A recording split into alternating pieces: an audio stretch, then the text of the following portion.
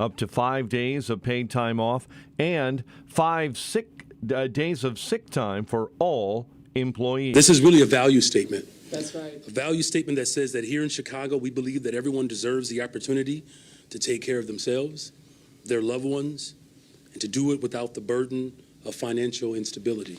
Mayor Brandon Johnson originally had pushed for city employers to provide 15 days off. President Biden celebrating with union members and the UAW over a tentative deal between the UAW and Chrysler parent Stellantis and the planned reopening of the Belvedere assembly plant. Meanwhile, the UAW fought like hell to get these jobs back. And now you've secured nearly $5 billion in new investment to bring thousands of jobs back to Belvedere. The Belvedere assembly plant has remained idle since February. Chicago police officer is accused of striking an 8th grade boy while making an off-duty visit to a Southside elementary school earlier this year. Officer Craig Lancaster is charged with aggravated battery. Lancaster was relieved of police powers yesterday. Chicago area man accused of assaulting law enforcement during a breach of the U.S. Capitol January 6 of 2021. William Lewis of Burbank faces federal charges, including assaulting and resisting or impeding certain officers. White Sox are on the hunt for a new television play-by-play announcer. Jason Benetti is leaving the Southsiders after being hired away by the Tigers. The Homewood native is widely regarded as one of the best announcers in sports and had been with the White Sox since 2016. Last night at Soldier Field, Deontay Foreman scored the go-ahead touchdown midway through the third quarter, lifting the Bears to a 16-13 win over Carolina. Undrafted rookie QB Tyson Bagent threw for 162 yards, coupled to Bears tight end Cole Kmet, who talks about the positives with the win. Two situations, and I know we're going to pick apart the tape in terms of wanting to produce more points offensively throughout the game, but two good situations there at the end of the half, at the end of the game that I think we've struggled in the past with. Cairo Santos converted on all 3 of his field goal attempts as the Bears improved to 3-7.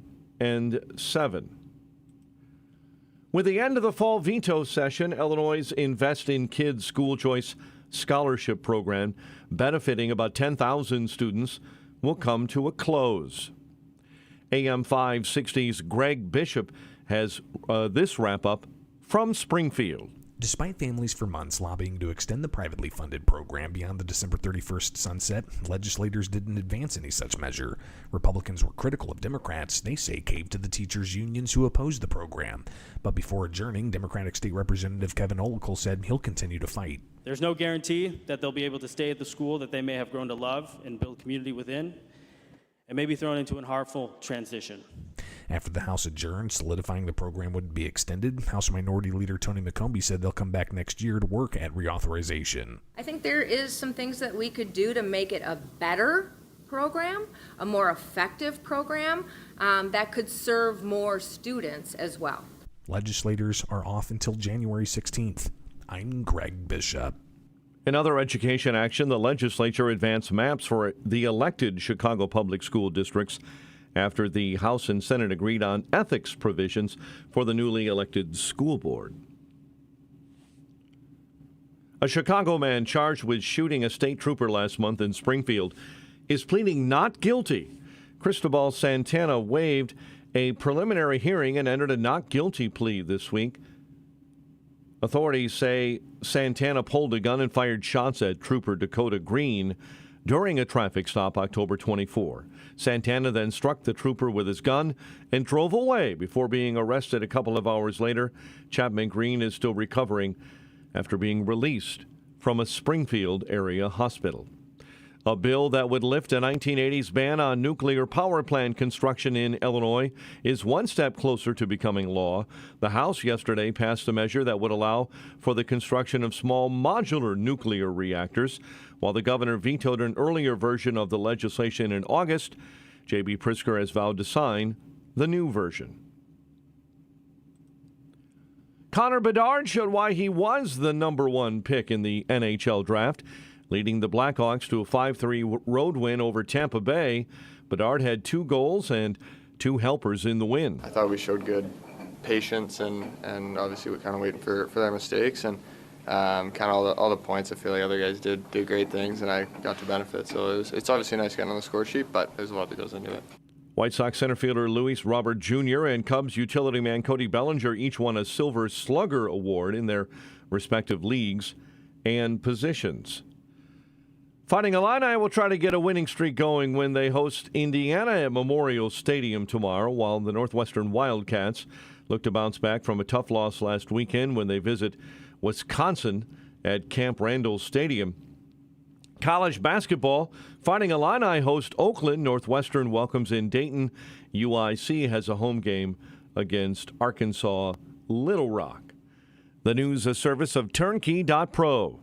Turnkey knows small business. Their team of veteran consultants knows how to reduce cost and grow new revenue streams. Turnkey has solutions for your business. Visit Turnkey.pro. That's Turnkey.pro. 5:08, a check of traffic and weather on the way next on AM 560.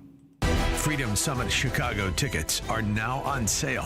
Join AM 560, The Answer, on November 11th at the Westin Chicago Northwest for Freedom Summit, featuring Rand Paul, Judge Janine Pirro from Fox News, Dan Proft, Amy Jacobson, Sean Thompson, and many more.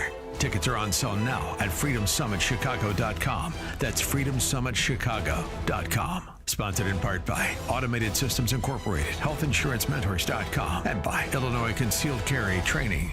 A storm is on the horizon, and you need to keep the lights on no matter what. Your business relies on the power being on 24/7. It's the lifeblood of your data and computer systems. Weather-related outages from the power company are not acceptable. Your need for a source of power that's reliable 24/7, along with round-the-clock service that can dispatch technicians to your site immediately, is mission critical. Your business needs Charles Equipment Energy Systems on speed dial. These are the big boys, not residential or solar, but reliable industrial generators for emergency backup or events. When you need more than a 100-foot extension cord plugged into a small engine generator, call Charles Equipment Energy Systems. They keep the lights on with rental generators for job sites or power outages. A storm is on the horizon. Plan ahead. Call now to prepare generators for storms and potential power outages. Call 630-834-6000, 630-834-6000, or charlesequipment.com.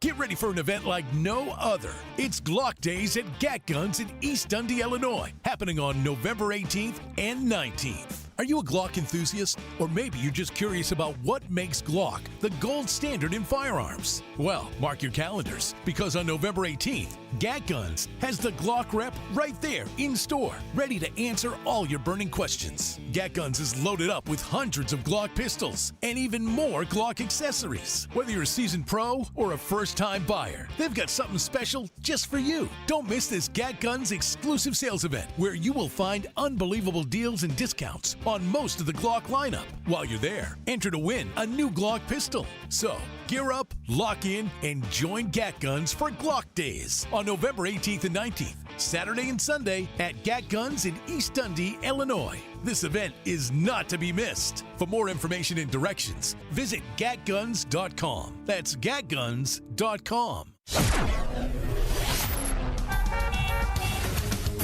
5:11. And let's get an update on the roads. We do that in our Team Hochberg Traffic Center. And this update is service of Blindster.com. Selling custom blinds designed for do-it-yourselfers, unlike stock blinds offered at big box retailers. Blindster blinds are custom made for your windows. Shipping is free. Save big at Blindster.com. Just a couple of problem spots this morning. I-57, stop-and-go traffic inbound between Sibley and the Calsag Channel, and an accident reported on the outbound side of I-57. So big delays outbound just north of 167th. Two vehicles have careened into the ditch there. And on the Bishop Ford outbound right now, on the off-ramp to 159th, a couple of cars slammed into a light pole. Accident northwest Indiana, I-65. Right lane blocked northbound 65 right at State Road 2. Chicago's Morning Answer with Dan and Amy starts next. AM 560 Weather Center forecast with our AccuWeather meteorologist, Steve Williams. Sunny to partly cloudy today, our high 49. Partly cloudy tonight, low 34. Sunny to partly cloudy for tomorrow, the high 52. Partly cloudy skies tomorrow night, low 40. Sun patchy clouds on Sunday, the high 57. Sunny and mild Monday, the high 61. I'm Steve Williams on AM 560, The Answer. 41 at O'Hare, 42 at Midway, 33 degrees this morning in Aurora. Your next news update, 5:30. Breaking news as it happens. And Chicago's Morning Answer starts next on AM 560, The Answer. It happens every year. Winter. Delivering and receiving supplies and getting people where they need to go can be impossible. Keeping your business doors and gates working properly to keep out the extreme weather is a major concern. Your business can't afford a loss of income or productivity. Think ahead this winter and call Industrial Door Company of Chicago, Inc. for your commercial door maintenance and security tune-up now. You can't always plan when your doors break down, and it always seems to come at the least convenient time.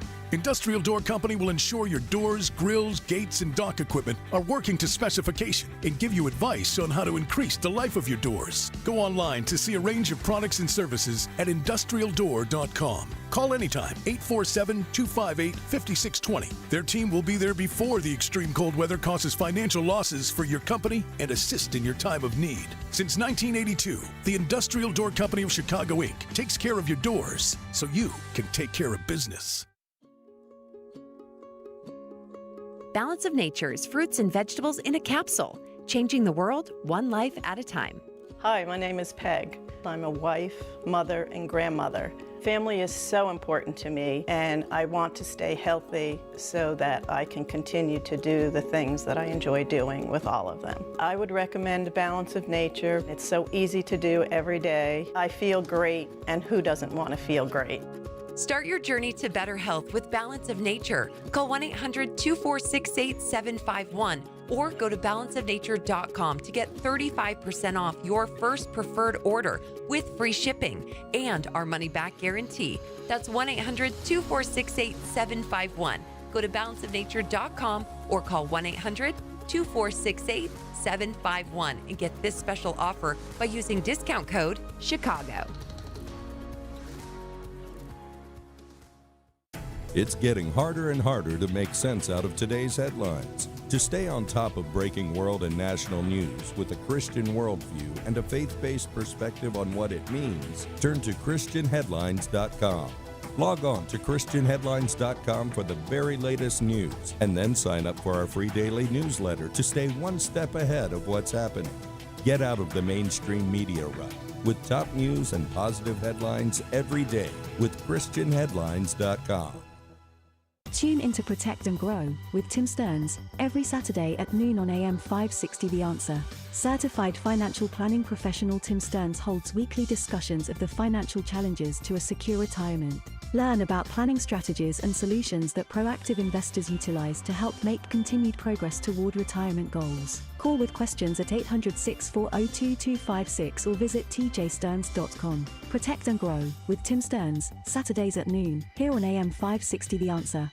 Have you been struggling to find an easy, safe, and secure document scanning solution for Salesforce.com, Microsoft 365, SharePoint, or OnBase by Highland? Your struggle is now over, and it's time to get your documents and operations into the 21st century with IoT Smart Connected Scanning. It's easy to turn physical paper into digital documents and have them directly uploaded to the cloud with IoT Smart Connected Scanning from IDT. And you don't need a degree in computing or IT to make it happen. Using QR code technology uniquely configured for your specific business, anyone can set the IoT Smart Connected Scanning device up in 5 minutes or less, saving your organization money and valuable time.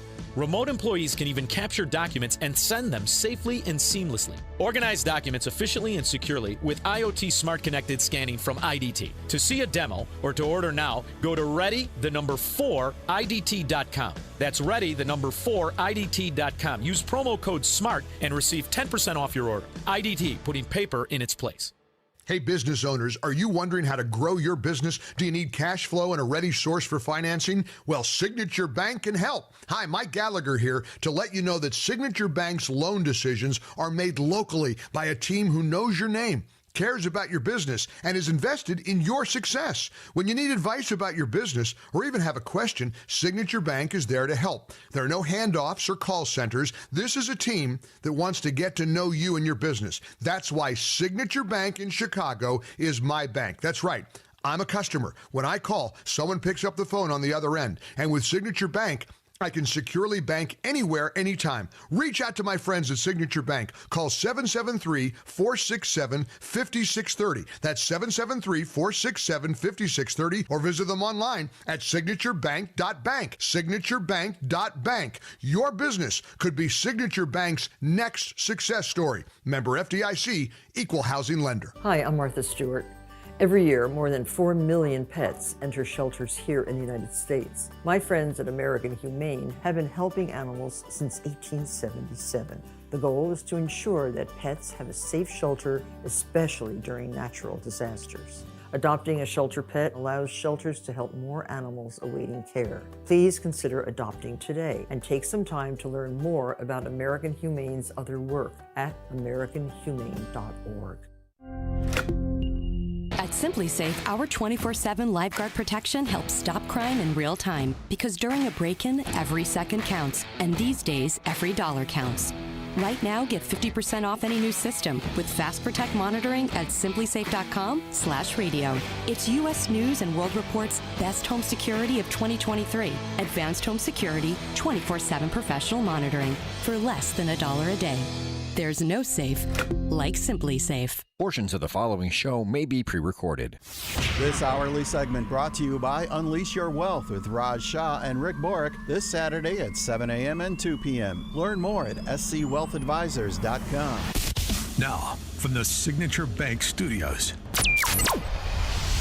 This is Chicago's Morning Answer with Dan Proft and Amy Jacobson on AM 560. The Answer.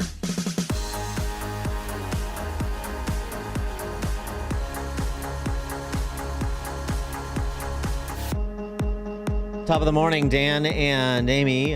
The tax credit scholarship program in Illinois, in memoriam today, finally pulled the plug on the tax credit scholarship program. If anybody would like to offer a eulogy, a few words in reflection on the passing, 312-642-5600, turnkey.pro answer line, 64636DA, turnkey.pro text line. Here was how CPS, CTU, but CTU runs CPS. So 601. CTU statement on the passing. Today, Illinois, this was yesterday, of course. Today, Illinois lawmakers made history by being the first state in the nation to eliminate a school voucher program. Congratulations. Wow. Let's celebrate. A voucher program. A reform effort started in 1956 by white parents in North Carolina seeking to stop public school integration. Tax credit scholarship program was racist. Private school options, not racist when Stacey Davis Gates, the president of CTU, makes the choice to send her son to a private school. But having a program that would allow other, mostly minority parents to do the same, well, that, of course, harkens back to the Jim Crow South, of course. This achievement, CTU continued, not just a win against a flawed voucher program, but it strikes an incredible blow to a movement that is dead set on destroying public education and destabilizing black, brown, and working class communities. Willing to demonize educators and their families, defund their classrooms, and attack their unions, those behind the push for the voucher program in this state have made it clear that their agenda came before the well-being of children and their families. Congratulations again, Illinois residents, Illinois teachers unions, Speaker Welch, and the ponderous Pritzker for ending the demonization of educators and their families, the defunding of classrooms. We've increased funding by 30% in the last 3 years, $24,000 per student per year, $30,000 in CPS, but never you mind. Thank you for stopping the demonization of educators, their families, the defunding of their classrooms, the attack on their unions, and the jeopardizing of the well-being of children and their families more generally. What an accomplishment. Be proud. 312-642-5600, turnkey.pro, answer line 64636, type in DA, then a quick comment. Why were they so threatened by this? Or so, I mean, isn't the majority of it obviously helping minority kids in low-income neighborhoods who want choice, who don't want to go to their neighborhood school? The sunset of Invest in Kids sends a powerful message. We will not allow the erosion of our public education system for the benefit of the few. Right, the 9,500, although there were almost 30,000 that wanted scholarships that were queued up. I'm sure if there was more recognition, the numbers would be bigger. Yeah, you don't want to see the erosion of the government school system happen in Illinois. Perish the thought. Why did they want the program to go away? I mean, what do you mean? Well, they all send their kids to private schools, all of them, including Stacey Davis Gates. Because this happened during Ronner's term. I mean, because I'm saying there's no real threat, Dan. Chicago Public Schools, it's $30,000 per pupil, per student. It's not as if they're taking funds from Chicago Public Schools or any public schools. Any dollar sent, tax dollar, and this is a tax credit, so tax relief to donors, indirectly, taken out of their system and their control, is a threat. I mean, do people really not understand this at this point? No, it's so stupid that they would do this. And then Jan Schakowsky. Do people really not understand that they don't care about minority children? They care about their system. Right, because it's a threat to their system. All these systems are set up for their benefit. And anything that would compete with the benefits they confer on themselves has to be stopped. Is anyone confused that CTU is run by and populated by all these, they don't represent the vast majority of CTU teachers? Okay, well, it's interesting that they represent them when it comes to voting for leadership, but sure, whatever you want to believe. But regardless, the leadership, these are dyed-in-the-wool Reds. It's set up like the Politburo, and it's run Soviet style. And it produces about the same results when it comes to educating children as the Soviet agrarian co-ops produced when it came to making food. I'd love to hear somebody on the other side. Never hear that because they don't make arguments. They just beat people up in back alleys. And, of course, Cardinal Supich, much of the Republican Party, was happy to be beaten up in a back alley. Tish and Joliet, you're on Chicago's Morning Answer. Dan, I want to say that it is really a sad thing that they would let the scholarship program die. And I agree with you 100%. The people who have pursued the end of it, they don't care about these students. They don't care about minorities. They don't care about working class. We have 80-plus students in our school who benefit from that scholarship, who are getting a good education, who are getting the attention they need. And strangely, we work very well with our public school district. So that relationship here is not an issue in terms of cooperation.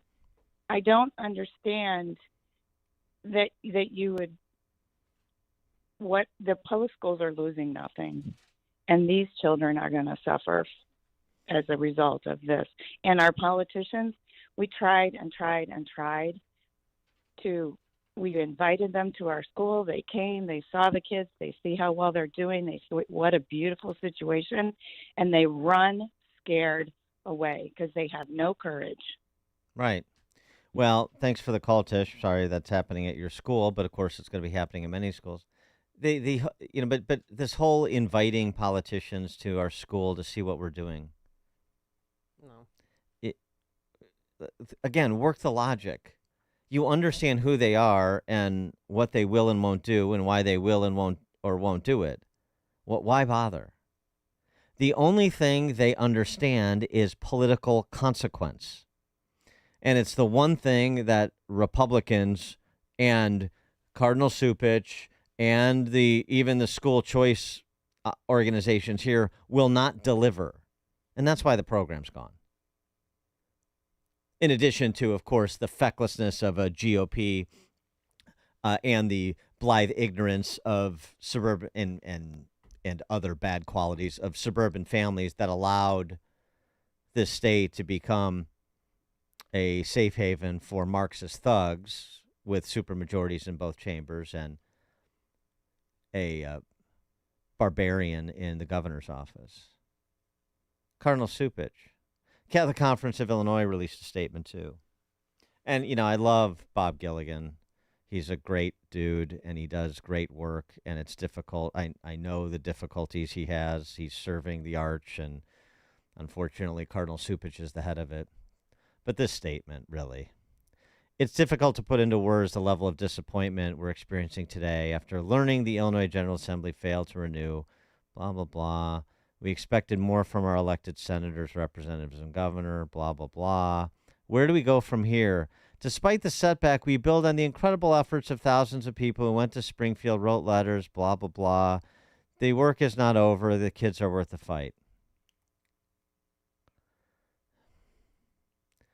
Cardinal Supich didn't expend any political capital. He did 5 years ago when the program was initiated. I know because I was involved. I was on some of those calls when the deal making was done under Ronner, as you mentioned, Amy. And so there was some horse trading to get this thing initiated in the first place. But we expected more from our elected representatives. No, you didn't. You expected exactly what they would do when you refused to take the fight public, writing letters and going to Springfield. What a waste of time. And everybody knows it. It's performative.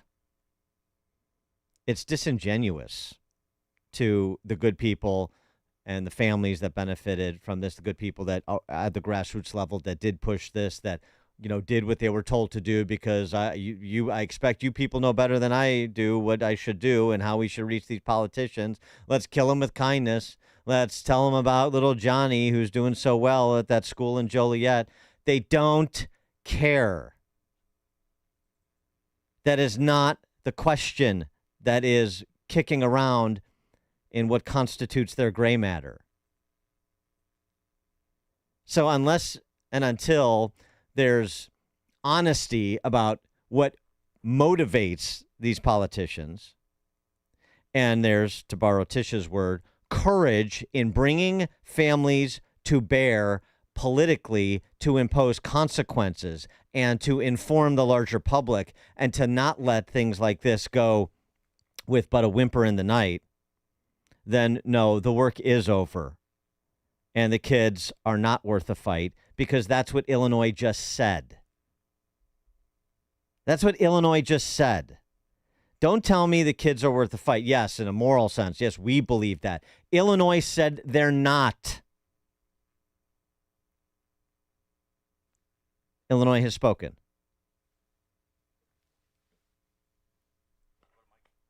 Coming up on Chicago's Morning Answer. 538, updating that armed robbery in Beverly, folding in an armed robbery that started in Schaumburg, folding in the closure of another big restaurant on the Mag Mile. Yeah, all the hits. They keep on coming, don't they? 538. And something else passed late last night, Dan. The paid workers leave in Chicago. Unbelievable. But now let's head into the newsroom. Here is Mike Scott. 43 degrees, 531 on AM 560. The Answer. In the Middle East, Israeli defense forces continue to expand their ground operations in Gaza. Fox's Trey Yingst has the latest from southern Israel. Israeli forces are reportedly surrounding 3 separate hospitals in the northern part of the Gaza Strip, where they say Hamas militants are hiding. Here along the northern part of Gaza, we've been watching as the Israelis renew their strikes. Israel says 37 of their soldiers in total have been killed in the battles since the ground portion of this operation began. Israel pushed deeper into Gaza. They say they were targeting Hamas's elite Nukba forces that participated in the October 7th massacre. They say they killed a number of company commanders and also platoon commanders from Hamas who were in part responsible for that slaughter of civilians in early October. Israel recently agreeing to a 4-hour pause in fighting each day to bring aid in and civilians out.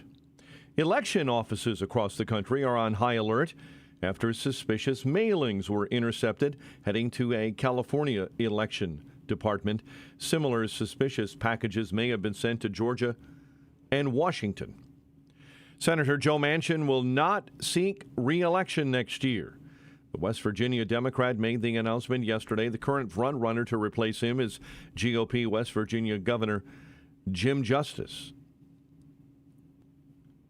The chief of police in Fairfield, California this morning is threatening to resign over a dispute involving the Hells Angels and a Christmas toy drive. The chief is refusing to have officers escort the Hells Angels during the annual toy run, citing personal indictments against the motorcycle club. The mayor says he's backing the police chief's decision. NASA's oldest living astronaut has died. Frank Borman was an Air Force colonel who commanded 2 early NASA missions, including the Apollo 8 mission in 1968. Fox's Jack Callahan has more on one of the first crewed spacecraft missions to orbit the moon. Astronaut Frank Borman commanded the Apollo mission, which orbited the moon on Christmas Eve 1968. At the end of a turbulent year, Borman and his Apollo 8 crewmates read from the book of Genesis in a live broadcast to Earth from lunar orbit. And God called the dry land earth, and the gathering together of the waters called he seas. And God saw that it was good. Borman could have requested to fly on later Apollo missions to walk the moon, but didn't, saying he loved his family too much to take the risk. Astronaut Frank Borman was 95. Jack Callahan, Fox News. The Gary, Indiana native was a Caltech grad, an Air Force colonel, aeronautical engineer, NASA astronaut, test pilot, and businessman. He has an expressway named after him in northwest Indiana, 8094, from South Holland to Lake Station, Indiana. In another blow to small businesses in the city, Chicago aldermen have forced through a mandatory paid time off plan for workers. City Council passing an ordinance guaranteeing up to 5 days of paid time off and 5 days of sick time for all employees at Chicago businesses. This is really a value statement. That's right. A value statement that says that here in Chicago, we believe that everyone deserves the opportunity to take care of themselves, their loved ones, and to do it without the burden of financial instability. Mayor Brandon Johnson. Chicago police officer is accused of striking an 8th grade boy while making an off-duty visit to a Southside elementary school earlier this year. Officer Craig Lancaster was relieved of his police powers yesterday. Deontay Foreman scored the go-ahead touchdown midway through the third. Bears over the Carolina Panthers at Soldier Field, 16-13. Connor Bedard showed why he was the number 1 pick in the NHL draft, leading the Blackhawks to a 5-3 road win over Tampa Bay. Bedard with 2 goals and 2 assists in the Blackhawk win. The news service of Turnkey.pro. Their team of veteran consultants knows how to reduce costs and grow new revenue streams, all without having to hire on-site professionals. Visit Turnkey.pro. That's Turnkey.pro. A check of traffic and weather on the way next on AM 560. You've heard me talk about my love of coffee over and over again. I'm here to tell you I have discovered one of the best brews I've ever tasted and a company that I cannot wait to support. I'm here to tell you about Bone Frog Coffee. The Bone Frog is a sacred symbol in the SEAL teams. It honors those that gave the ultimate sacrifice, their lives. Bone Frog was founded by Tim Crook Shank, a former Navy SEAL and 25-year Navy veteran. Bone Frog honors the fallen, those who gave everything for our freedoms and our American way of life, by giving 10% of all the proceeds to benefit many of the U.S. Navy SEAL foundations. Here's what I need you to do. Go to bonefrogcoffee.com/liberty. Get 10% off your first order. You will also get 15% off Bone Frog Coffee subscriptions. Just enter Liberty at checkout. Go to bonefrogcoffee.com/liberty. That's bonefrogcoffee.com/liberty. Taste one of the best brews you ever tasted. 10% of the proceeds go to benefit the Navy SEALs. You'll feel good. It's an American company. Go to bonefrogcoffee.com/liberty. Hi, I'm Martha Stewart. Every year, more than 4 million pets enter shelters here in the United States. My friends at American Humane have been helping animals since 1877. The goal is to ensure that pets have a safe shelter, especially during natural disasters. Adopting a shelter pet allows shelters to help more animals awaiting care. Please consider adopting today and take some time to learn more about American Humane's other work at americanhumane.org. At Simply Safe, our 24/7 lifeguard protection helps stop crime in real time. Because during a break-in, every second counts. And these days, every dollar counts. Right now, get 50% off any new system with Fast Protect monitoring at simplysafe.com/radio. It's U.S. News and World Report's best home security of 2023. Advanced home security, 24/7 professional monitoring for less than $1 a day. There's no safe like Simply Safe. Check out the America's Talking podcast, a show featuring thoughtful conversations with host Austin Berg and guests that range from opioid epidemic expert Dr. Lemke. What are the best predictors of a person's ability or likelihood of success in overcoming an addiction? Really interesting question. I mean, it's a combination of the biopsychosocial aspects that make up the disease of addiction in the first place. Biology speaks to the sort of inborn or innate vulnerability to addiction that person has in their DNA. What's their genetic load? To stand-up comedian Mark Normand. For me, it was a couple things. I was finally getting some heat. I opened for Seinfeld. I did Joe Rogan. I had a Tonight Show come out. I was like cooking. And then the COVID hit. I was selling tickets for the first time in my life. Listen to the America's Talking podcast at americastalking.com or wherever you get your podcast. Pluto TV has all your rom-com favorites, all for free. It's TV the way it should be. Pluto TV. Stream now. Pay never. 5:39. Team Hochberg Traffic Center time. Just a couple of trouble spots to mention. I-65 traffic is diverted via the exit and entrance ramps northbound on 65 at State Road 2 because of a bad accident there. Route 53, emergency pothole repair on the southbound off-ramp to the eastbound Jane Addams, I-90. Chicago's Morning Answer continues next. AM 560 Weather Center forecast. Sunny to partly cloudy today, high 49, partly cloudy and 34 overnight. Currently 40 degrees officially at O'Hare. Your next news update at 6. Chicago's Morning Answer continues next on AM 560 The Answer. This hourly segment is brought to you by In the Know with Wealth Management Group, hosted by Craig and Leslie Bolano Sunday mornings at 10. Learn more at investwithwmg.com. Now, from the Signature Bank Studios, this is Chicago's Morning Answer with Dan Proft and Amy Jacobson.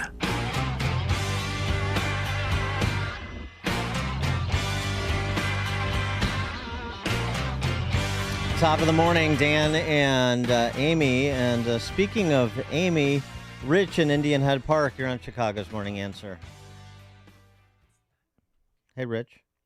Yes, good morning, Dan. Good morning, Amy. Hi. I won't be able to call in for open mic, so I wanted to wish Amy and her son a happy birthday tomorrow. And I also would like to ask everyone out there to say a prayer for our veterans tomorrow, especially the ones that lost their lives, so that we can enjoy our freedoms that we have today. Hey, Rich. Thanks, and you guys have a good week. Hold on, Rich. Hold on. Rich? Yes.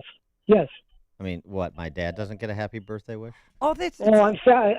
I mean, Rich, you forgot about my dad? How could you forget about my dad? It's Larry's Rich? birthday, too. I'm sorry, Dan. I want to wish your father a happy birthday, too.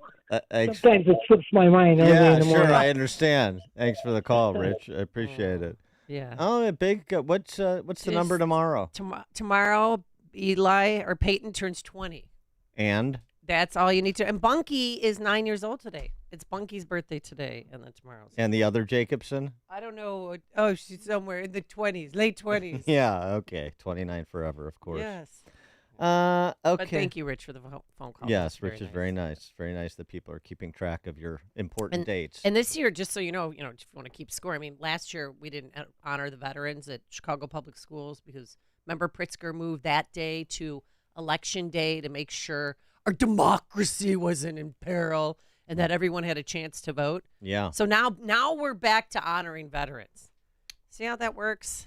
That little puppet master there. Mm-hmm. Yeah. All right. Speaking of Chicago, I just want to update the armed carjacking in Beverly, since there was Ring camera video of it and screams were captured. And national news. The father sent out this text that somebody passed on to me, and I posted it, and it's getting passed around, as well it should, because it provides the details of what happened, and they're horrifying.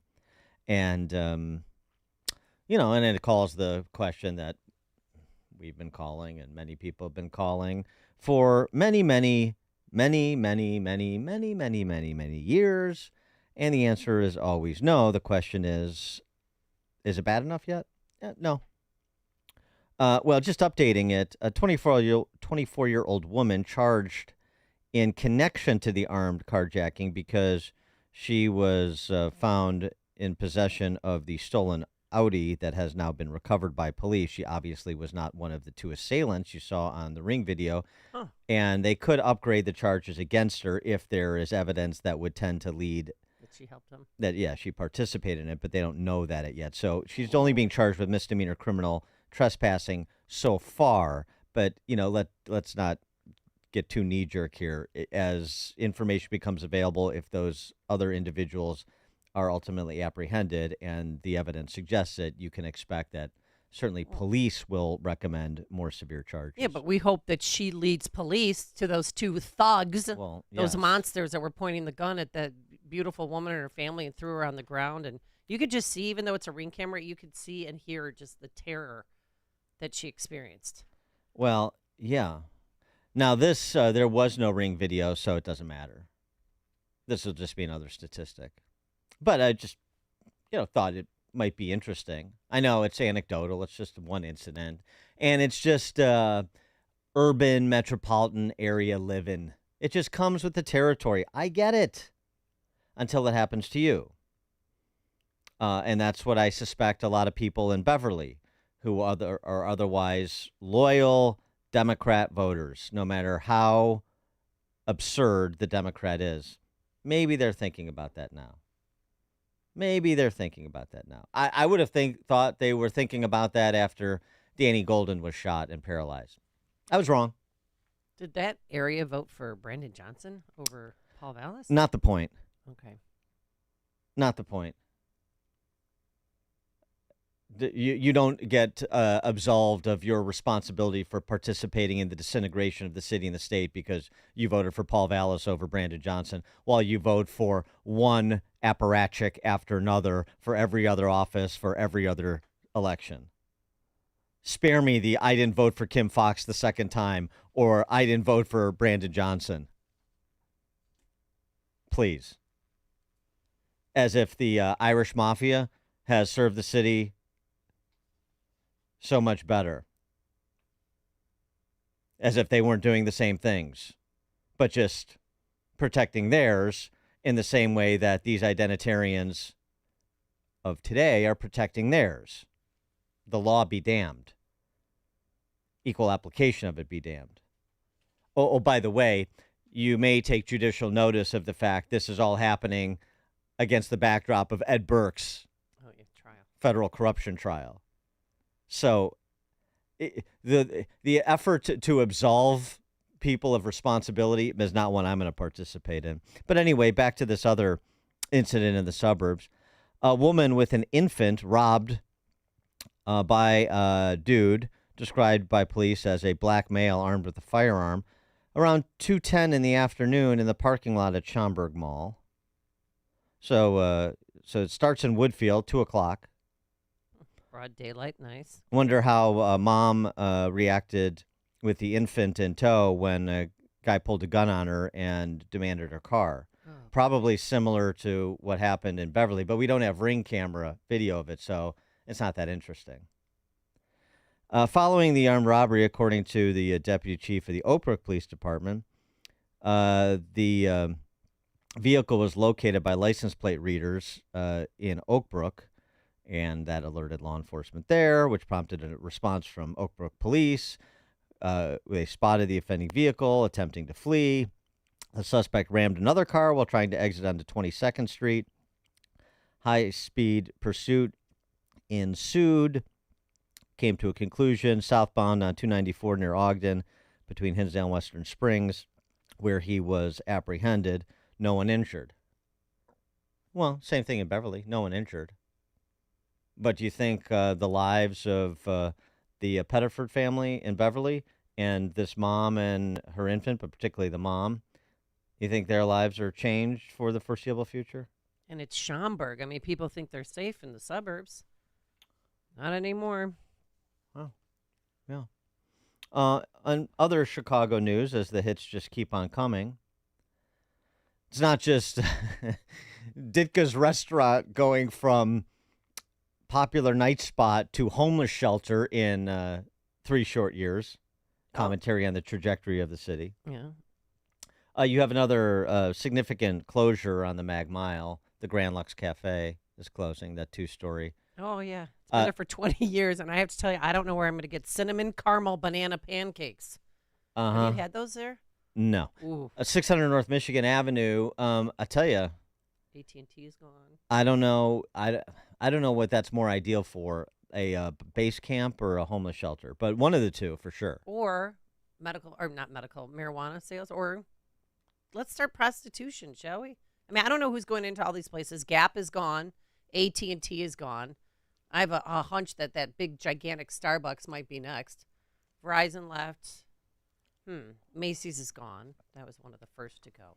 Yeah, well, and it's the same old story. It's the rest. Disney I mean, in store. this case, like Grand Lux and so many others over the last several years, particularly coming out of COVID. The restaurants that are gone and the restaurants that are part of larger consortiums that won't be coming. And, of course, this was the topic. I raised this issue last week, Friday, about this ordinance that was going to be passed, and now it's been passed to double PTO and sick leave by city council fiat on restaurants. Restaurant Association, as usual, a little bit slow on the draw in responding. There was this op-ed that we mentioned earlier in the week. 121 restaurateurs in Chicago signed it saying, you're killing us, basically. It's not just this one thing. It's the aggregation, of all of the things that are imposed on us trying to do business in the city of Chicago. But that didn't win the day yesterday as expected. Yeah, 36-12, it went down. But people, Alderman Rodriguez, their point of contention is, no, we need timeout. That'll attract really strong workers. This policy not only helps workers, it helps businesses. Study after study shows paid leave increases worker productivity and worker retention. If COVID taught us anything, it's that workers need days off. Oh, my God. So you get 5 days off for any reason. Wait, what? If COVID taught us anything, it's that workers need to, you mean workers need to be paid not to work? Is that what COVID taught us? That's exactly. So that, and, I love the arguments by these nitwits on the city council. Really. Study after study shows that this number of paid time off days increases worker productivity.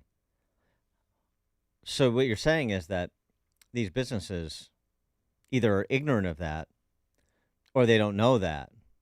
And this is actually, you're out here helping the business. So, thank God for Alderman Rodriguez to provide the sort of mentorship to, restaurateurs like Let Us Entertain You, who don't know about the latest research on worker productivity. This is going to help restaurants' bottom line. bottom lines. And again, it's just they're just not staying on the leading edge of the research the way that the city council is. That's what you're supposed to believe. That Rodriguez knows how to run these restaurants better than they do, better than the ownership does. And importantly, that unlike the owners of these restaurants, the city council cares about their workers.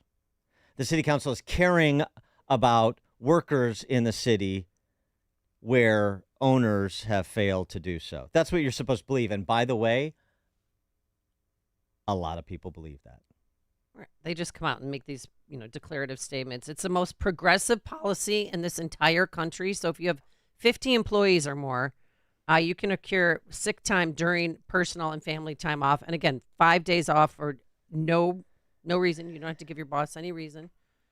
And I know your buddy, your alderman, your former alderman, he's not too happy. I've heard from 3 of the biggest restaurant groups, all original to Chicago, founded here, telling me that with the layers of new regulations and requirements for the industry, they're not planning on opening a single new restaurant here. And instead, they're going to be focusing their investment, their economic development, their job creation in markets like Nashville. So what? We don't see the restaurants that didn't come. We don't see the businesses that didn't come. We don't see the businesses here that didn't expand, or the restaurateurs here that didn't open that next restaurant. We don't see that. But we do see places like Grand Lux Cafe closing. Yeah, but we do see workers saying, this is life-changing and so on and so forth, and thank you, City Council. We do see the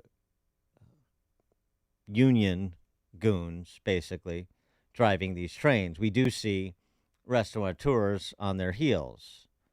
So they see opportunity, and they take it. And that's what they've done, just like they are with the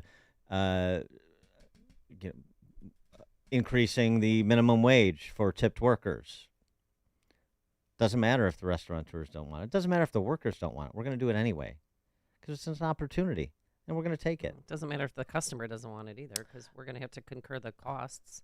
So, but I mean, again, I posted about this online, and you would be amazed. Some of you might be amazed at the responses. I mentioned it earlier in the week when we talked about this because we've done it a couple times now.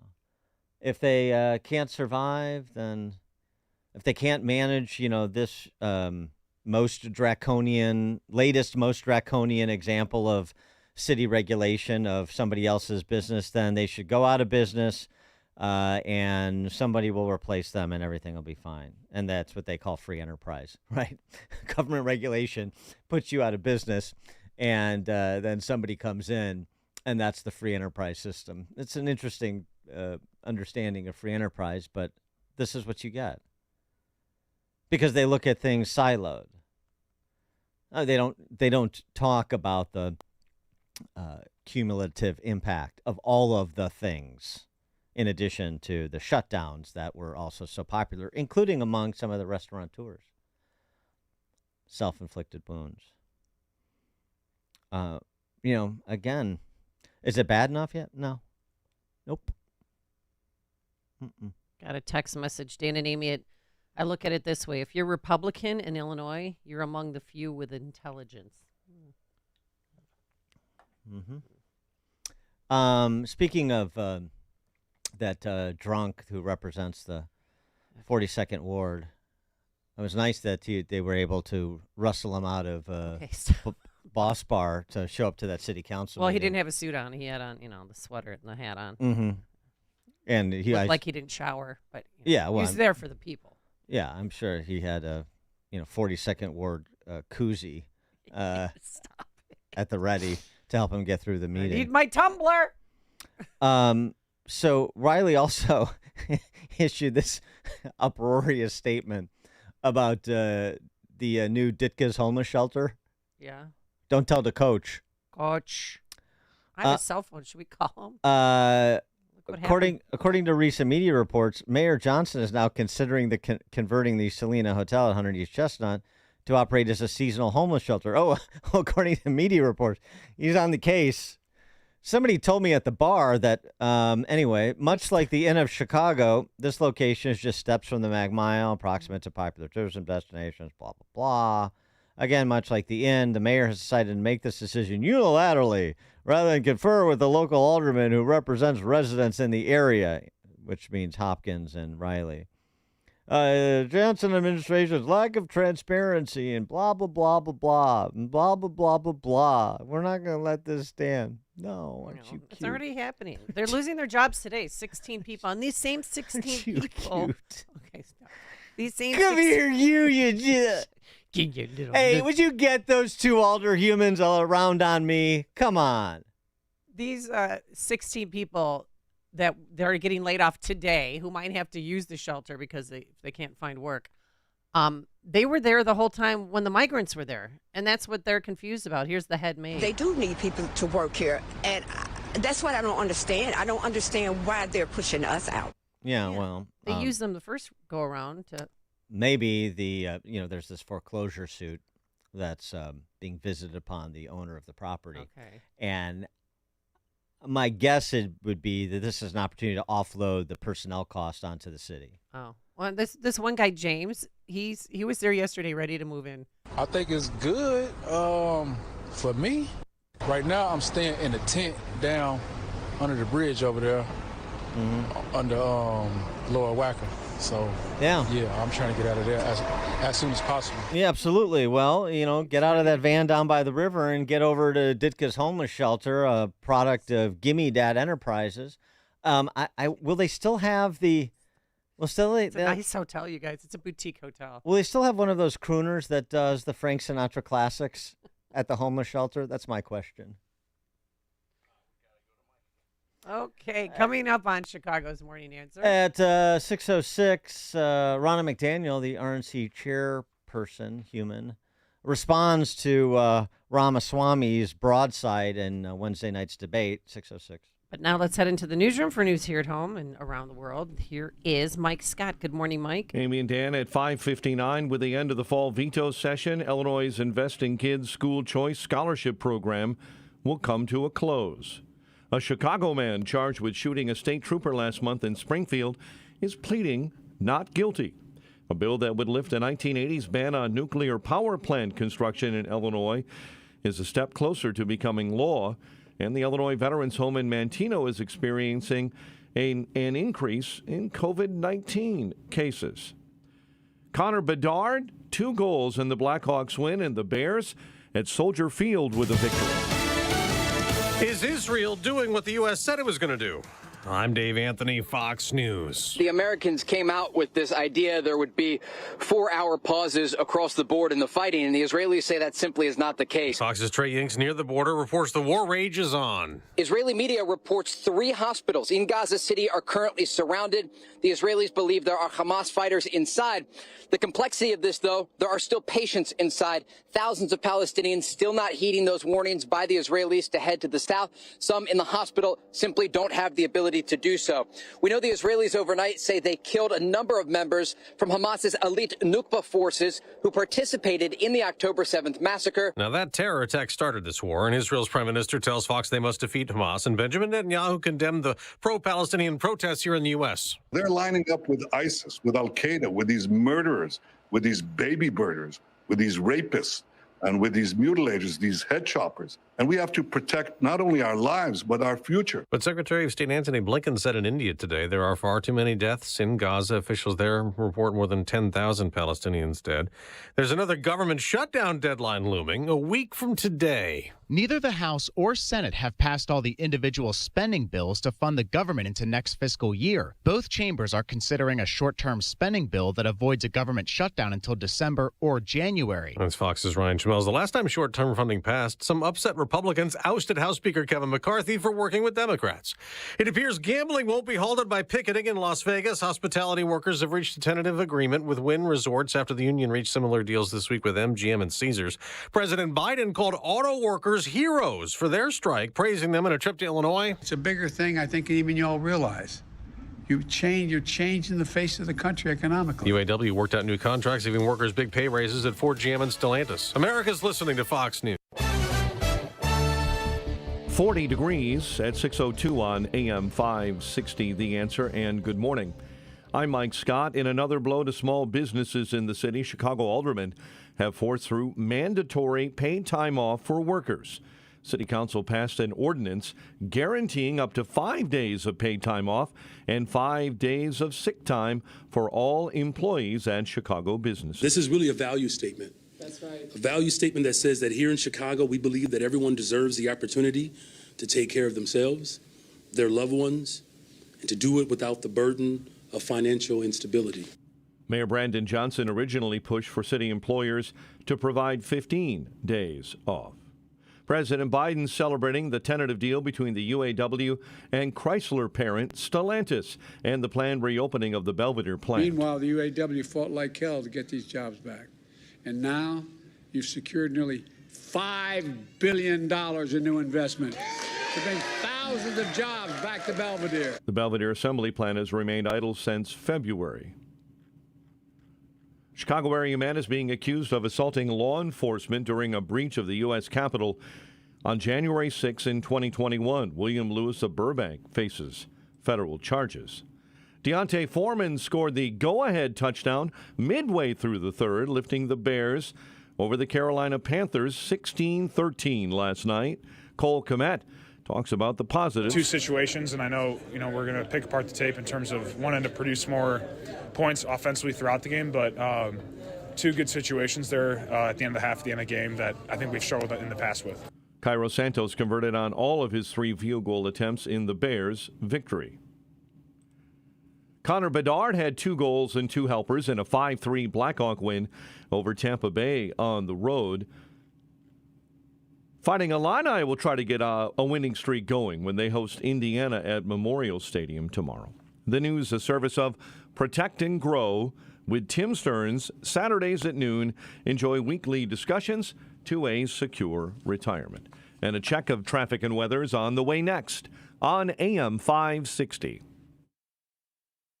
November 2nd, 2020, marked the 100th anniversary of the first commercial radio broadcast. We're still here, and we're bigger and better than ever. You can still listen to us over this great radio station, but now there are no limitations. Your smartphone is now your smart radio. Listen to us online on the app, TuneIn.com, iHeartRadio, and Odyssey.com. Your smart speaker can find us too. With radio, there is no separation anxiety. We're always on. AM 560, The Answer. With the holidays upon us, the increase in traveling, shopping, and connecting online also heightens the need to protect your identity and finances with LifeLock. Identity thieves see this time of year as an opportunity to drain your accounts, open new loans in your name, and damage your financial future. LifeLock detects and alerts you to the threats you might miss on your own. Don't let the busy holiday season catch you off guard. Save up to 25% off your first year with promo code CLAY. LifeLock.com, promo code CLAY. Pure Talk, America's wireless company, is on a mission to alleviate $10 million in military debt by Veterans Day, but they're going to need your help. Now, Pure Talk will donate a percentage of every new order to this great cause. When you make the switch, they make it simple, fast, and easy to their super fast 5G network. Talk, text, plenty of data now, only at $20 a month. Do it right now. Dial pound 250. Say the keyword SAVE NOW. Make the switch to Pure Talk, and you can help a military member in need. Eating balance of nature, fruits and veggies, is not replacing the fruits and vegetables in your diet. It is fruits and vegetables in your diet. Ask yourself, how many servings of fruits and vegetables have I eaten today? Have you eaten 1, 2, 3, and from how many varieties? Most people are less than 3.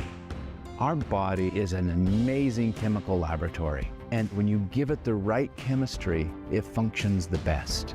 Balance of Nature is 31 different fruits and vegetables prepared in a way to give you the ultimate whole fruit and vegetable chemistry.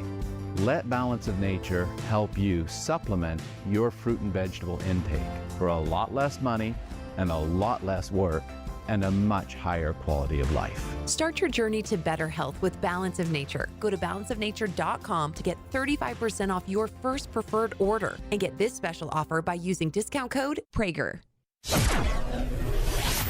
6:06. Let's get an update on the roads. We do that, of course, in the Team Hochberg Traffic Center. Delays on the Kennedy inbound between Nagel and Montrose 30 minutes into the Burns Circle interchange. I-65, an accident is diverting traffic off right at State Road 2, but you're right back on. You're diverted through the exit and entrance ramps, but there are delays, big ones, into State Road 2, northbound on 65 this morning. Bad accident in Lyons. 39th Street is closed off from Powell all the way to Harlem Avenue this morning as emergency responders are on the scene.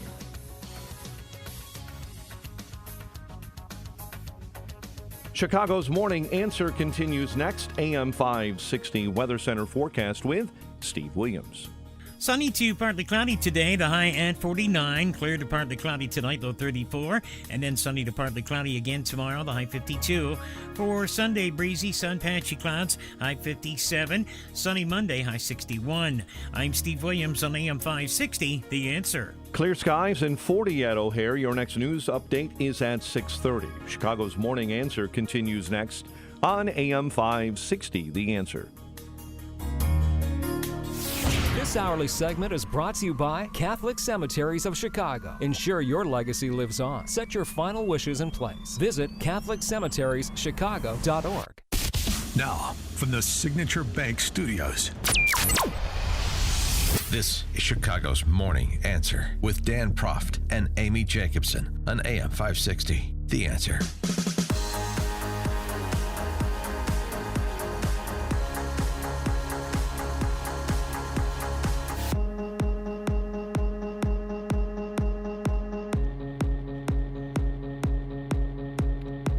Top of the morning, Dan and Amy. So we talked about it a bit yesterday in the context of our post-GOP debate, post-mortem in the GOP debate.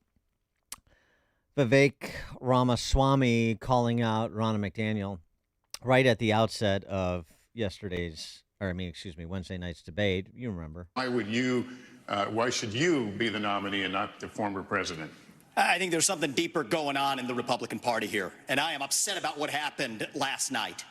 We've become a party of losers at the end of the day. It was a cancer in the Republican establishment. Let's speak the truth. I mean, since Ronna McDaniel took over as chairwoman of the RNC in 2017, we have lost 2018, 2020, 2022, no red wave that never came. We got trounced last night in 2023. And I think that we have to have accountability in our party.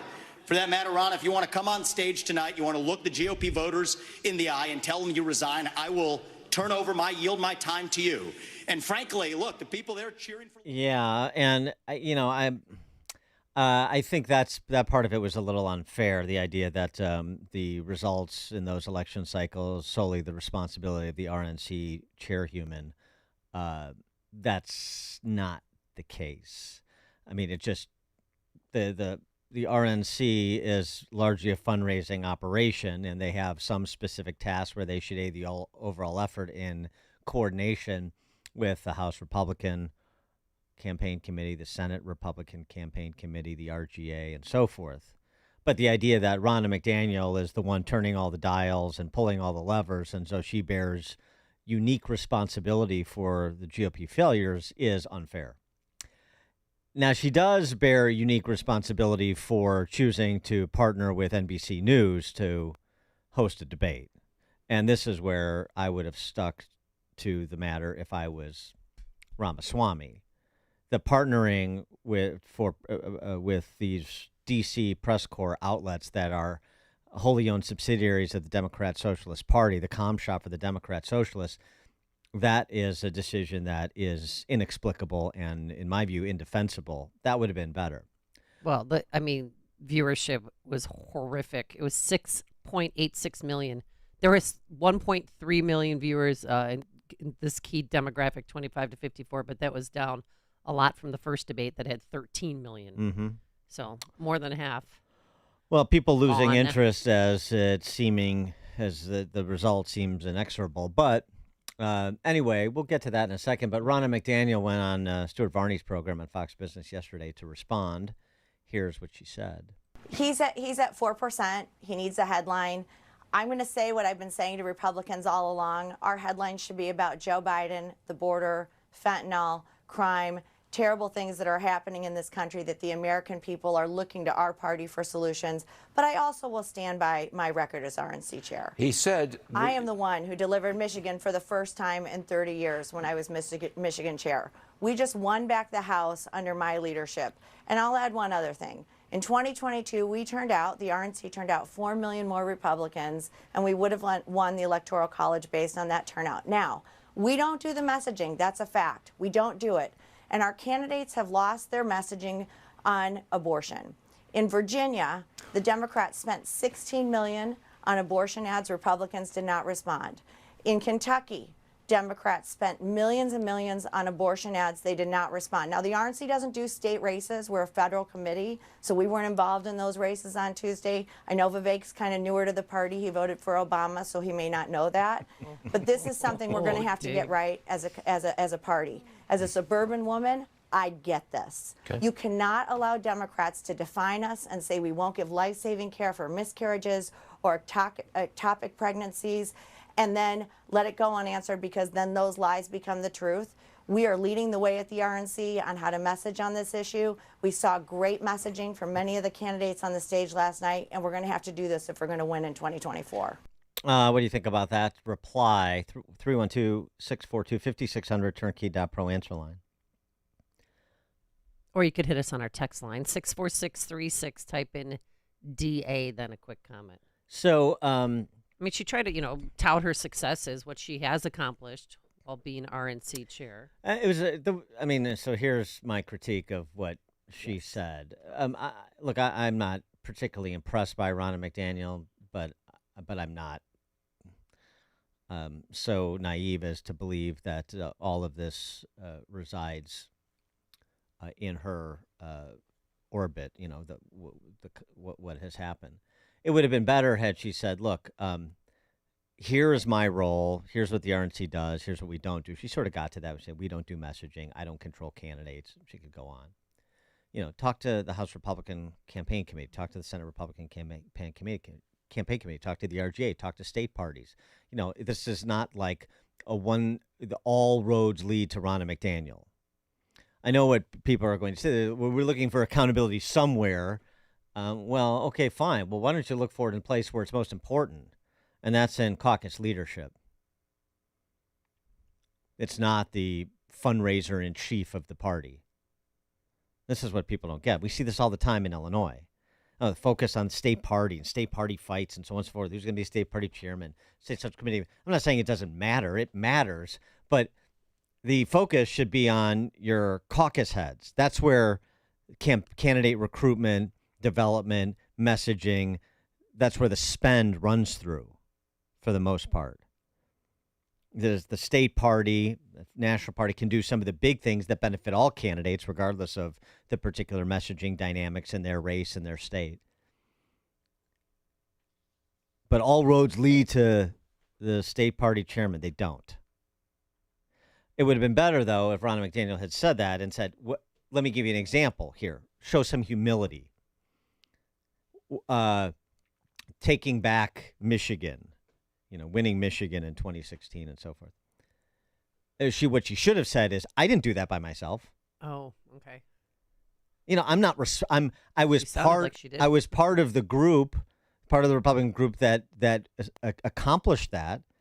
But I don't get to take full credit, and I don't deserve full blame. That's how it actually should be. Rather than I cheer and take full ownership of any victory that I'm associated with, that I'm adjacent to, and then I bear no responsibility for the failures that I'm also adjacent to. So she can't have it both ways. It would have been much more persuasive if she had restrained herself in claiming that she was the reason that Trump won Michigan in 2016. Clay in Libertyville, you're on Chicago's Morning Answer. Morning, Amy. Happy Friday. Hey, I'm sorry, who is this? I really don't care. do not care at all. Okay. Exactly what you said, Dan. Humble yourself. I'm tired of these neocon, fake conservatives constantly propping themselves up in our arena. And that's what it is. It's our arena, our Republican Party. These people are sickening. They are illness to actual conservative movements. Get out. Done with you. And as for Vivek, I'm a 30-year-old male. Most of my friends kind of like what he has to say, but they're skeptical of him. He was, funded by Soros through college. He was on Soros's or the WES website. We're skeptical. Yeah, I get it. And you know what? As every conservative, we should be. We should be very skeptical of our candidates because we have been burned, and we have been burned bad. That's why we all like Trump so much. He told it like it is, and you weren't going to get anything else but that. It's the best and worst part to him. Have a great weekend, guys. Enjoy it. Thanks, Clay. Jan of Hoffman Estates. Oh, yeah, listen, I've never heard too much good about Ronnie McDonald. I know there was another person. They waste a lot of money, a lot of pomp and circumstance instead of setting up some kind of caucus or organizations in some of these key states. And I go on, social media myself saying don't give any money to the RNC. Give it to the individual candidates that are out there working for us. I say that about all the political parties because they're all corrupt too. Thanks for the call, Jan. Well, give it to organizations that are doing what the party can't seem to figure its way to do, which is that organizational piece that Jan is referring to when it comes to vote-by-mail programs, when it comes to precinct work. This was our conversation on Tuesday in advance of the debate with Doug Truex at Restoration PAC, which is one of the organizations that is fully engaged in the ballot security, election integrity sector, as well as vote-by-mail programs and grassroots hard knocking on doors and so on and so forth. I mean, those are component parts of having a good organization, having a good party organization, and running successful campaigns.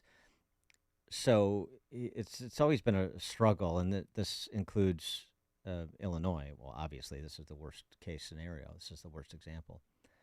To get Republicans who are supposed to be so business savvy to properly divide labor when it comes to the administration of the party and the execution of proper campaigns. And, it persists. The quality of campaigns matter. In a related story, through these debates and what you were saying about the ratings, people sort of tuning out. Bernie Marcus, the co-founder of Job Creators Network and Home Depot, he had an op-ed. His name was invoked by Nikki Haley. Right, during the debate. Well, I don't know if she's going to be invoking his name much more after this op-ed. What did he do? Let's face it, Donald Trump is going to win the nomination. You should be doing all you can to ensure his winning the general election.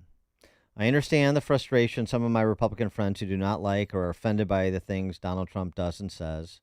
I, too, have been frustrated at times, but we cannot let his brash style be the reason we walk away from his otherwise excellent stewardship of the United States during his first term in office. Now is the time for unity to save the American dream for future generations.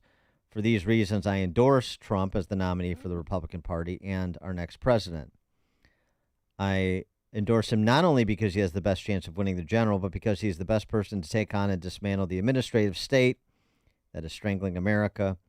And then he goes on to talk a little bit about, Trump's management of foreign affairs, the Trump administration's management of foreign affairs, and keeping us and getting us out of endless wars and so on and so forth. But that's interesting, high stakes and a simple choice from Bernie Marcus, who I think had been forum shopping for a time, but like Rick Scott, who is the Senate Republican Campaign Committee chairman and, of course, senator from Florida, Right. who said, Got out okay. to endorse him last week.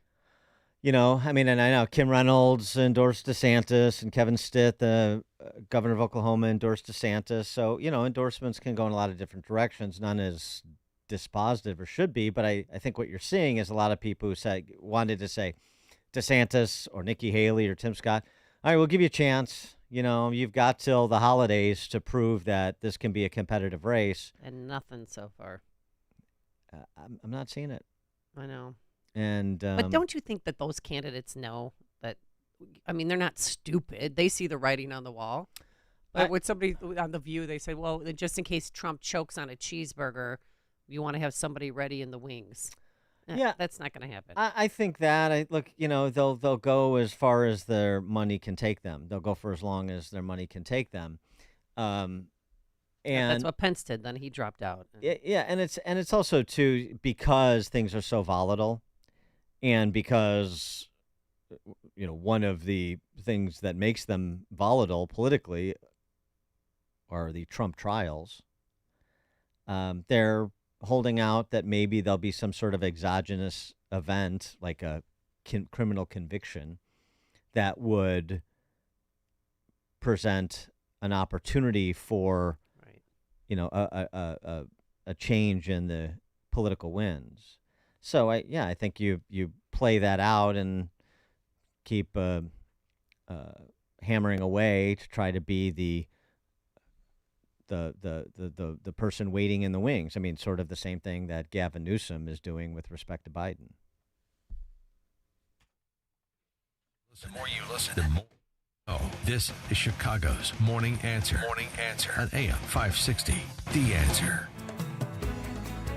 At Signature Bank, going the distance for business banking customers is what we do every day. We understand that business owners have a strategic mission, a drive to succeed, a plan for growth, and don't have time to wait for a bank to respond. With Signature Bank, you not only have a banking partner that has roots right here in Chicago, but our decisions are made locally too. Signature Bank knows that when you have a question or problem about your business, you want answers. You need someone who will pick up the phone or respond to your text. You need someone who is always there for you. That's Signature Bank. We are a team that wants to get to know you and your business. Want to be Signature Bank's next success story? Give us a call today at 773-467-5630 or visit us online at signaturebank.bank. Member FDIC Equal Housing Lender. All right, can't wait to do it. Take Balance of Nature. Why? I don't think I had any fruits and vegetables yesterday. No, I don't know. No. Dan, did you have any fruits and vegetables yesterday? I know you're busy over there on the computer, but can you help a sister out here? I had some cream corn. Oh, I said we don't. Remember, didn't we talk about we're not using the word cream or creamy on this show? Just say you had corn, okay? I had some secreting corn. You're so gross. All right, well, clearly you need Balance of Nature. Most of us do, because we do not get the daily recommended allowance of fruits and veggies in our diets, and that is where Balance of Nature comes in. 31 whole fruits and vegetables, real food, real nutrition. People who take it have increased energy. I could see it. I talk to the same people all the time who take Balance of Nature, and they love it. So get the nutrition your body needs. Do something for yourself. Be proactive. Get Balance of Nature. The number to call is 800-246-8751. That's 800-246-8751. Use discount code Chicago or online at balanceofnature.com. Discount code Chicago. Hi, I'm Martha Stewart. Every year, more than 4 million pets enter shelters here in the United States. My friends at American Humane have been helping animals since 1877. The goal is to ensure that pets have a safe shelter, especially during natural disasters. Adopting a shelter pet allows shelters to help more animals awaiting care. Please consider adopting today and take some time to learn more about American Humane's other work at americanhumane.org. At Simply Safe, our 24/7 lifeguard protection helps stop crime in real time, because during a break-in, every second counts, and these days, every dollar counts. Right now, get 50% off any new system with Fast Protect monitoring at simplysafe.com/radio. It's U.S. News and World Report's best home security of 2023. Advanced home security, 24/7 professional monitoring for less than $1 a day. There's no safe like Simply Safe. All right. Are you a business owner or department head already planning for 2024? If you're like most businesses in Chicagoland, you've probably had a challenging year with sustaining revenue, hiring new recruits, and keeping operating costs at bay.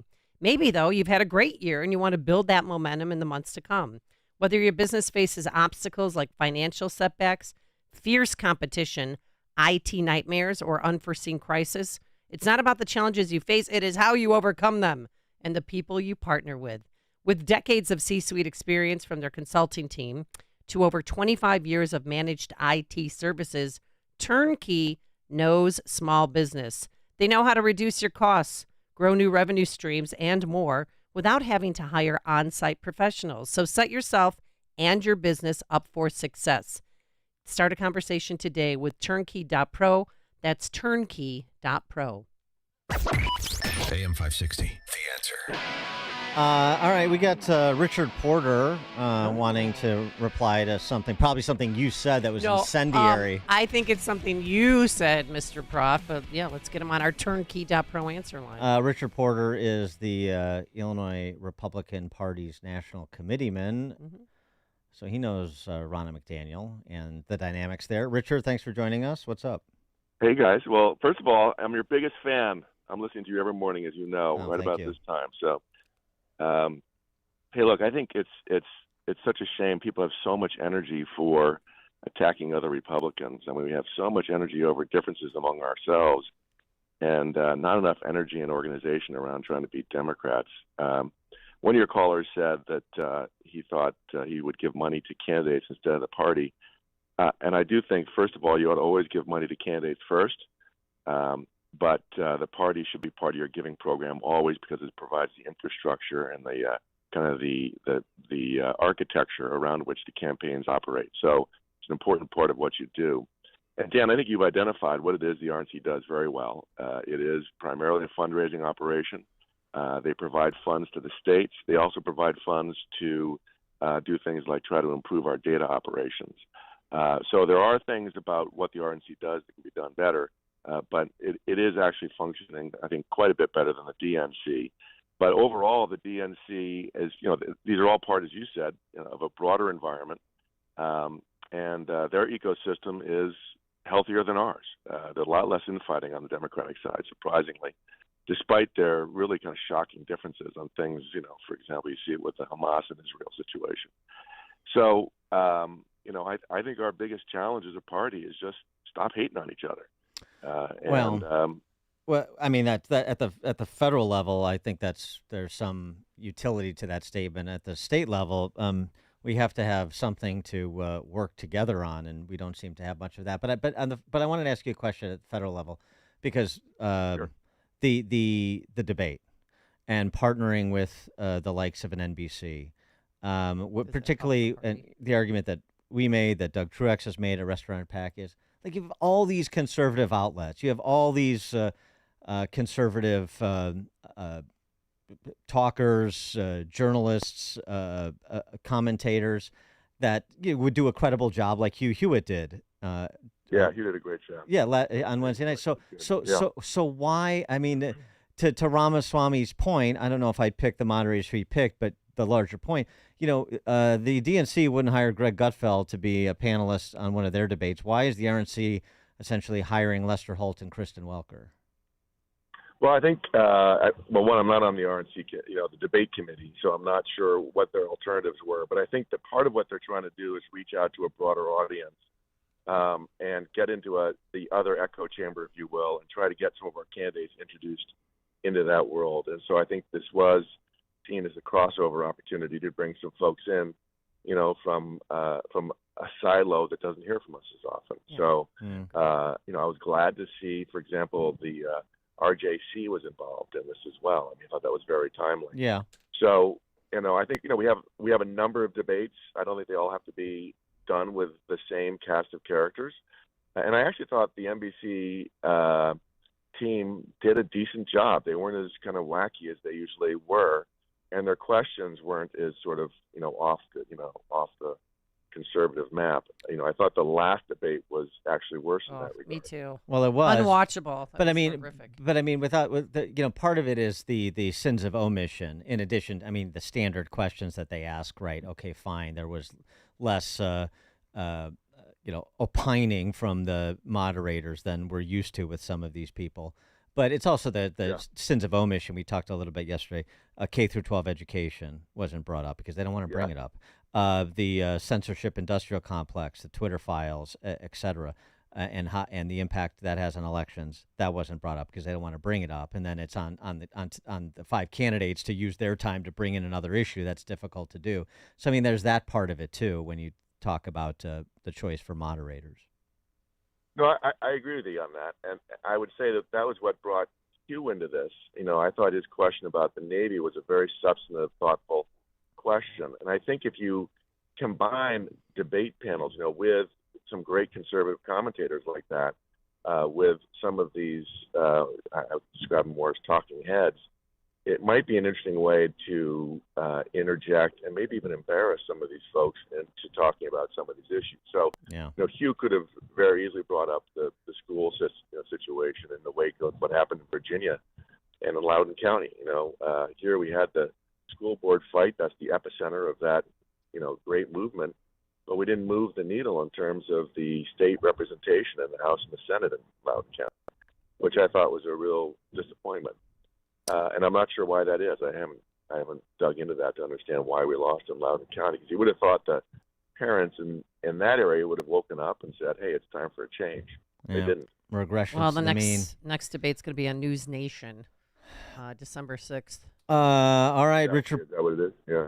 Richard You guys Port. will have a great morning. Thank you so much. Thanks for for joining calling in. us. Appreciate it. Thanks for calling in. Give me your perspective.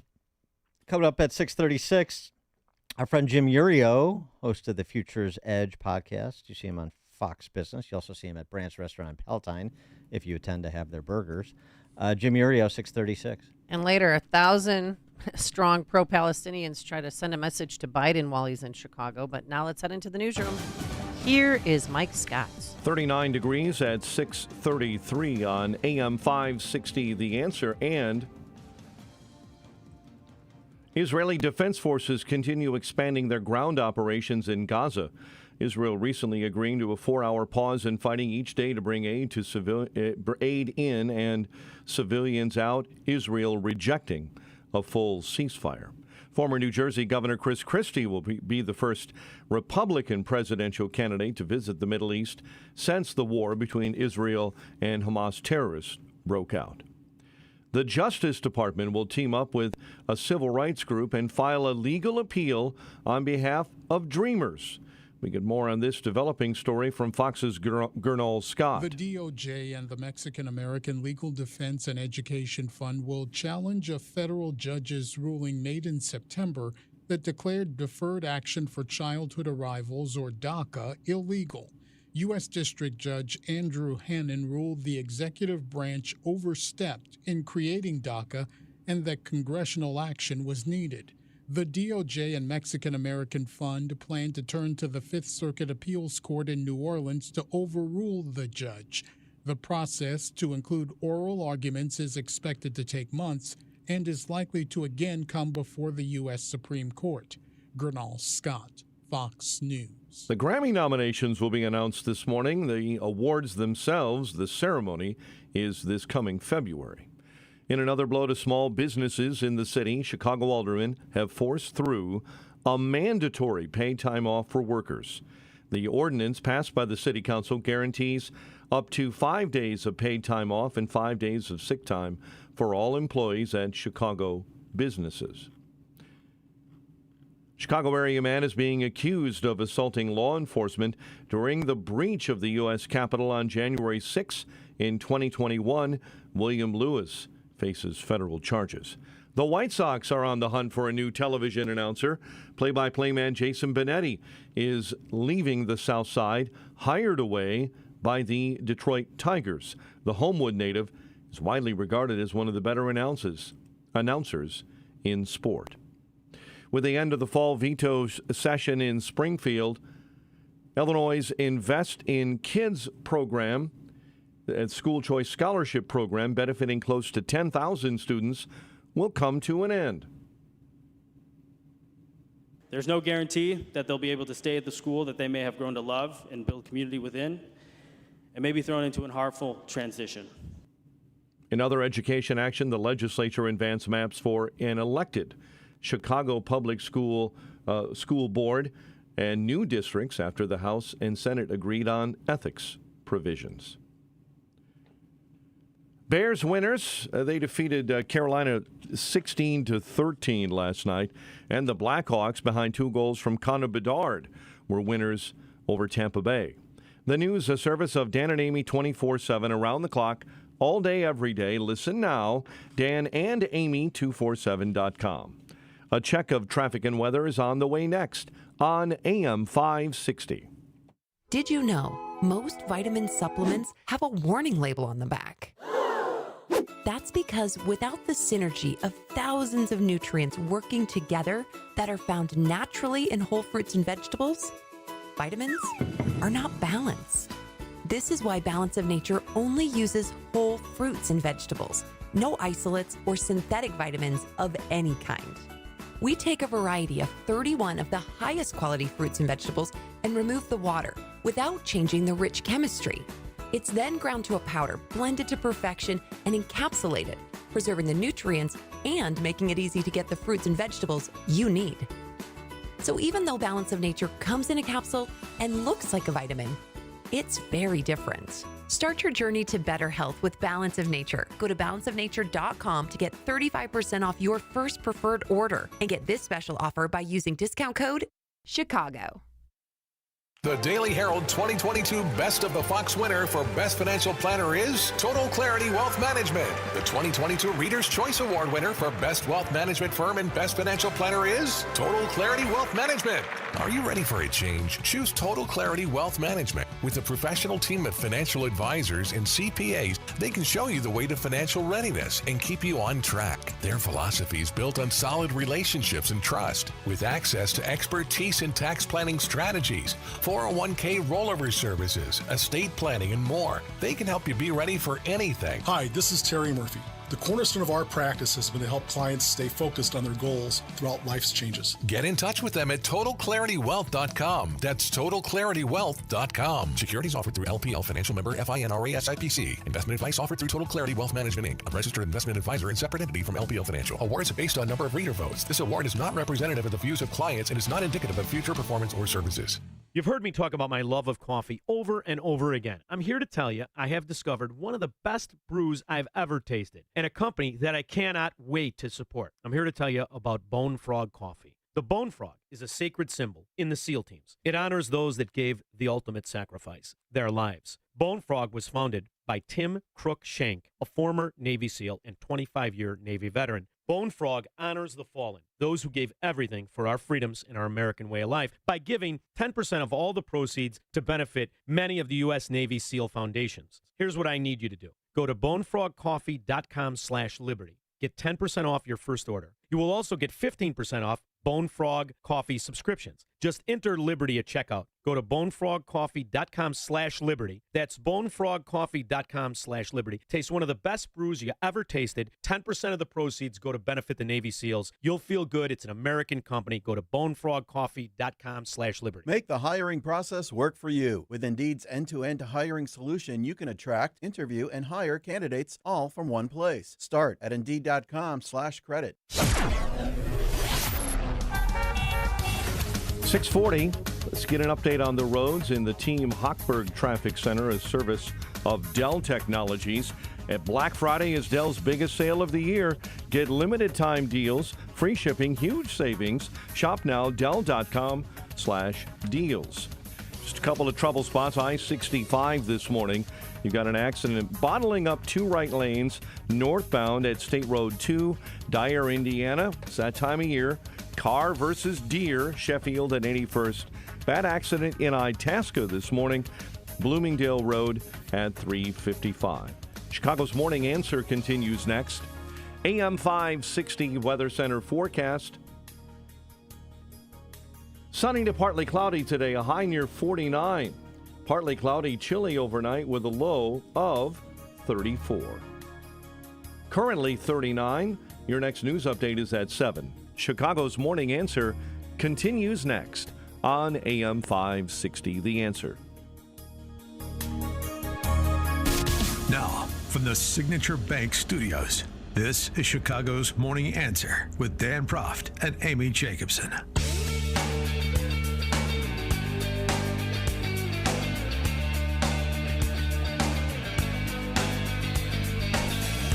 Top of the morning, Dan and Amy. I have to comment. Not only have we gone from Ditka's restaurant to Ditka's homeless shelter in the past 3 years. Coach! We just lost Jason Benetti to the Detroit Tigers. We're losing to Detroit. How's it going? I'm just going to miss Jason Benetti. He is a great broadcaster. Oh, he is. He's cerebral palsy. I'm aware. I know. Home at Flossmoor grad. Yep. Sox fan through and through, but that wasn't enough to keep him. Now he's going to the Tigers. I don't know Hopefully why. they got him a better offer. I should have got into sports broadcasting. Well, that's what I was thinking. When I heard the news, I thought, you know what? Dan, here's your calling. This is your side gig. Yeah. Yeah. No? I don't think Jerry Reinsdorf would hire me. Speaking of organizations that are struggling, like the White Sox, like the corporation known as the City of Chicago. Let's stay in the private sector, though. Ford Motor Company. Ford lost $62,000 on each electric vehicle it sold in this year's third quarter. What? How are you going to make up those losses? Volume. Yeah. 2K, how does that happen? So it's just great. Biden up there in Belvedere yesterday touting the wonders of the transformation he's engineering in the auto industry as well as our larger economy. $62,000 on each electric vehicle, incentivizing businesses to make investments so they can lose $62,000 per unit. He's fighting for the middle class. That's what he said all day yesterday. Mm-hmm. But that is a banner success compared to other EV startups, the Wall Street Journal reports. A company called Lucid went public during the pandemic through a merger with a blank check company. In November 2021, it reached a market value of $91 billion, despite having delivered only 125 cars in its history. In these valuations. Well, since then, Lucid stock has lost 93% of its value. In the third quarter, it reported a $631 million net loss, which is a loss of $227,000 per car sold. Keeps getting better. This is great. Well, when you got the government backstopping you, I mean, this is, Yugo Redux. I know these cars are more well put together than that offering or some of the offerings in the Soviet Union during that era. But, the dynamics work wherever their practices or don't work, this sort of industrial policy, the moral hazard that's created. And then per those contracts with UAW, I don't know how much longer you can go losing $62,000 per EV you're selling at Ford with the multi-billion-dollar investments you're making and not be on the wrong side of solvency.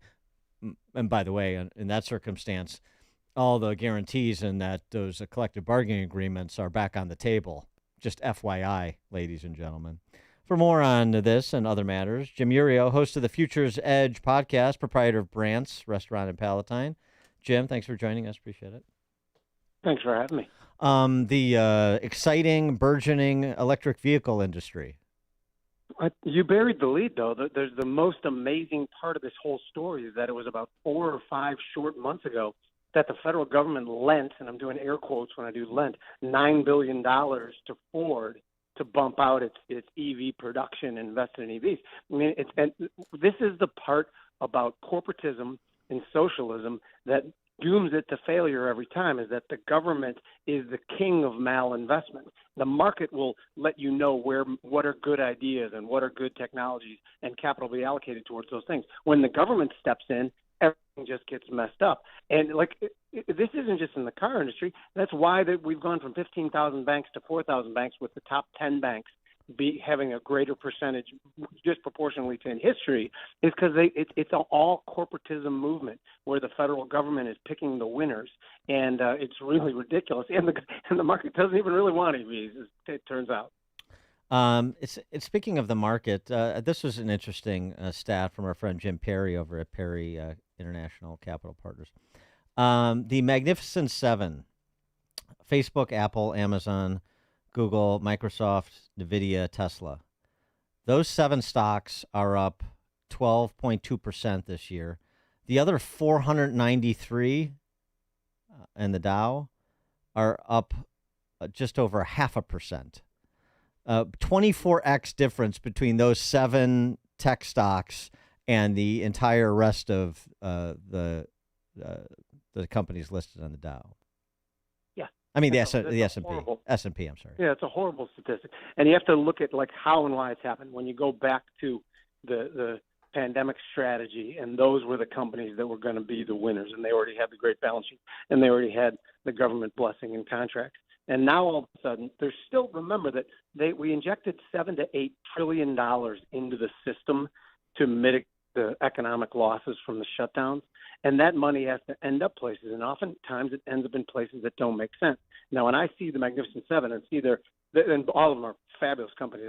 That part I'm not saying they're not. But you look at their PEs and you look at, should we still be buying and have all the money in there? And I think like the market is just saying, well, we have all this money. The rest of the market doesn't look very good just because the economic condition is beginning to deteriorate. So why don't we just park it here? It's almost like a bank account for people's money to buy Apple stock, which I don't think is a good idea. I think at any point in time that could be self-correcting, and self-correcting is an easy way to say something that's very, very painful. But I think it is a function of too much money being in the system.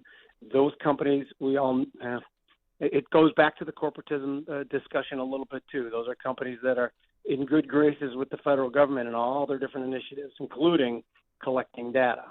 Yeah, and you see, I mean, it's this you break it out too. I mean, just looking at stocks across the indexes, mid caps, small caps, micro caps are all unchanged to down. It's the big boys. It's the big boys on the Nasdaq and in the S&P that are driving market returns because of what you're saying. We can play the rent-seeking game. The smaller operators don't have the personnel and the leverage to play that same game. And guess who argues the most for regulation within an industry? The biggest players within that industry. ExxonMobil and COP loves when the government starts over-regulating oil and gas industry because the small players cannot compete with them. And that same goes for the Magnificent Seven. Anyway, I'm sure Apple and Amazon and Google are in there writing the regulations and the different rules that are going to govern the space that they operate in, because they know they're the ones with the scale and the leverage to get over it and, increasing their moat, as they say in the stock world, meaning, the competition, demoralizing and diminishing them. So we live in a life of high inflation. Is the only way out of this to get Biden out of office? Well, okay. So, yes, we got to get profligate spenders out of office. And the Republicans have not had the greatest record on spending as well, too. It seems like the only time they object to spending is when Democrats are in office, which, by the way, is at least one time to object to spending. Now, the fact that this is a huge deal that people might not get, but the last two bond auctions, 30-year bond auctions, and that's how the government raises money. So the government comes in, they sell bonds to the market. Both auctions, the market has told them, we are not paying the price you think we're going to pay for your bonds, meaning the market is telling the federal government that they're spending way, way too much money. And that's one of the reasons that long-end yields are staying as high as they are. So until we can fix that, and there's been no even mention of austerity. All they ever mention about is raising taxes, which, by the way, will probably at this point in time reduce tax receipts, not increase them. So, yes, to answer your question, the only way out of this is to reduce spending, and I put about a 2% probability that that's going to happen in the next couple of years. Well, you also need system change with respect to the obligations that we're accruing because of the benefits that we've conferred. And, Wednesday night's debate, I wanted to get your take on this GOP presidential debate. There was this moment where Social Security was brought up. And by the way, I'm folding in Trump on this, too, because he's just as unwilling to address it in a structural way. Nobody on that stage raised the issue of protecting Social Security, raising the retirement age. It's always raising the retirement age. It's always sort of the central planner's argument. How should we tweak this system but maintain the fundamental problem with it that it's centrally planned? And nobody brought up what everybody knows or should know, which is these returns on all the money that you pay into Social Security, the Social Security benefits return, the return on investment is less than Treasury bonds. So why not at least offer a private option to those younger workers who want to opt in, or frankly, older workers that are still working that want to opt in? I don't care. Everybody should have access to a private option to manage their money, and you have to do this gradually. So if you want to keep it in the hands of those money managers, those great money managers in the federal government, then you can do that too. But now the Republican Party is so stung by the ham-handed effort that George W. Bush made, almost 2 decades ago now, they won't even bring up a market-oriented solution to this. Frustrating. Yeah, no, but it's because old people vote. And anytime the Republicans start talking about meaningful ways to adjust the system, and you remember about 20 years ago when the big talk was you put Social Security money and the government was going to invest that money into the stock market, and I thought how great that is when the positions in different companies become huge. Sort of government knucklehead is sitting on the board of directors, so that was not a good thing too. But no. what you map out is a great system where you can just opt out and privatize some of your money. That's wonderful, but they're never going to do it because anytime the Republicans start talking seriously about tweaking Social Security, the Democrats paint the picture that they're coming after your Social Security, and old people believe it, and old people vote. So again, this is one of those things. Like I think that's an unfixable problem. The problem that Amy brought up about excessive government spending, that seems more fixable if we got the right people in office, but still a low probability event. And again, I'm not trying to sound like a financial prepper here, but I'm becoming one a little bit. I have increased my positions in gold and Bitcoin and silver and 2-year treasuries. And I'm just thinking to myself, a lot of things look really bad if it plays out the way I think it is, with the government increasing spending, the market punishing them for that with higher long end rates. Well, then the Fed comes back in and buys bonds again, and then the dollar crumbles. Is that a easy chain to follow? Yeah, it's an easy chain to follow. I'm not sure it's going to work out in that that much of a linear fashion, but but that's interesting. So you're thinking that Bitcoin is what's it at now, 35 grand? It's got to be up 75% in the last 12 months. You think is it going to go back to what's that? 100%? It's 120%. 120%. Biggest. Yeah. So, and you know what my thesis is on this, and what it's been the whole year, is at the moment our Lord and Savior BlackRock decided to increase their footprint into crypto, it might as well be behind them. At that point in time, I realized I don't really need to know what Bitcoin is. If BlackRock, Fidelity, Wisdom Tree are all getting into the space, and let their analysts figure out what it is, and they are. And you just ask yourself the question: if BlackRock puts all kinds of investment into crypto and into Bitcoin, is the government really going to go against it and make it illegal, despite the fact that BlackRock, bankrolls all these politicians? I don't think so. That's why I'm in Bitcoin. Don't fight City Hall. There you go. Jim Urio, host of the Futures Edge podcast, proprietor of Branson Palatine. Thanks, Jim. Thank you. See you guys. Thank you. And he joined us on our turnkey.pro answer line. It's like a hot, steaming cup of information to start your day. It's Chicago's Morning Answer on AM 560, The Answer. It's obvious the unthinkable is happening. With all the recent media distractions, most folks never saw it coming. But a few did. Their guts told them something very wrong was going on. And now the headlines are proving them right. The people in charge keep telling you that everything's fine and to stop noticing. But you know better. Folks are investing in emergency food storage, and you should too.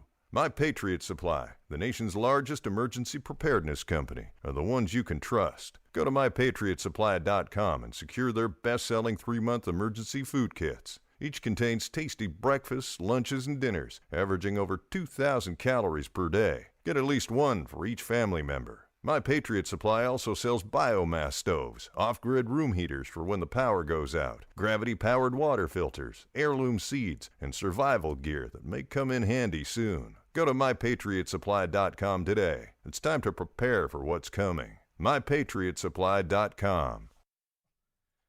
Okay, Permaseal. Have you had the sting of cold floors yet when you step off the couch or bed? Well, it's that time of year. But Permaseal has the permanent solution for you. From now until November 30th, you will receive $100 off PermaFoam insulation. Insulating your basement and crawl space is the most effective and worthwhile way to solve your cold floor problem. An untreated crawl space can rot your floor joists, breed mold, and increase your energy costs. For over 40 years, Roy Spencer and team have helped over 500,000 Chicagoland homeowners make their homes healthier and more valuable. Be sure to check out their awesome reviews with Google and the BBB. Schedule your free inspection and take advantage of Permaseal's November promotion, $100 off any new estimate for PermaFoam. 800-421-SEAL, 800-421-7325, or visit permaseal.net. Well, they dropped it down the stairs and then they tumbled off their truck. But when it fell out in the street, I knew I was out of luck. I got the crash, bang, boom. Should have had it in the Staircase Blues. Yeah. If you don't want to lose it, put yours in the Staircase too. Yes, Staircase has designed custom reusable shipping cases for everything from irreplaceable trophies to mission-critical scientific equipment. Cases that can take the crash, bang, boom waiting for it when it leaves your dock. Let us build you a case specially designed to protect your stuff. Go to starcase.com or call 800-822-STAR. That's 800-822-7827. Eating balance of nature, fruits and veggies, is not replacing the fruits and vegetables in your diet. It is fruits and vegetables in your diet. Ask yourself, how many servings of fruits and vegetables have I eaten today? Have you eaten 1, 2, 3, and from how many varieties? Most people are less than 3. Our body is an amazing chemical laboratory, and when you give it the right chemistry, it functions the best. Balance of Nature is 31 different fruits and vegetables prepared in a way to give you the ultimate whole fruit and vegetable chemistry. Let Balance of Nature help you supplement your fruit and vegetable intake for a lot less money and a lot less work and a much higher quality of life. Start your journey to better health with Balance of Nature. Go to balanceofnature.com to get 35% off your first preferred order and get this special offer by using discount code Chicago. AM 560, The Answer. All right, coming up on Chicago's Morning Answer. West Virginia Senator Joe Manchin confirms that he is not going to seek re-election, but he is going to seek out a listening tour around the country to see if Joe Manchin can run for president. We need another guy in his late 70s in the race, so maybe Manchin gets in. We'll get Brett Baer's take on that at 7:07. But now let's head straight into that newsroom. Here's Mike Scott. With the end of the fall veto session, Illinois' Investing Kids School Choice Scholarship Program will come to a close. WIND Chicago News Time is 7 o'clock. The U.S. and China face off. I'm Dave Anthony, Fox News. It'll be next week in California. Amid a lot of conflict, from the spy balloon to Taiwan intimidation to TikTok security. For just the second time since taking office, President Biden will meet in person with China's Xi Jinping. A senior administration official confirms a sit-down will happen next Wednesday in the San Francisco Bay Area. President Biden is also expected to press Xi on establishing a military-to-military channel for the two nations, a move the Chinese have been reluctant to take. As Fox's Jared Halpern. As the war rages in Gaza, Secretary of State Anthony Blinken said today from India, far too many Palestinians have been killed. Far too many have suffered. Officials in Gaza say the number of deaths tops 10,000. Blinken's urging Israel to do more to save lives and get more humanitarian aid in. The day after the U.S. said there will be daily 4-hour breaks in the war in Gaza, Israel's pushing back, saying there will only be brief targeted pauses. A ceasefire with Hamas means surrender to Hamas, surrender to terror. Prime Minister Benjamin Netanyahu also condemned on Fox widespread pro-Palestinian protests in the U.S. Can our world survive if people go and with such moral confusion and, in fact, moral depravity, Support these killers, these murderers. Days after a Jewish man demonstrating for Israel died after a protest in California, Ventura County officials say there's not enough evidence to arrest a pro-Palestinian suspect who witnesses say hit Paul Kessler in the head with a megaphone. Kessler fell down and his head hit the ground. A strike has been averted on the Las Vegas Strip. The Culinary and Bartenders Union says they've reached a 5-year deal with Wynn Resorts, covering 5,000 non-gaming employees at Wynn and Encore.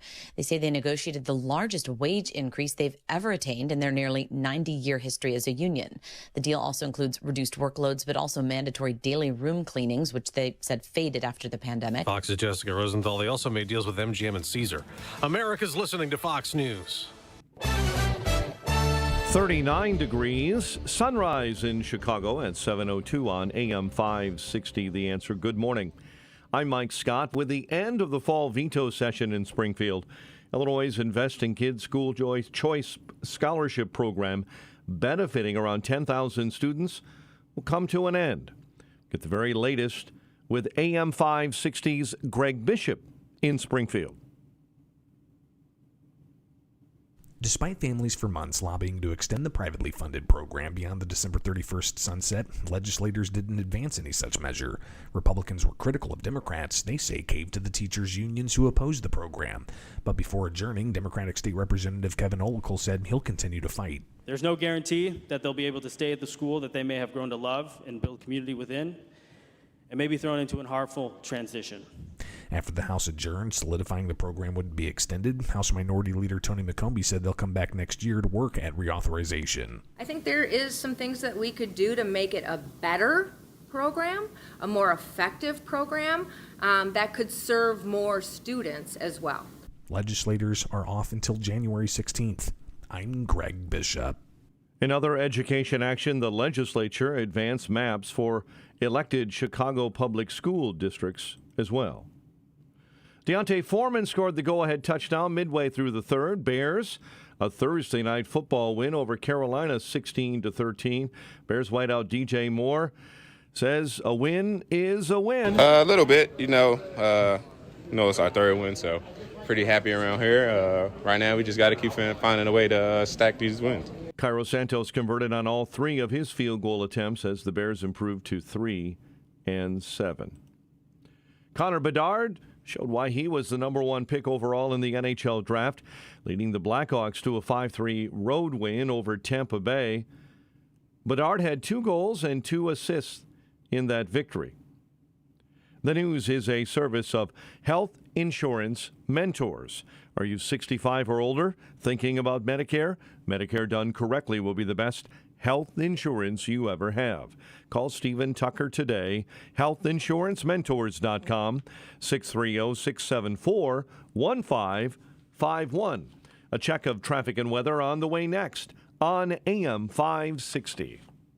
Freedom Summit Chicago tickets are now on sale. Join AM 560, The Answer, on November 11th at the Westin Chicago Northwest for Freedom Summit, featuring Rand Paul, Judge Janine Pirro from Fox News, Dan Proft, Amy Jacobson, Sean Thompson, and many more. Tickets are on sale now at freedomsummitchicago.com. That's freedomsummitchicago.com. Sponsored in part by Best Dental Group of Bartlett, the Illinois Family Institute, and by Alpha Wealth Group. With the holidays upon us, the increase in traveling, shopping, and connecting online also heightens the need to protect your identity and finances with LifeLock. Identity thieves see this time of year as an opportunity to drain your accounts, open new loans in your name, and damage your financial future. LifeLock detects and alerts you to the threats you might miss on your own. Don't let the busy holiday season catch you off guard. Save up to 25% off your first year with promo code CLAY. LifeLock.com, promo code CLAY. Pure Talk, America's wireless company, is on a mission to alleviate $10 million in military debt by Veterans Day, but they're going to need your help. Now, Pure Talk will donate a percentage of every new order to this great cause. When you make the switch, they make it simple, fast, and easy to their super fast 5G network. Talk, text, plenty of data now, only at $20 a month. Do it right now. Dial pound 250. Say the keyword SAVE NOW. Make the switch to Pure Talk, and you can help a military member in need. Balance of Nature's fruits and vegetables in a capsule, changing the world one life at a time. I'm Carolyn. I've been in private practice of physician's physical therapy for 35 years. And you're going to come in, but breathe, breathe. Yep, perfect. I open up at 4 a.m. and I'll go on till 10 a.m. and it's day after day. And as you can see by the equipment here, we are intensely active. People watch, they observe, and people say, Carolyn, what's your secret? And I say it's from proper diet, proper exercise, and of course, through Balance of Nature.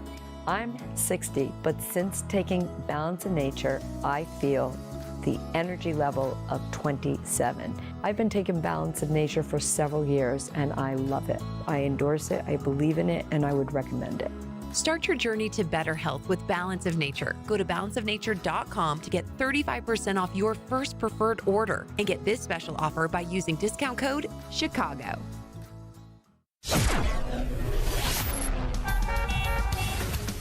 .707. Let's get an update on the roads. Team Hochberg Traffic Center time and travel times are on the increase. Stop and go on the inbound Edens from Foster to Montrose, 25 in from Lake Cook Road. The Kennedy is at an hour. O'Hare into the Burns Circle interchange. The Stevenson at a doable 30 minutes right now, 355 into DuSable Lakeshore Drive, while the Dan Ryan is at 14 minutes, 95th into the Burns Circle interchange. Chicago's Morning Answer with Dan and Amy continues next. Here's your official Chicagoland weather forecast with our meteorologist, Steve Williams. Sunny to partly cloudy today, our high 49. Partly cloudy tonight, low 34. Sunny to partly cloudy for tomorrow, the high 52. Partly cloudy skies tomorrow night, low 40. Sun patchy clouds on Sunday, the high 57. Sunny and mild Monday, the high 61. I'm Steve Williams on AM 560, The Answer. 39 at O'Hare, 39 at Midway, 29 in Aurora. Your next news update, 7:30. Chicago's Morning Answer continues next on AM 560, The Answer.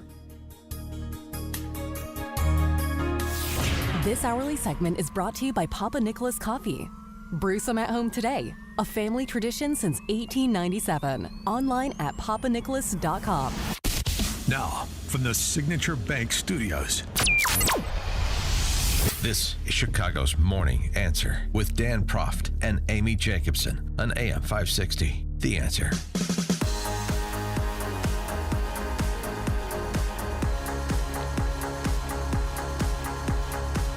Top of the morning, Dan and Amy. So yesterday, West Virginia Senator Joe Manchin made it official. It was widely anticipated he wasn't going to run again because he can't win. I mean, he's getting pounded right now in the polls by Jim Justice, who's going to be the Republican nominee. Like Mitt Romney, deciding not to run again because they know they're going to lose. Right, but that doesn't mean he won't be running for something, because here was the other part of the announcement. The growing divide between Democrats and Republicans is paralyzing Congress and worsening our nation's problems.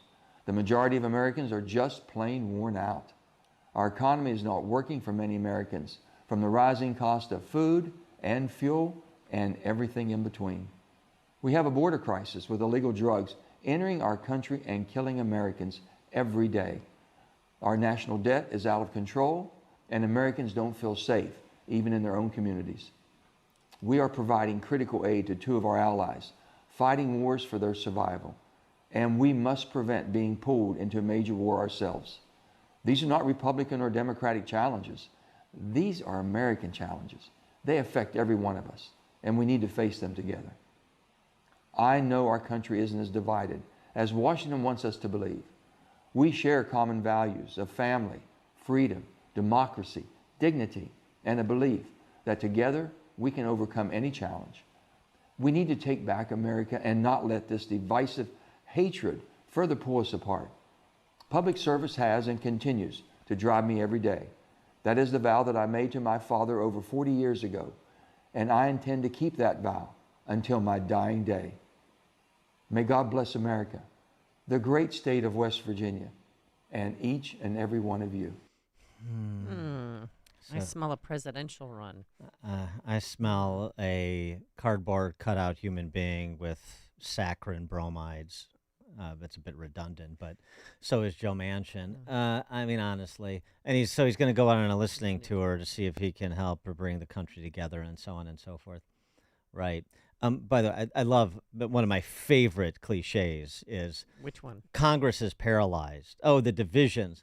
It's funny. It seems like you guys both parties have gotten together to run up $34 trillion in debt and another 100 and a quarter in unfunded liabilities. So, I mean, you're getting along pretty well.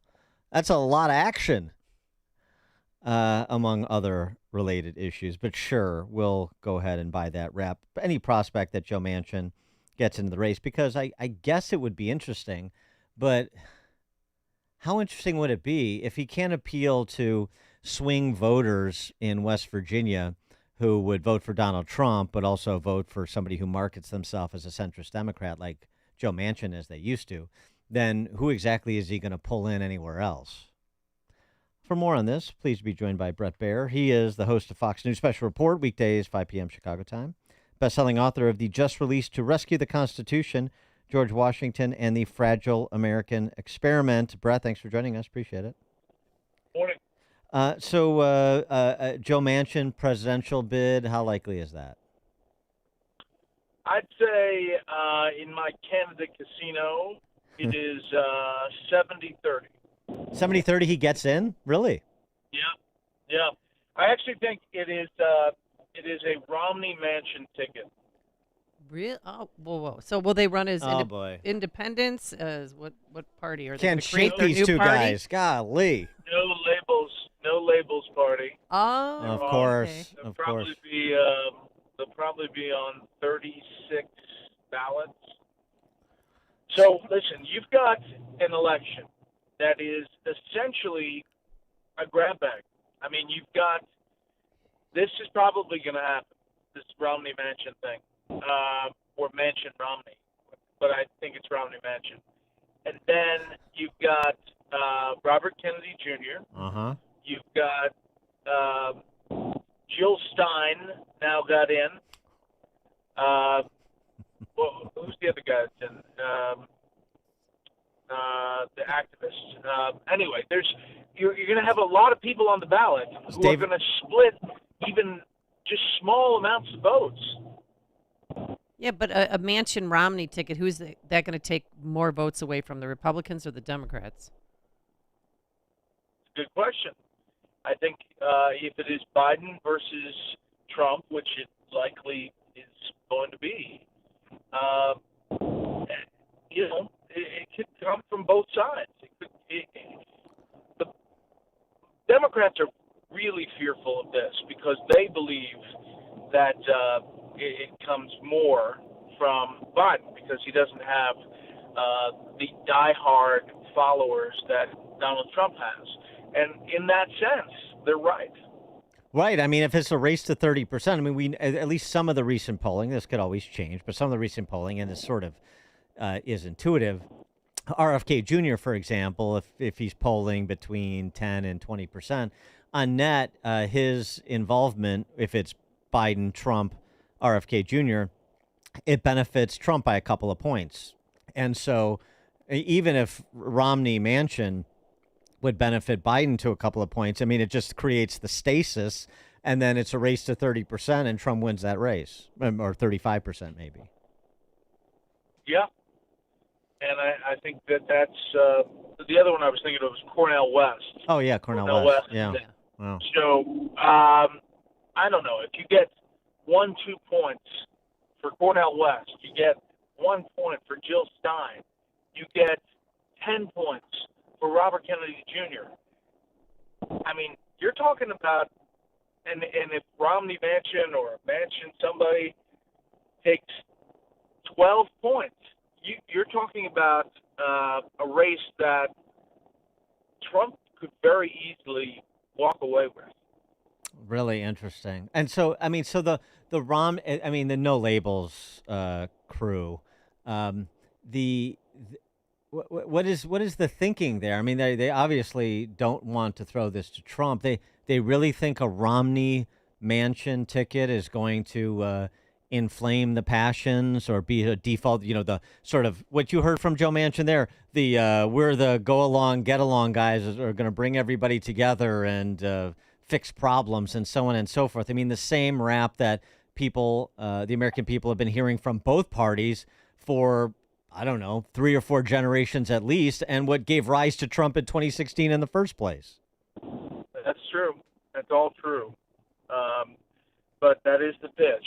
And they're going to have a convention in April, and they're going to have – it's going to happen. And so – Interesting.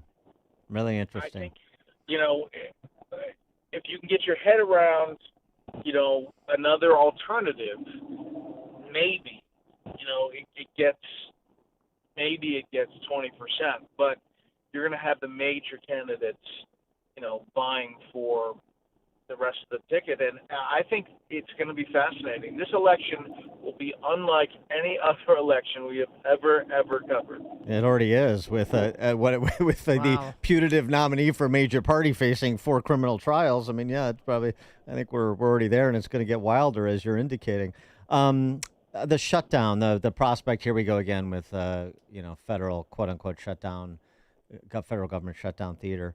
We had Katie Britt on the program yesterday, a Republican senator from Alabama, and I asked her about the admonition coming from former acting ICE Director Tom Homan and others that, hey, look, shut it down until we do something about the border. And I'm not talking about $1 billion for more clerical staff to process asylum applicants into the country. Until we do something policy-wise at the border to stop what is occurring, then shut it down. And she was, we're going to have to see how everybody, what kind of, consensus we can forge among Senate Republicans and so on and so forth. How do you see this latest iteration of the shutdown theater playing out? Well, I think Speaker Johnson is coming into the realization how tough that job is. They had to pull 2 appropriations bills this week because they didn't have the votes. And it's Republican on Republican. And I think that you're probably going to get some kind of continuing resolution that has to be put forward by early next week. Otherwise, they can't do it. So I think if push comes to shove, I think they probably don't shut down. But you're right. There's a lot of that feeling like get your stuff in order and shut down until you do. How long do you think he's going to last as House Speaker?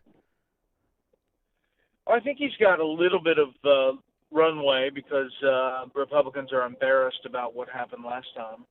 But there's still the motion to vacate, which is one person could step up and say, I really don't like this guy. And start that whole Matt Gaetz process again. On the other side, Biden Inc. and the investigation into all the business dealings. So we have a couple of developments this week, and since, you're the only guy who reports on this at the D.C. level, and we try to do what we can here at the regional level, the whistleblowers who accuse FBI officials of retaliating against agents for their political beliefs. The disclosure in testimony that was given before House Ways and Means that Hunter Biden was trying to deal with his alleged tax cheating as late as 2020, and Jim Comer issuing subpoenas for Biden family members, including the big guy, in the process of serving those to whistle those individuals, the principals in the Biden family, before the House Oversight Committee. What's your handle where all of this Biden Inc. stuff is? Is this just more sort of theater that ends up with everybody running in place and holding to their perspectives on the issue, or is there any sort of break coming that you can foresee? I do think it's moving. I do think the subpoenas are another level, and I think that Comer, is sort of a dog with a bone, and he's got some stuff. He's got some bank records. He's got some stuff behind him that is going to back this up, and he seems really adamant that it's all going to come together. I haven't seen all of the evidence, so I can't say, but I do think that it's moving in a way that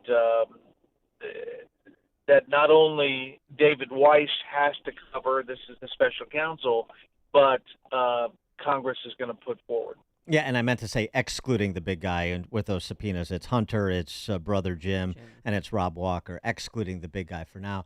But what about speaking of the big guy, what about that other investigation that has been memory hold?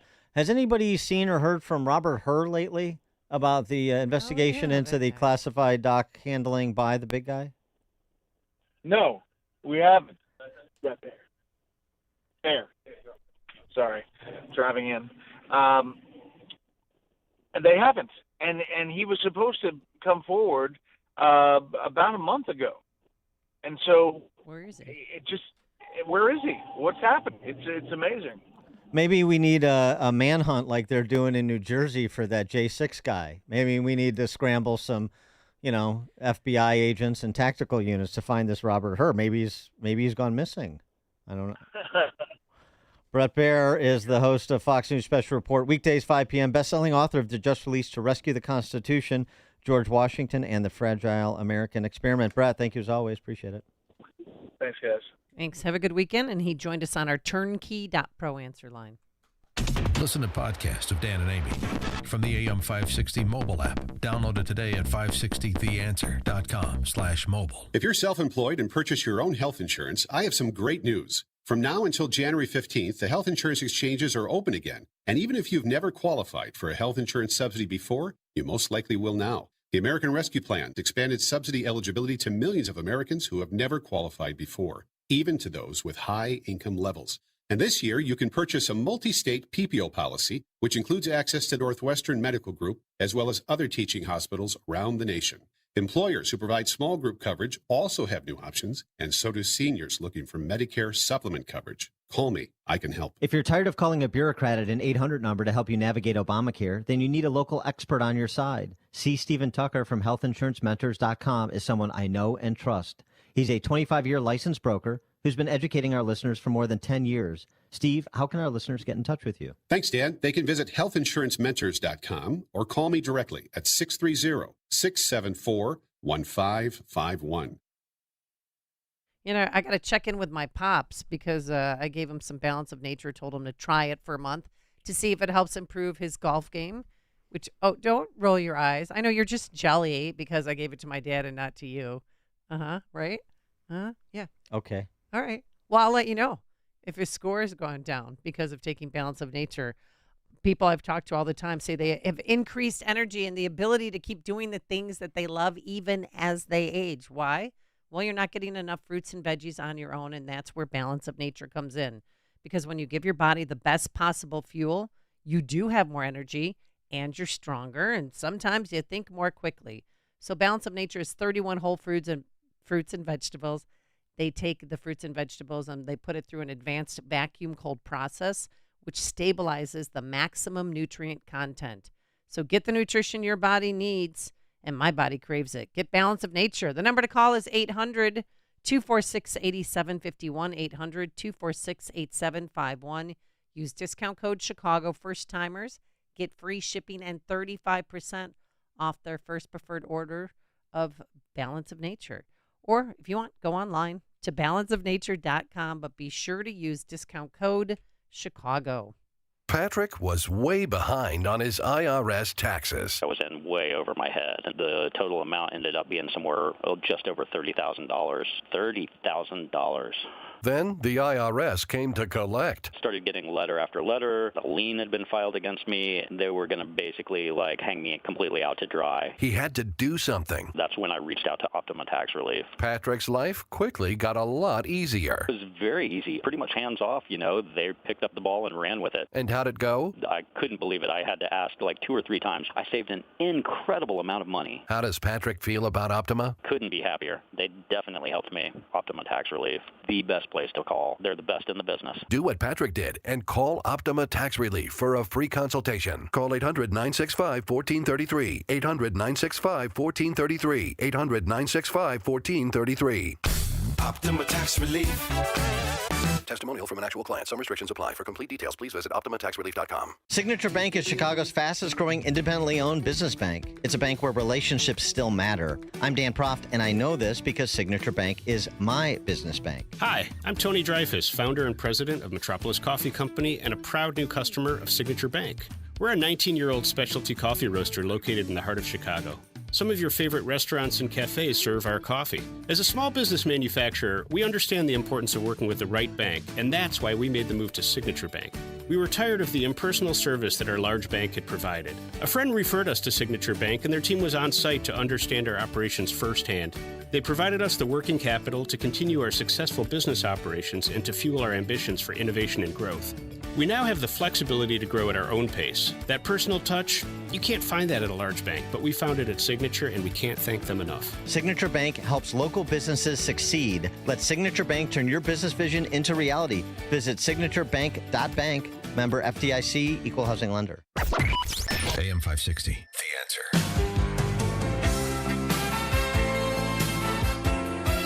Text in about Manchin Romney. Didn't they vote for all that debt that they're railing on about now? You know, all the CRs and the backdoor Green New Deal. Yeah, of course they did. And they're very upset at themselves about it. Very, very upset with themselves. Hey, since it's your birthday tomorrow. Yeah. Your dad's birthday, too. Happy birthday, Larry. Yeah, but these potential gifts are not for him. This is from Gwyneth Paltrow's Goop group. Oh. You got the Goop, because I gave you the vajayjay candle, which I proudly took back after I gave it to you. Yeah. Because I've used it. It's a wonderful smell. It smells nothing like what it's labeled, but it's a unique fragrance. How do you know? Well, I lit the candle. How do you know it smells nothing like what it's labeled? Well, okay, Dan. Keep it clean here. Come on. You started it. Well, no, you. Come on now. So I lit the candle for you. You smelled it. No, I on did your not. Birthday. Yes, you did. No. And then I took it back. So some of the Goop Christmas presents. Oh no. From their ridiculous but awesome gift guide. A $400 hunk of Parmesan cheese. What? Yeah. A 24-month aged Parmesan cheese from Regalis. That's good cheese. Yeah. Well, how many ounces is the cheese for $400? It's a hunk. Getting pounds of it. How many ounces is it? It's a hunk. I don't know. I don't tell know. me a hunk.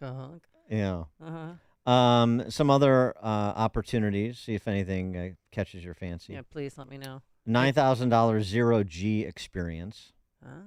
Okay. Zero gravity experience. Yeah. For $9,000? Yeah. It's a please bargain at twice the price. Week-long airship luxury cruise to the North Pole. The price available upon request. That's going to be expensive. Who wants to go to the North Pole? It's freezing. Nah, this time of year and always. Depends on when you go. Okay. I did that Alaska cruise. Yeah, up but the that's Inside not Passage. the North Pole. Well, I did that understand. too. I did. Yeah, and it was cold. That was fun. What month did you go? June, July. July. Yeah. It was nice. It was August. 50s. Yeah. $30,000 stay at a solar-powered safari camp. Yeah, I'm gonna pass on that. Thanks. What is that even? Solar powered safari camp? Are you going to? Oh, natural. Okay. Hope the sun's out. What else you got? And then, well, there is the $15,000 gold-plated vibrator for the little lady in your life. Pocket size? Wait, what is this? A 15-karat gold vibrator? Yeah. I can only say it in Spanish. And it's got a little picture of Trump's head. Do you know she doesn't even have to act anymore because this goo line is killing it? When you're selling $15,000 vibrators, you can afford to relax. All right. Now for something completely different Yes, at 7:37. Chicago's Morning Answer. We're going to talk to Jacob Griegel, professor of politics at Catholic University of America. Gosh, I hope he didn't hear that segment. About, of course, geopolitics, the war party in D.C., the state of play in Gaza and Eastern Europe and the Indo-Pacific, all at 7:37. But now let's head into that newsroom. Here's Mike Scott. If you price Parmesan Reggiano, that's not far off. Okay. That's a really good cheese at a fairly decent price. I didn't know you were such a cheese connoisseur. I mean, this is a Renaissance man, Mike Yes, Scott. I love Parmesan Reggiano is one of the kings of cheeses. Awesome. It is very good and good for you, too. 7:31 on AM 560, The Answer. And the Israeli Defense Forces continue expanding their ground operations in Gaza. Israel recently agreeing to a 4-hour pause in fighting each day to try to bring in aid and civilians out, although Israel is rejecting a full ceasefire until all hostages are released. As you heard Dan and Amy talk about this morning, Senator Joe Manchin will not seek re-election next year. The West Virginia Democrat made that announcement yesterday. The current frontrunner to replace him is GOP West Virginia Governor Jim Justice. The Justice Department will team up with a multinational civil rights group to file a legal appeal on behalf of Dreamers after more than 578,000 people enrolled in DACA as of earlier this year were dealt a blow by a federal judge yesterday. Grammy nominations will be announced later this morning, the ceremony this coming February. In another blow to small businesses in the city, Chicago aldermen have forced through a mandatory paid time off ordinance for workers. City Council passed that ordinance guaranteeing up to 5 days of paid time off and 5 days of sick time. That's right. A value statement that says that here in Chicago, we believe that everyone deserves the opportunity to take care of themselves, their loved ones, and to do it without the burden of financial instability. Mayor Brandon Johnson. The White Sox are on the hunt for a new television play-by-play announcer as Jason Benetti has announced he's leaving the South Side, hired away by the Detroit Tigers. Deontay Foreman scored the go-ahead touchdown midway through the third quarter, lifting the Bears over the sad sack Carolina Panthers 16-13 on Thursday Night Football at Soldier Field. Connor Bedard showed why he was the number one pick in the NHL draft. 2 goals, 2 assists, and a Blackhawk road win over Tampa Bay, 5-3. And on this date in history, the Edmund Fitzgerald, an American Great Lakes freighter, sank in Lake Superior during a storm November 10 of 1975, 48 years ago. The loss of the entire crew of 29 men. When launched, she was the largest ship on North America's Great Lakes, and she remains the largest to have sunk on the American Great Lakes or the Canadian Great Lakes. The News is a service of Woodland Windows and Doors in Roselle. For over 52 years, Woodland has been transforming living spaces with Marvin Windows, featuring styles ranging from modern to traditional. Visit woodlandwindows.com to get started today. A check of traffic and weather's on the way next on AM 560. Freedom Summit Chicago tickets are now on sale. Join AM 560, The Answer, on November 11th at the Westin Chicago Northwest for Freedom Summit, featuring Rand Paul, Judge Janine Pirro from Fox News, Dan Proft, Amy Jacobson, Sean Thompson, and many more. Tickets are on sale now at freedomsummitchicago.com. That's freedomsummitchicago.com. Sponsored in part by Breakthrough Ideas, Linex of Roselle, and by the law offices of Stephen Leahy.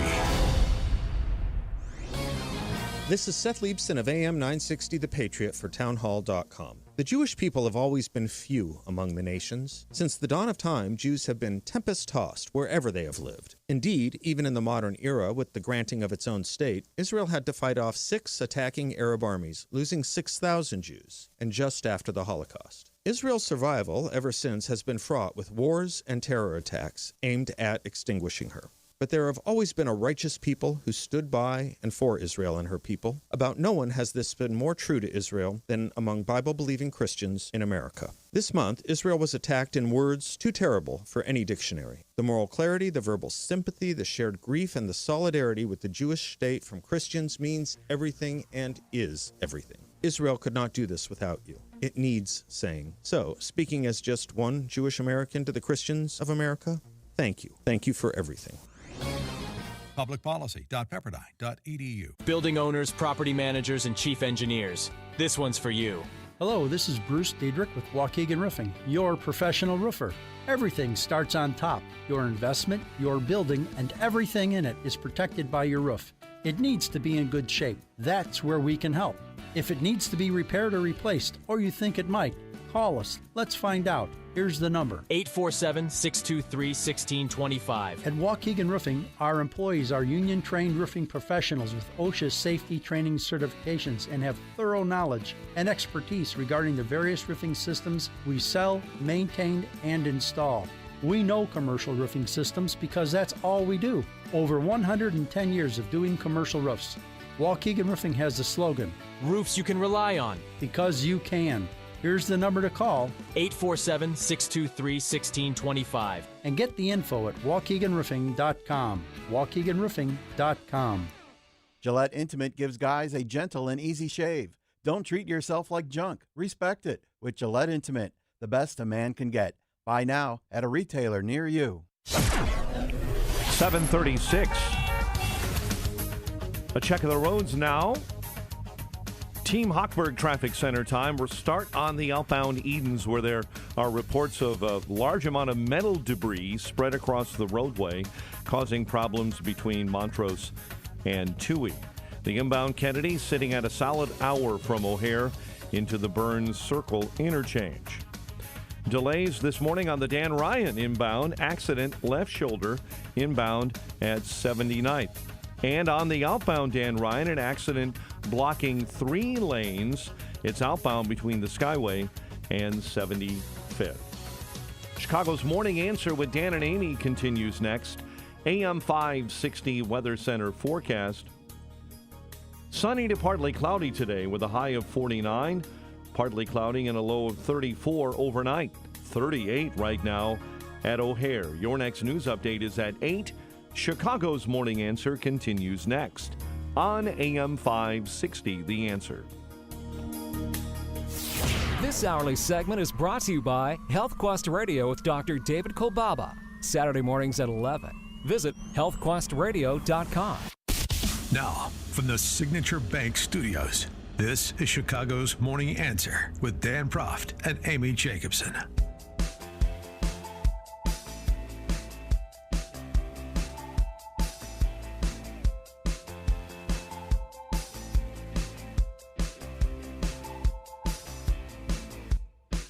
Top of the morning, Dan and Amy. So the big guy, Mr. 10%, President Biden, set to meet with Chinese Communist Party head and China dictator Xi Jinping next Wednesday.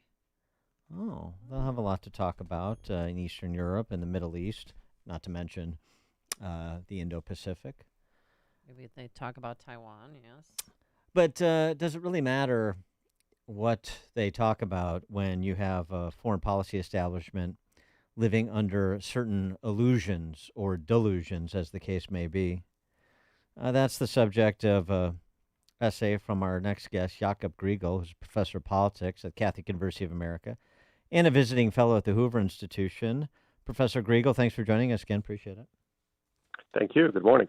So these illusions, which I'm sort of putting words in your mouth, but I mean, it has to be the foreign policy establishment. These are the decision makers, and these are the communicators of American policy. And so the foreign policy establishment in D.C., inside the Beltway, past and present, living under certain illusions that we need to stop doing so. So give us an example. Well, I would just start saying, yeah, it is a foreign policy establishment, but the illusions are much deeper than that, I think. They really are rooted in decades of a certain sort of mindset. One illusion, as you mentioned, just a dictator of China, is that if we remove a dictator somewhere, peace or a harmonious relationship with that country will arise naturally, because the nations are all the same, essentially. Societies are all the same, and only they're ruled by bad leaders. You remove the bad leader, good stuff comes out. I think, obviously that was seen over the past 20 years in our foreign policy in the Middle East, and didn't work out well. But it's an illusion that actually applies to our approach, for instance, to Russia. The view is that Putin is the main cause of all the troubles.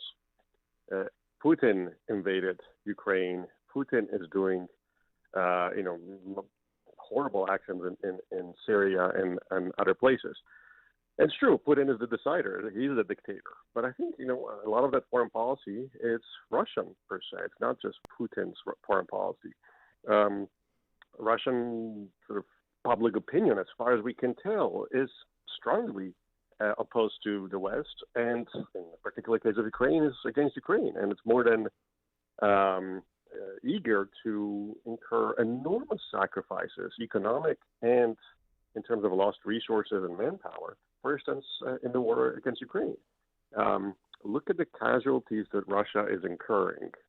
It's in the tens of thousands of killed in action. And there's no really, as far as we can tell, no enormous political opposition to that. Not only because Putin is the dictator, right, but because there is a certain support, widespread support, I think, for a Russian war against Ukraine.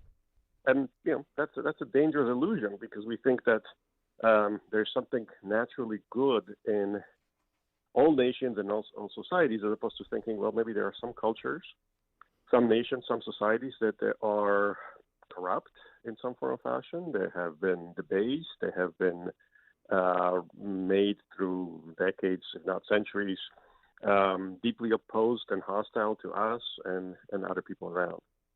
So, yeah. Well, and I wanted to provide a parallel example. So, popular support for this invasion, just as there was popular support in Russia for the invasion and the taking of Crimea, and a general antagonism towards America, despite Rocky IV. In real life, the Russians aren't going to turn on Drago and start rooting for Rocky. But we sort of live these we have these fairy tales that we cling to. Douglas Murray, who's an author in the UK, he's reporting from the Israel-Gaza border. And this was on Piers Morgan's show the other day, and he had this to say. Well, two things. One is, if you just follow the logic of what Barack Obama said, then you just shouldn't do anything. If you're Israel, you should be attacked and just sit back and say, great, we'll wait for the next one. But the second and more important thing is, your question supposes that there is a sort of peaceful Palestinian population in the Gaza who would love a two-state solution, and then a few bad apples in Hamas. I think that's not true. Why is it that when one of the victims of the music festival, a poor young German Jewish girl, who it seems was raped and then brutally murdered and taken into the Gaza naked. Why was it that you can find, and anyone can find this online, a crowd of ordinary Gazans? It wasn't Hamas, it wasn't a Hamas rally.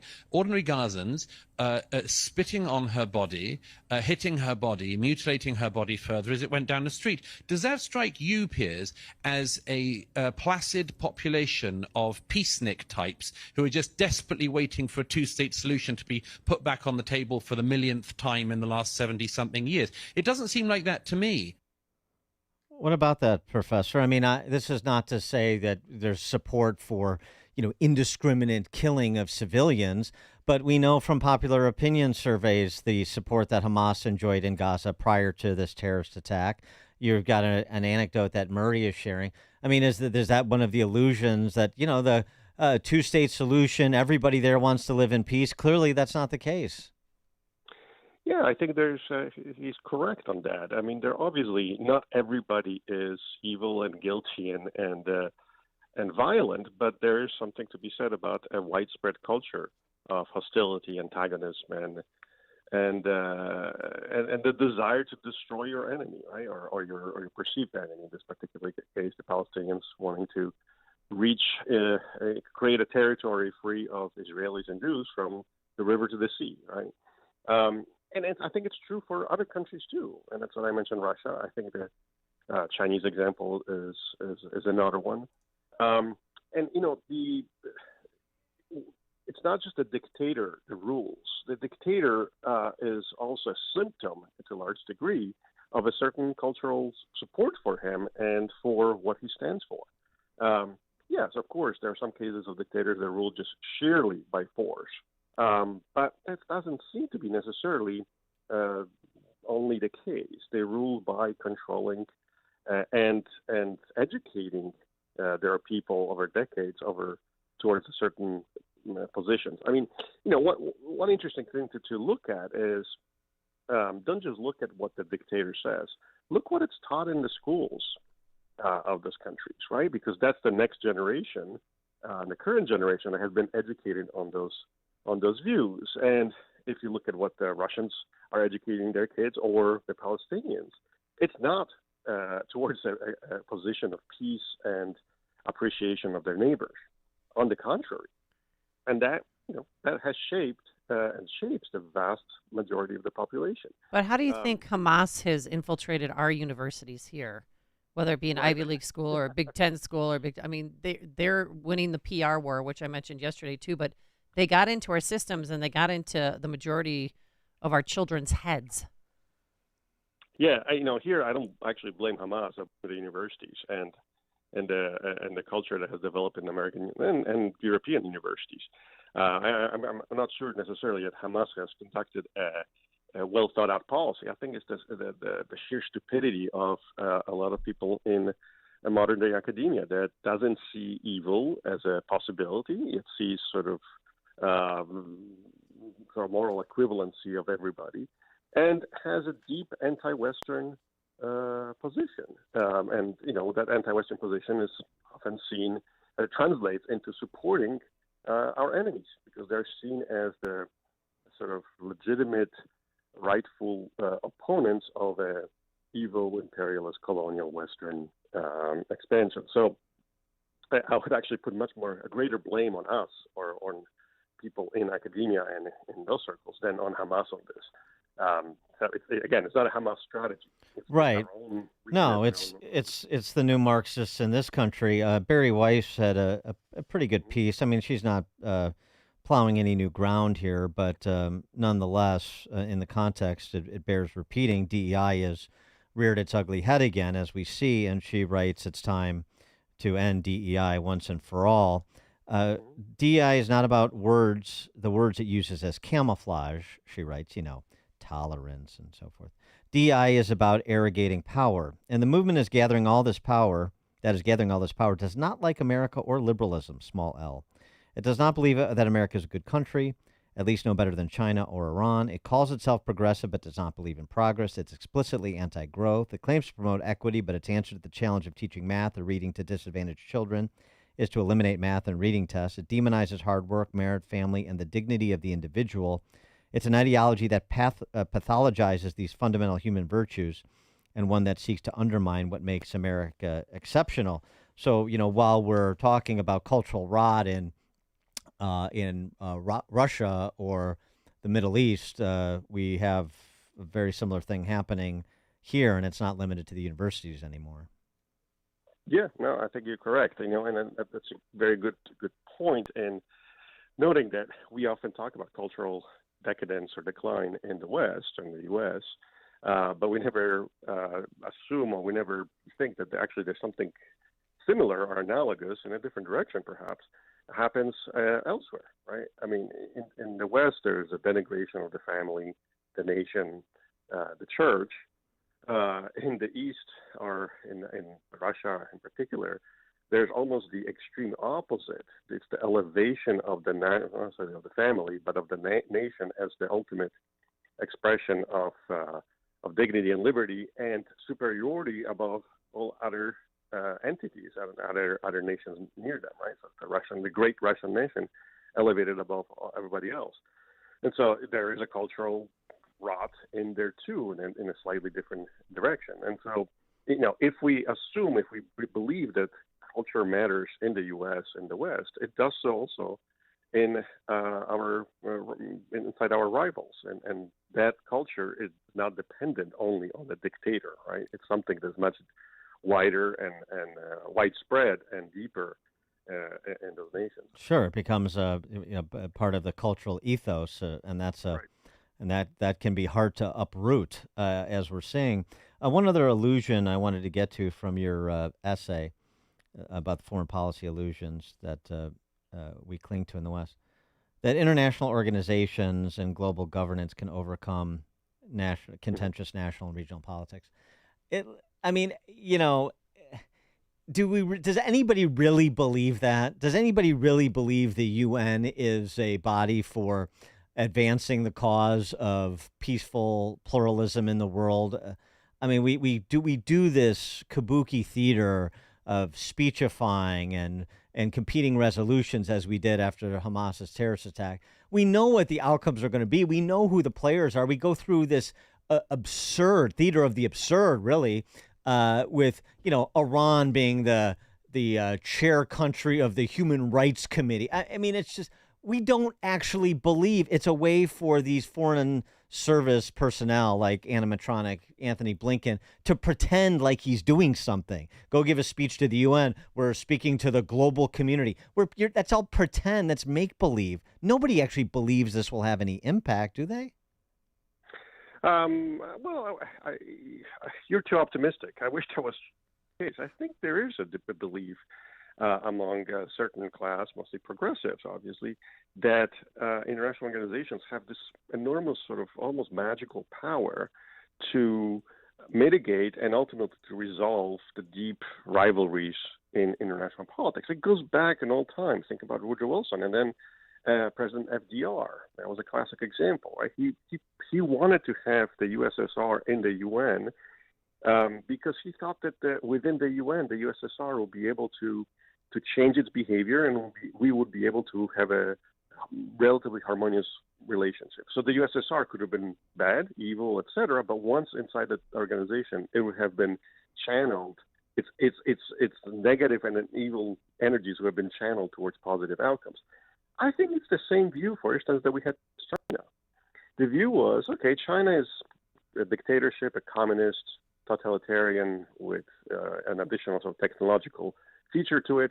But if we bring China into, for instance, the World Trade Organization, it will force the WTO would force China to behave in a much more harmonious way towards us, right? So there's this, again, magical power of joining an entity, becoming a member of this larger organization that would change your behavior. Obviously, that was not the case. That's proven to be definitely not the case in the case of China. But that is a belief, a progressive belief, meaning that, okay, it's not working right now, but surely it will work tomorrow. Surely it will work in the next iteration of the international organization and the next type of rules-based. So it's an unprovable and undestroyable belief in many ways. One of these days, we're going to be able to buy the world a Coke and a smile. I know. I can't wait for that day. Jakob Griegel, professor of politics at the Catholic University of America, visiting fellow at the Hoover Institution as well. Professor, thanks for joining us again. Appreciate it. Thank you. My pleasure. Thank you. And he joined us on our turnkey.pro answer line. There's only one radio show in Chicago talking about today's biggest stories and telling you what they really mean. That show is this one, Chicago's Morning Answer on AM 560, The Answer. I love giving jewelry as a gift. Hi, it's Mike Gallagher. I want to tell you that Roland's Jewelers is the perfect place for that magical holiday gift for someone you love. I'm always amazed by their 5-star Google reviews. I love that they're family-owned. Hey, getting engaged? Well, Roland's Jewelers has a large selection of both mined and lab-grown diamonds at great prices. Choose from beautifully crafted engagement rings from designer Simon G. or Italian designer Roberto Coin, offering stunning diamond pendants and earrings. How about a Tag Heuer watch with cutting-edge technology? Listen, I've been a customer of Roland's Jewelers for a long time. You should too. They're so impressive. Their staff is expertly trained. I encourage you to visit Roland's Jewelers in downtown Libertyville or visit RolandsJewelers.com. That's ROLLANDS, RolandsJewelers.com. Roland's Jewelers, a family-owned jeweler you can trust this holiday, just like I do. Hi, Wayne Burdick, Health Insurance Specialist. Open enrollment for individual and small group plans has arrived. There are many plan changes for 2024. Let me help you find the right plan. Lower your cost of insurance, reduce deductibles and out-of-pocket expenses. Call now, 847-274-5918, or go to lowercosthealthplans.com. Having an agent is crucial and no cost to you. Call Burdick Insurance at 847-274-5918 or lowercosthealthplans.com. All right, can't wait to do it. Take Balance of Nature. Why? Well, did not get enough fruits and veggies on my own, and that's where Balance of Nature comes in. 31 different whole fruits and vegetables in those bad boy capsules. What they do is they take the fruits and vegetables and they turn them into a powder using a vacuum cold process, which stabilizes the maximum nutrients to give you what you need, and that's nutrition. Real food, real science, real nutrition. Be one of the cool kids and get your bottles of fruits and veggies today. Just try it. Some people notice a difference right away. Others, it takes a week. Others, it takes 2 weeks. And some, it takes a month. But you will notice a difference. 800-246-8751. 800-246-8751. And use discount code Chicago. Hello, my name is Gina. When I first found out that I was pregnant, I was in a very dark place. I was living out of my car or on the streets, working as a dancer at a nightclub, heavily into drugs and alcohol, and I didn't know how I was going to deal with having a child. You know, people look at someone living like I was and say, that's why we need abortion. I didn't need an abortion. What I needed was help. So Aid for Women helped me move into Heather's house. They gave me everything: a place to stay, clothes, food, a listening ear, help with my daughter, everything. To learn more about my story, watch my video, and support this great organization, go to helpaidforwomen.org. That's helpaidforwomen.org. You can help save lives and souls like mine from abortion today. Aid for Women offers women real choice. They really do terrific pro-life work. Please step up and support this great organization. Go to helpaidforwomen.org. It happens every year. Winter.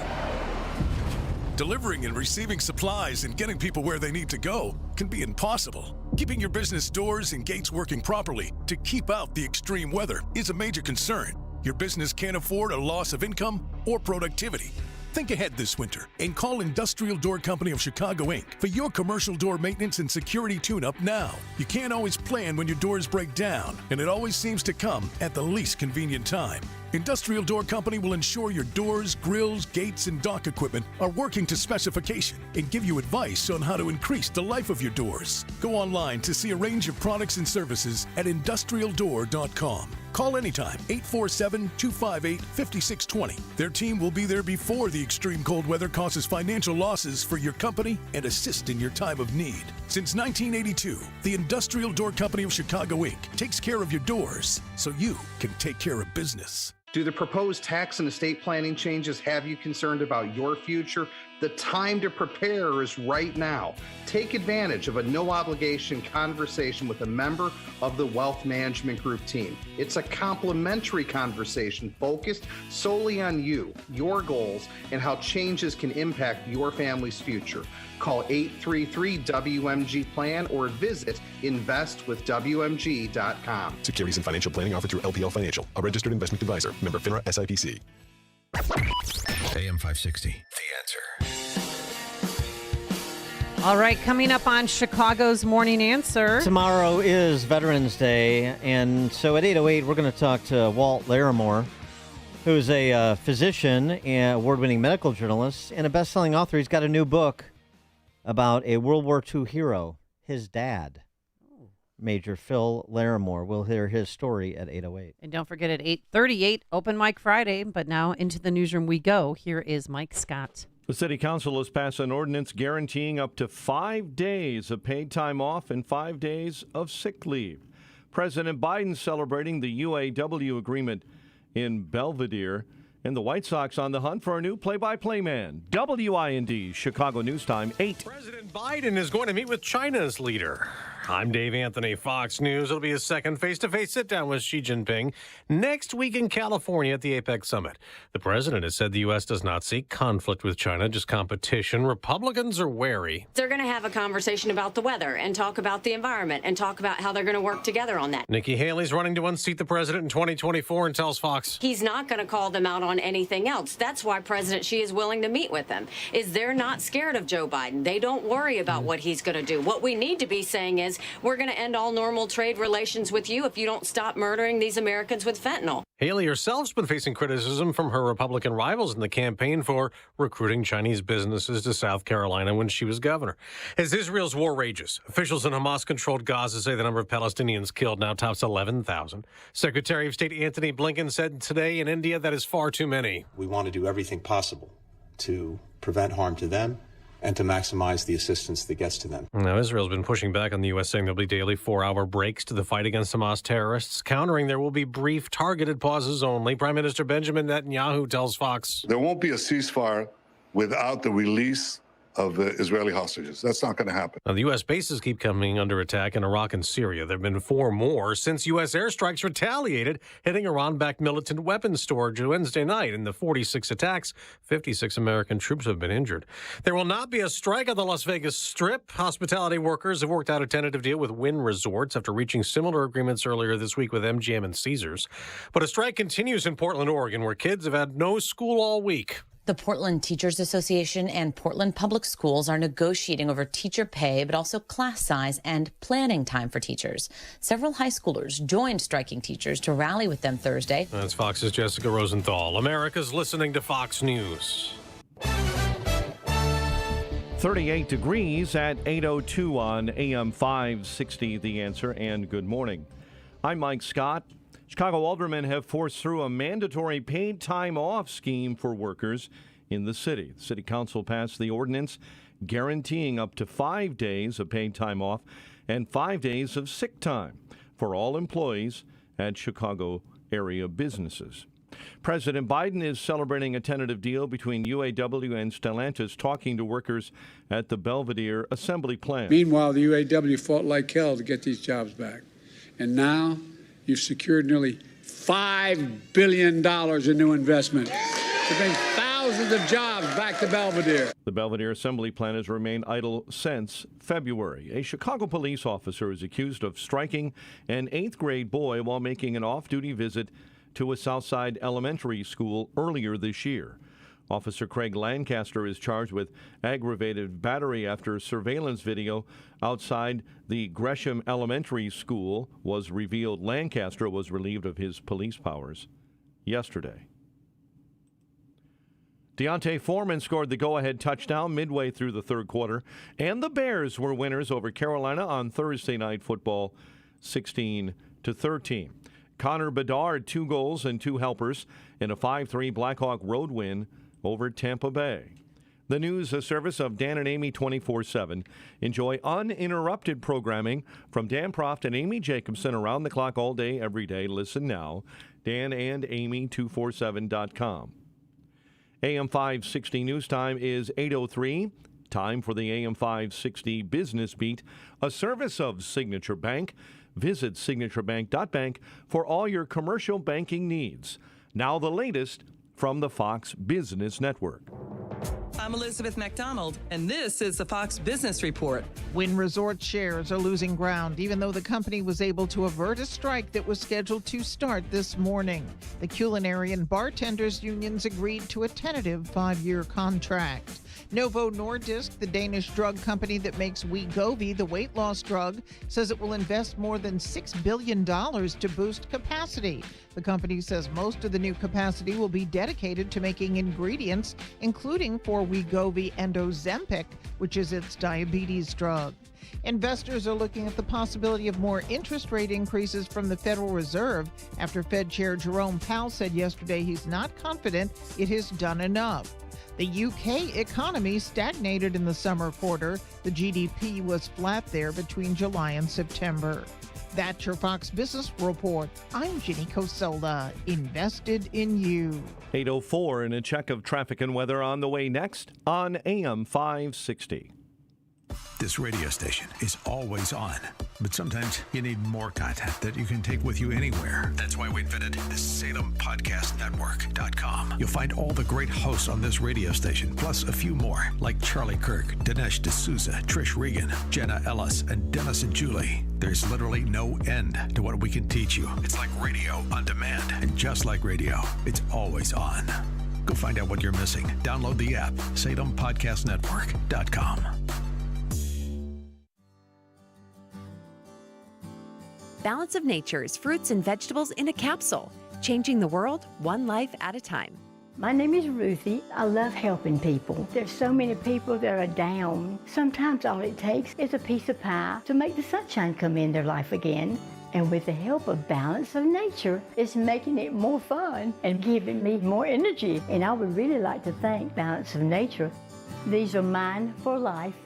Start your journey to better health with Balance of Nature. Call 1-800-246-8751 or go to balanceofnature.com to get 35% off your first preferred order with free shipping and our money-back guarantee. That's 1-800-246-8751. Go to balanceofnature.com or call 1-800-246-8751 and get this special offer by using discount code CHICAGO.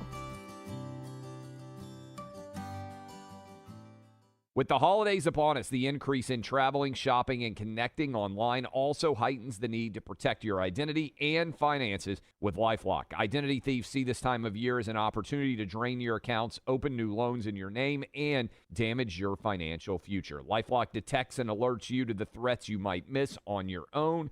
Don't let the busy holiday season catch you off guard. Save up to 25% off your first year with promo code CLAY. LifeLock.com, promo code CLAY. Pure Talk, America's wireless company, is on a mission to alleviate $10 million in military debt by Veterans Day, but they're going to need your help. Now, Pure Talk will donate a percentage of every new order to this great cause. When you make the switch, they make it simple, fast, and easy to their super fast 5G network. Talk, text, plenty of data now, only at $20 a month.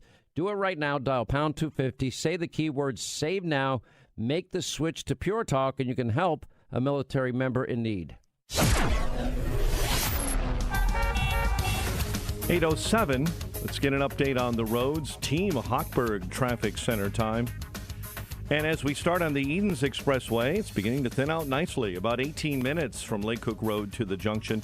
Outbounders, due to earlier metal debris on the roadway, you have delays between Montrose and Niles Center, but most of that debris has been swept up out of your way. 41, Kennedy inbound, O'Hare into the Burns Circle interchange. Tri-State accident left shoulder northbound, right at Halstead. Chicago's Morning Answer continues next. AM 560 Weather Center forecast and the latest from our meteorologist, Steve Williams. Sunny to partly cloudy today, the high at 49. Clear to partly cloudy tonight, low 34. And then sunny to partly cloudy again tomorrow, the high 52. For Sunday, breezy, sun, patchy clouds, high 57. Sunny Monday, high 61. I'm Steve Williams on AM 560, The Answer. It's 38 at O'Hare. Your next news update, 8:30. Chicago's Morning Answer continues next on AM 560, The Answer. Now, from the Signature Bank Studios, this is Chicago's Morning Answer with Dan Proft and Amy Jacobson on AM 560. The Answer.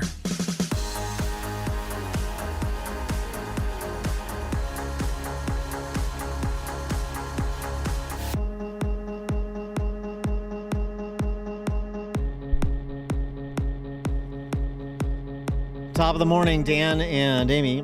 Tomorrow is a momentous day because it's the day that Amy Jacobson was brought into this world. But no, it's Veterans Day. It is also Veterans Day. And we're pleased to be joined by Walt Larimore, who's a internationally recognized family physician. He's an award-winning medical journalist. And he's also the best-selling author of a new book, At First Light, The True World War II Story of a Hero, His Bravery, and an Amazing Horse. Sounds like it has Hollywood potential. And spoiler alert, it's about his dad. Walt Larimore, thanks so much for joining us. Appreciate it. It's an honor to be with you guys. Happy Veterans Day to all those that are listening that have served. Those of us like me that haven't served, don't say thank you enough to these wonderful men and women, do we? Absolutely. So tell us about your dad and sort of the process. You know, this is always interesting too. I've read excerpts. The process by which you came to understand your dad's service to our country, because oftentimes those who serve, they come back, they don't want to discuss what they saw, they don't want to discuss what happened because war is so brutal, and so that process with you and your dad and your family. Yeah, Dan, my brothers and I grew up with a dad. We knew that he had fought in the war. We knew he lost his leg in the war. We knew he must have been a hero because in his office he had a shadow box of every Medal of Valor that the Army gives out except the Medal of Honor. And he had all these signed autographed pictures from famous generals, including General Eisenhower and General Young and General Ridgway. But he wouldn't talk about it until his and Mom's 50th wedding anniversary. We were all sitting around, and one of my brothers said, well, Dad, how did you really lose your leg? Because he would say things like, well, I was swimming and a shark bit it off. Or, I was cleaning a pistol and a fly landed on my knee, and I'm a marksman, so I went to shoot it and I missed and shot my knee. But anyway, that night he opened up and he started telling story after story after story. And it was like Forrest Gump, Dan and Amy. It was just really unbelievable stories. But at least he was a consistent liar because the stories were always the same. To his boys, to his Boy Scouts. He was a beloved professor at LSU. He called it Harvard on the Bayou. And but then when he passed away in 2003, in the attic, I found his footlocker. It had about 450 letters that he had written home that documented these stories. And then he had 3 history books that documented the stories. And I still didn't believe them, so I spent about 15 years researching at Army installations, museums, and archives his stories. And sure enough, it's true. The youngest ever graduate from officer candidate school at 17, the youngest officer in World War II, one of the most highly decorated officers in World War II, who fought on the Forgotten Front. I mean, everyone's heard of D-Day, right? But no one knows that the Southern Front had 5 D-Days. Wow. And the Northern guys, they fought 336 hellacious days across Northern Europe. But the Southern guys fought 912 days.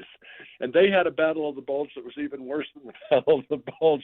And so it's not just about this teenage juvenile delinquent that became a national hero. It's not just about the horse that saved his life, but it's about that forgotten Southern Front, that the suffering and sacrifices that they made, the successes they had to give us the liberty and freedom we enjoy today. Well, we want to get to your horse in a second, but how did your father lose his leg? Or do we have to read the book? It was the very last month of the war. On April 5th was the day that he had his secret mission to save the Lipizans. But 3 days later, on April 8th, they were fighting through Germany. He was the youngest company commander in World War II, so he was leading a company, and a squad of his, Amy, got surrounded by about 130 German fighters, the fanatical fighters. He jumped on the back of a tank, according to eyewitness accounts, and with that Sherman tank in to save his guys, firing a 50-millimeter machine gun. The eyewitnesses said that he wiped out 3 machine gun nests, single-handedly killed over 100 Germans while saving his guys. But he ran out of ammunition, and at that moment was going to jump off the tank when a sniper bullet hit his helmet, grazed off his helmet, knocked him off the tank. He was walking back to the woods with his guys, shooting his rifle, when a sniper shot his leg. The eyewitness said that the wound was as big as a silver dollar. He went down. The tank commander thought for sure he was dead and went ahead and went back into the woods. That evening, Amy, when they went to recover his body, they found that he was still alive. He had put a tourniquet on, lapsed in and out of consciousness, but was still alive. And when they evacuated him to the field hospital, he didn't lose his life, but he lost his leg. But that officer that rescued him, the German officer that came out to surrender with 30 remaining men, said this, Amy. He said, "We would have wiped out your unit had not the man on the tank that bullets couldn't stop appeared. And I think I got that eyewitness account since the book was published. I think I would rename the book At First Light, The Man That Bullets Couldn't Stop. Well, and sounds like a wonderful man. And he was awarded the Distinguished Service Cross, 2 Silver Stars, 2 Bronze Stars. So I mean, this is all documented by armed forces as well. What you're describing. You mentioned the Lipizans. That's a horse for those who don't know. So tell us about Chug. Well, everyone knows about those white dancing horses in Vienna, Austria, those royal Lipizans. But Hitler wanted those Lipizans to be the perfect horse for the perfect race, for that Aryan race that he, in his evil, imagined. And so he had sequestered all of the world's population of Lipizans in Czechoslovakia. At the end of the war, the Russian army, because of the Yalta Agreement, was given the responsibility of liberating Czechoslovakia. And they were moving from eastern Czechoslovakia across Czechoslovakia. But because the Russian army was starving, they were killing and cooking and eating everything in their path. And they came across a trailer containing 22 Lipizan stallions. They killed 21 of them and made Lipizan stew.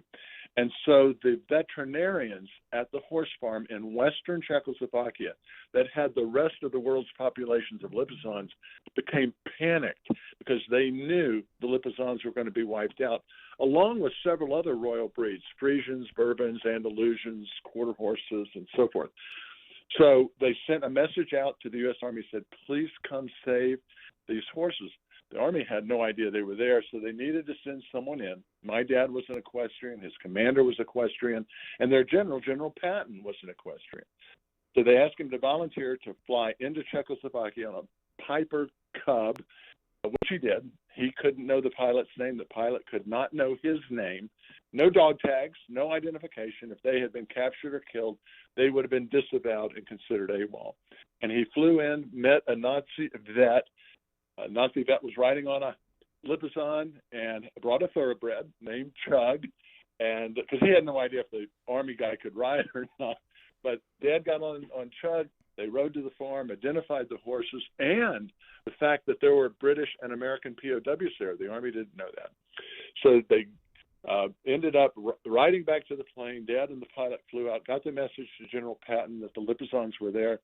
And General Patton created what was called Operation Cowboy, sent in a cavalry unit, literally a cavalry unit, to walk those Lipizans out of Czechoslovakia and save the breed. Wow, that is a great story. I hope Steven Spielberg is listening. I mean, he made War Horse about World War I. This sounds like right in his wheelhouse for a World War II story. Yeah, that's incredible. And so the the other things that you sort of process when you're going through your dad's story, all this information you found in his footlocker. Did you have the occasion to talk to anybody that served with him to provide more context in terms of that time in his service? I did. The stories were so unbelievable that I contacted. First of all, I found records of the men he fought with, both those he served under and those he served over. I was able to find 3 of them that were still alive and interview them. 2 of them talked about how he had saved their lives. One was a machine gunner who was, they were fighting in the Colmar Pocket. It was kind of the Battle of the Bulge on the south. And they got caught in a vicious attack and were crossing a stream, and the machine gunner was carrying a 75-pound machine gun on his shoulder. And when they crossed the stream, the machine gunner slipped. His name was Ed Drabchak, and he went under. But he had been trained, you never, ever, ever let that gun go. And so he was drowning with that gun on his shoulder. And he told me, he said, I felt somebody grab that machine gun, a 75-pound machine gun, off my shoulder, and then grabbed me and pulled me out of that little river and saved my life. He said, that was your dad, 138 pounds of him. Wow. But I was able to talk to guys he fought with. I was able to talk with the children of guys he fought with, because for this type of book, I had to invent some of the conversations. So I wanted to be sure that the family members saw what I was writing about their dad, to be sure that it was accurate. And I think the way that was written is why reviewers have compared it to Laura Hillebrand's Unbroken, or Ben Ambrose's Band of Brothers, or even Warhorse that you mentioned. And I'm grateful for that. But I'm more grateful that we'll be able to remember and celebrate that forgotten Southern Front and all of the 16 million Americans who fought in World War II. Walt Larimore, internationally recognized family physician, award-winning medical journalist, and a best-selling author. You can tell how good a storyteller he is. Pick it up, At First Light, a true World War II story of a hero, his bravery, and an amazing horse. Walt, thanks so much for joining us, and best of luck with the book. Appreciate it. Hey, great to be with you guys. And by the way, Amazon for Veterans Day has put it on sale, the hardcover, 40% off. It's a great deal. Very good. Good.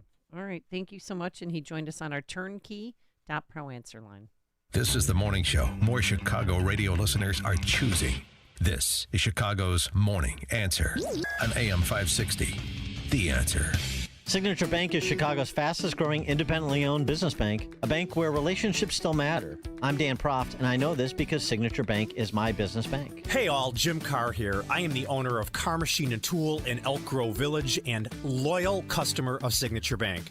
As a second-generation owner, I knew I had to shift from operating as an old-school machine shop to what I can proudly say is now one of the fastest-growing aerospace manufacturing facilities in the region. Signature Bank was there every step of the way through our expansion efforts, including financing our new state-of-the-art facility. Their valuable industry expertise and constant communication throughout the construction process made our vision possible. Many thanks to Signature Bank for supporting Carr Machine and Tool. You set the bar high for other banks. Signature Bank helps local businesses succeed. Want to learn how Signature Bank can help turn your business vision into reality? Visit signaturebank.bank. Member FDIC, Equal Housing Lender. You've heard Rumpke's Garage commercials on AM 560, and now they specialize in servicing Sprinters and light-duty diesels. But the experts at Rumpke's also service Isuzu and Chevy low-cab forward trucks. So if you own an Isuzu or Chevy low-cab forward truck but aren't sure where to get it repaired, take it to Rumpke's Garage, your #1 dealer alternative for repairs to your Isuzu NPR, Isuzu F-Series, or Chevy low-cab forward truck. Whether gas or diesel, your truck is the lifeline of your business. That's why Rumpke's Garage offers free loaners while your truck is being serviced. They'll even pick up and deliver for your convenience. Rumpke's Garage has the factory scan tool to properly diagnose Isuzu and Chevy low-cab forward trucks. Their commitment to your business is backed with a complimentary maintenance plan and free 2-year warranty. Go to rumpkesgarage.com to learn more about their specialization in Isuzu and Chevy low-cab forward trucks and schedule your appointment today. That's Remkes, REMKES, garage.com. Balance of Nature's fruits and vegetables in a capsule, changing the world one life at a time. I'm Carolyn. I've been in private practice of physicians physical therapy for 35 years. And you're going to come in, but breathe, breathe. Yep, perfect. I open up at 4 a.m. and I'll go on till 10 a.m. and it's day after day. And as you can see by the equipment here, we are intensely active. People watch, they observe, and people say, Carolyn, what's your secret?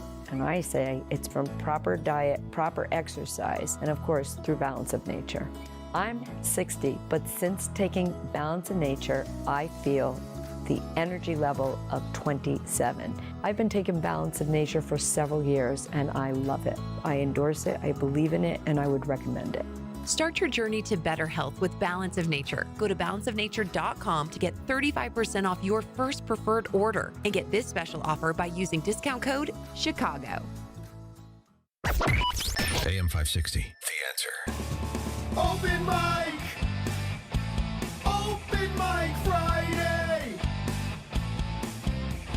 Call in now! Open mic Friday! Top of the morning, Dan and Amy. It's that time of the week. Open Mic Friday. Taking your calls. 312-642-5600, turnkey.pro answer line. With comments, concerns, criticisms, general crack pottery. We'll take it all. But first, we go to Colsack's questions. Oh, yes. We'll see. I think so. Open Mic Friday is sponsored by turnkey.pro. Yeah, your small business partner. Visit them online at turnkey.pro. And we're going to visit David Colsack, the founder of turnkey.pro, in Mexico. Ooh. Must be nice. Good morning. Yes, I'm calling you from Mexico. Can you hear me all right? Yeah. Yeah, sound like you're right next door. Well, I wanted to first say happy birthday, by the way, Amy, a little bit early. That's great. 39 again, I'm assuming. Yes. How did you know? Thank you. Great. Well, you look great. Well, I appreciate it. You know what? It's funny that I think, in order to begin even to understand what's going on in the world right now, you almost have to be open to the idea of unlearning, basically everything you were ever taught. I mean, it seems like up is down, left is right, right is left. Everything's crazy. I want to say I didn't watch the debate at all the other night, but I saw a clip from Vivek, I don't know how you pronounce his name, and he just called out the mainstream media, which I thought it was the coolest thing. I thought, what cojones on this guy to come in there and essentially embarrass Lester Holt and whoever the other person Kristen was. Welker. I thought it was just, Kristen Welker specifically. It was cool. Now, it was just cool. That was I fell off the couch. It was an What is enjoyable going on? moment. Yes. Mm-hmm. And then it got boring. Yeah, well, I would assume that was probably the best clip of the whole thing. But I did see that one. I wanted to talk to you a little bit about Mexico. I've been coming here for about 20 years, and throughout the years, it's always been a pretty arduous process to get in. You had to fill out these forms, and then they gave you half the form back or a quarter of the form back, and you had to keep it with your passport. And then on your way out, you had to present that as your visitor's visa. And if you didn't have that, you had to go pay a $50 fine or something to get out. So it was a money grab, but it was very hard to get in here. Now it's down to like one form. You get through customs pretty quickly, and then you wait in this long line, and they X-ray every bag going out of the, after you've been cleared for clearance getting into Mexico. Now they're X-raying every bag. So I don't know what they're looking for, but it's interesting to see now that the military has taken over the TSA, operation here in Mexico. It's really different. And then talking to the different people on the airplane, the flight attendants said that it's different for different locations. And, I don't know if people know about this, but a Category 4 storm went through here about a month ago through the Puerto Vallarta area, which that's where I'm at right now.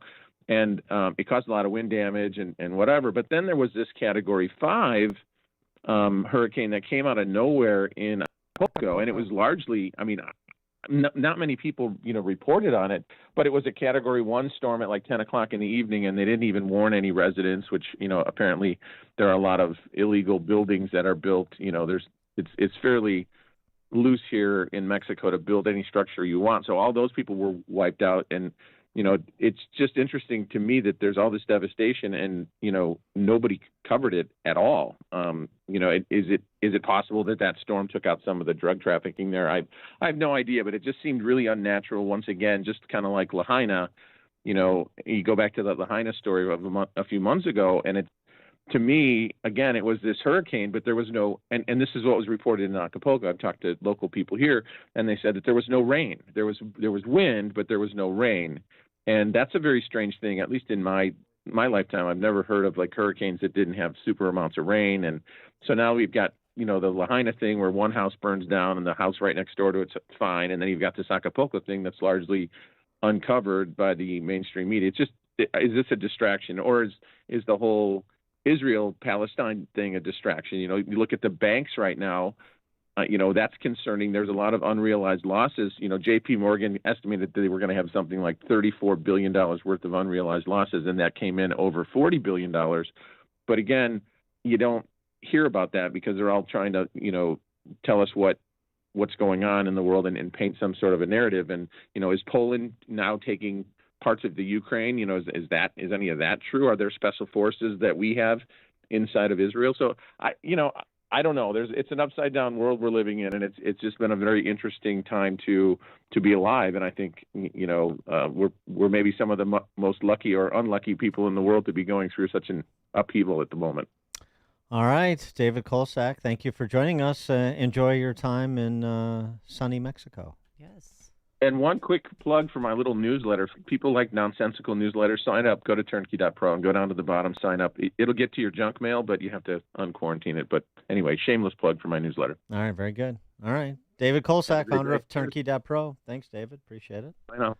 All right, let's. Did you have anything you wanted to? I mean, since it's your birthday tomorrow, anything else you wanted to offer before we go to? There was phones? two things. Yesterday, there was a pretty big protest outside of in Chicago. There was a location where President Biden was fundraising. He went to Rockford first, and then went to Chicago, and they're getting louder.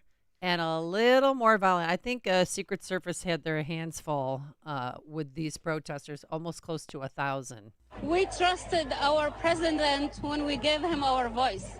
I voted for him, but I regret it really big time. I will never vote for him again, or Democrats anyway.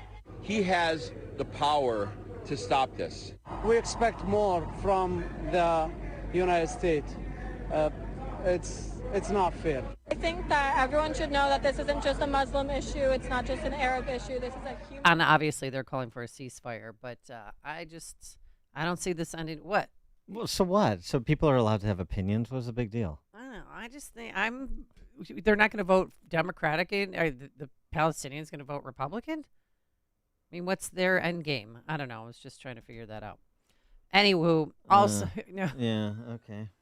All right. I mean, I think the more interesting things are like the moral equivocating by the White House on these matters. I mean, you had White House spokeswoman KJP on the tearing down of posters, including by a public defender in New York City. And is that a legitimate form of protest? Well, 2 individuals have been charged now criminally with doing so. But here's what KJP said when she was asked about earlier this week. The White House's view that these actions should be condemned, the pulling down of them, or that that's a form of peaceful protest. Look, I've sort of kind of seen the reporting here and there. I think it was from last week, There's right? been like 30 million videos that've gone around. No, I know. I hear you. I hear you. I'm just not going to. I'm not going to. I'm not going. Is that peaceful protest to pull that down, or should you not be doing I'm just that? not going to go into specifics on that particular thing. What I can say, there are real violent protests and threats that are happening right now, and senior administration officials are aware of these reports, which are deeply concerning, and that is something that we're focused on. Right. So to be clear, it's deeply concerning that people would be pulling these things down. I'm just saying, as it relates to a lot of reporting out there about violent protests and threats. I mean, you can't say an illegal activity is an illegal activity. I mean, she sounds like she should be a Soros-funded prosecutor in a major city. This is what you get. What? She is the worst person at her job that has ever held that position. Yeah. So people say ceasefire and this and that. You're entitled to your opinion. You're not entitled to kill somebody like happened in L.A. with Paul Kessler, who we mentioned. And we now know a little bit more about the man who allegedly killed Mr. Kessler, who's a local college computer science professor. This guy, El Naji, listen to his views on the topic. If someone asked me to condemn Hamas, I would say, what's the rush? Let's let history decide. You condemned Nat Turner until you didn't. You condemned Toussaint Louverture until you didn't. You condemned Nelson Mandela and the ANC until you didn't, until he was a hero. You condemned Mahatma Gandhi until you didn't. You condemned Yasser Arafat and the PLO until you gave Yasser Arafat a Nobel Peace Prize. Let's just wait and see, because you might change your mind on this one too. They want everyone to... Yeah. I don't think so, and there's a lot of false equivalences there. By the way, I'm never was a supporter of giving Yasser Arafat the Nobel Peace Prize. So the you did this and you did that, and it's all this comparison of a terrorist organization like Hamas to Nat Turner led a slave rebellion in Georgia. Toussaint Louverture was the general who led the Haitian rebellion. Mandela, communist. Gandhi, of course, everybody knows. But I mean, just these, like Hamas is some sort of historical figure in the form of a group seeking to fight off oppression and reorder the balance for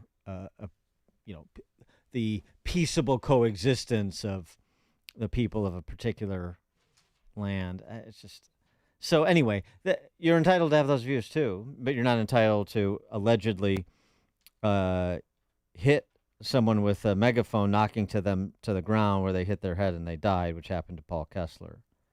I mean, those. And the professor who did that should be arrested. Well, we'll see what happens there. But those are the. I mean, I don't care the noxious opinions that people have. It's the conduct. I mean, it's the conduct outside, ironically, of the Tolerance Museum in L.A., where there's a brawl because over the Gal Gadot showing that 45 minutes of documented terrorist activity of Hamas on October 7th. I think we need to separate opinion from conduct a little bit here in this discussion.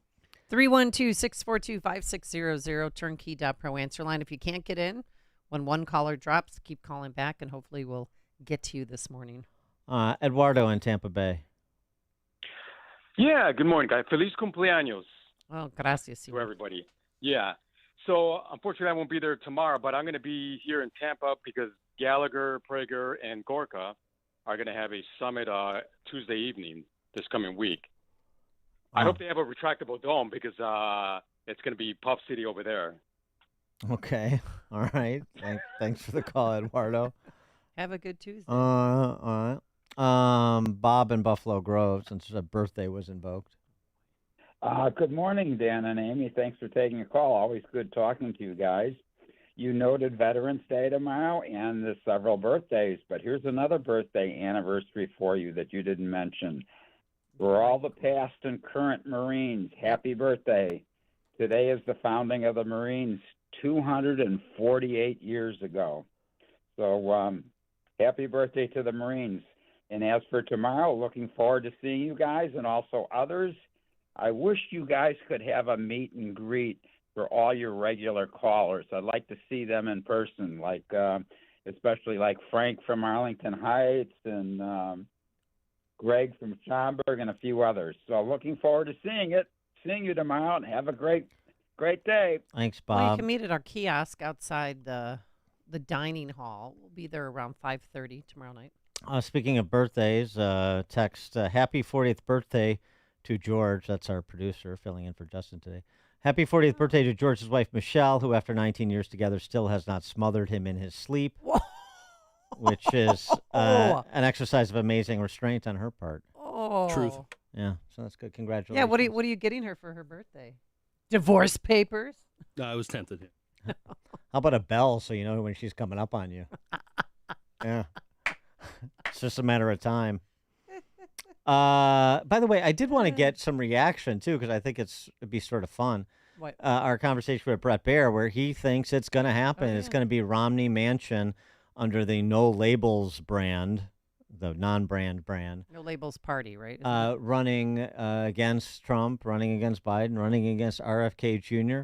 That sounds like it should be a hot mess. A lot of fun, actually, I think. Well, can you imagine if they all had a debate? That would be wonderful. I'd love it. That'd be must-see TV. So Romney Mansion into the mix. Whew. Kathleen in Avalon Park. Yes, hello. Good morning. Just wanted to, hello? Yeah, go ahead. Yeah, you're here. Oh, okay.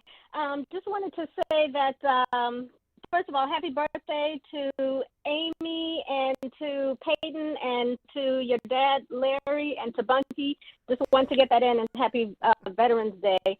Wanted to quickly mention that this morning when Richard Porter called in, I'd never heard of him before, and he had some nerve criticizing the caller who mentioned that she preferred giving to candidates rather than to the party.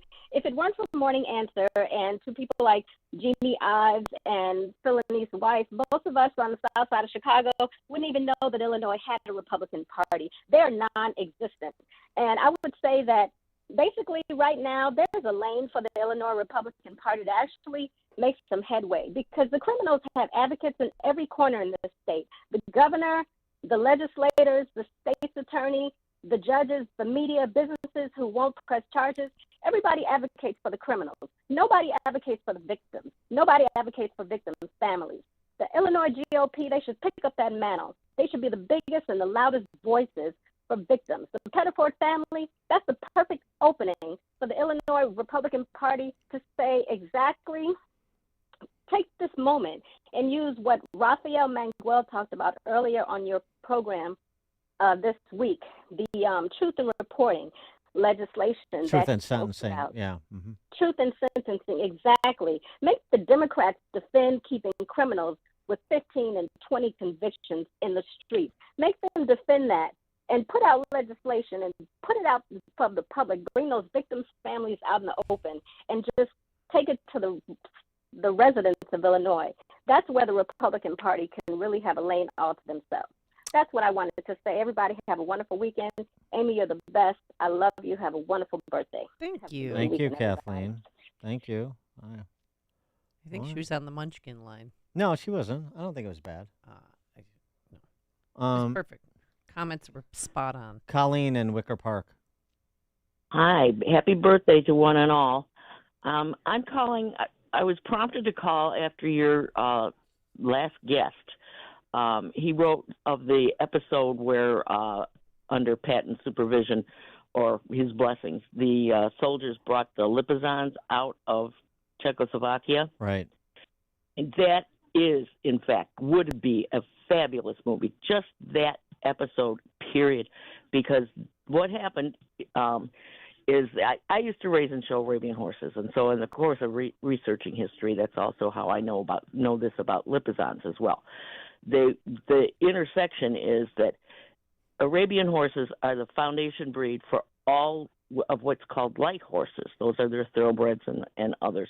And then the cold-blooded horses are what are draft horses, like the Clydesdales and the Percherons and the Belgians. And those horses, they needed them, and they needed a war horse, but the draft horses were too big and they were too difficult to maintain. So they crossed them with the war horses of Asia, the thoroughbred, the Arabians, and that's how they got that type. They got the calmer disposition of the draft horses, and the fire and the athleticism from the Arabians, and that's how they got a bigger, stouter horse, but not as big as the draft horses. And then they kept crossing Arabians with Percherons or Belgians until they got a fixed type, and that's how then the breed became a breed.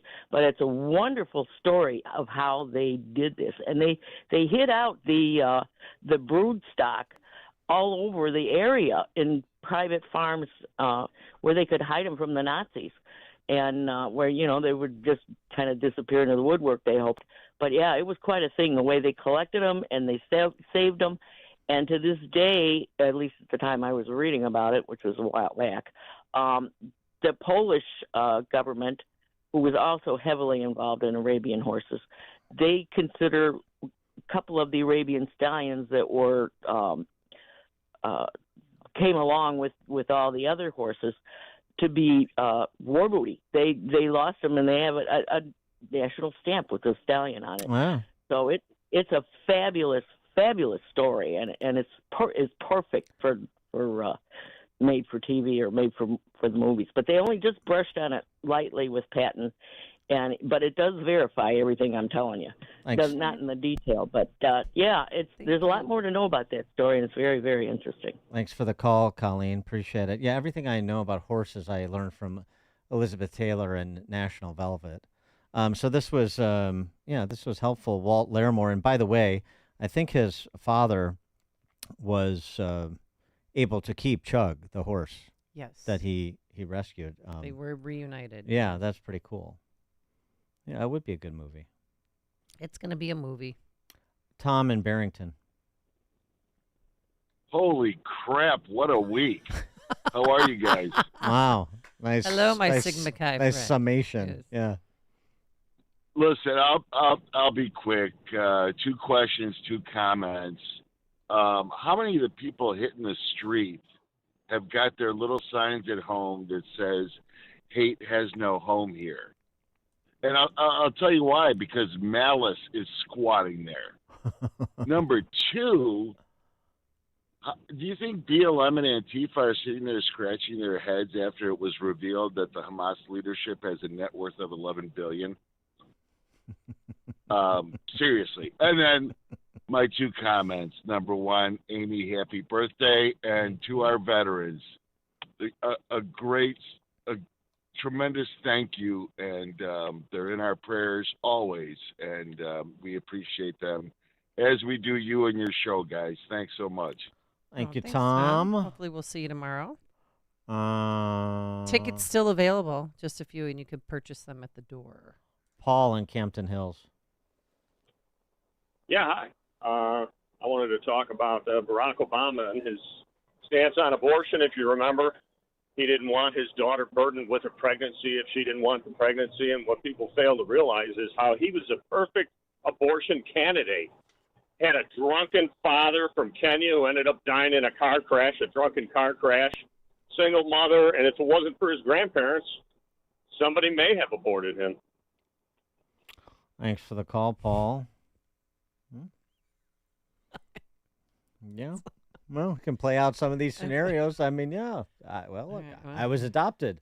See, you could say the same thing about me if my birth mother didn't make a loving decision to have me and give me up for adoption. Right? And remember, I was born about 9 months before the Roe v. Wade decision. So that's why. Boy, had the law been a little bit different?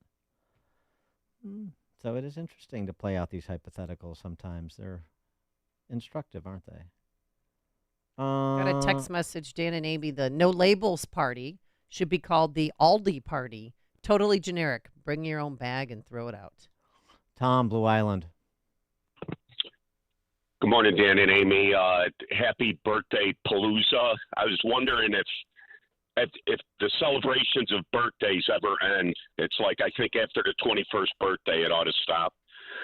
Moreover, Dan, what do you think about Pritzker's chances of getting elected president if they could somehow hoist his fat ass up on one of them white horses and drive around the Capitol with it? That's animal cruelty. Thanks for the call, Tom. The only governor to break his femur while standing. Record setter. John in Bridgeport. Hey, guys. As you go further with this pro-life, pro-choice debate, Dan, don't forget to use that Sandman kid from Covington, Kentucky as a marketing tool. Throw him out there and let the media remind the media that you guys turned him into something he wasn't, and it backfired on your ass. Use him as the number one marketing tool, because remember what he did. All he was doing was just standing there, voicing his opinion, and they turned it around because he was a pro-life kid. Yeah, I think that's if right. you use that, that's a start in the right direction. All right. Thanks for the call, John. Don, Bloomingdale. Morning, guys. I know it's Veterans Day, but I also wanted to remember the Marine Corps 248th birthday today, which my son is one. Okay. And also those people that are demonstrating out in the streets for a ceasefire for Hamas. I wonder if they're talking about a ceasefire for all the people being killed in Ukraine, which we don't even know how many, and they're not having elections to even voice their opinion. So it's kind of hypocritical. Thanks for the They call. want more money. Thanks for the call, Don. You know, just a reminder on the situation in Israel, particularly with the hostages, because we didn't get to it this week, but I thought it was a nice moment when House Speaker Mike Johnson and House Republicans brought in the parents of young people who are being held hostage at present.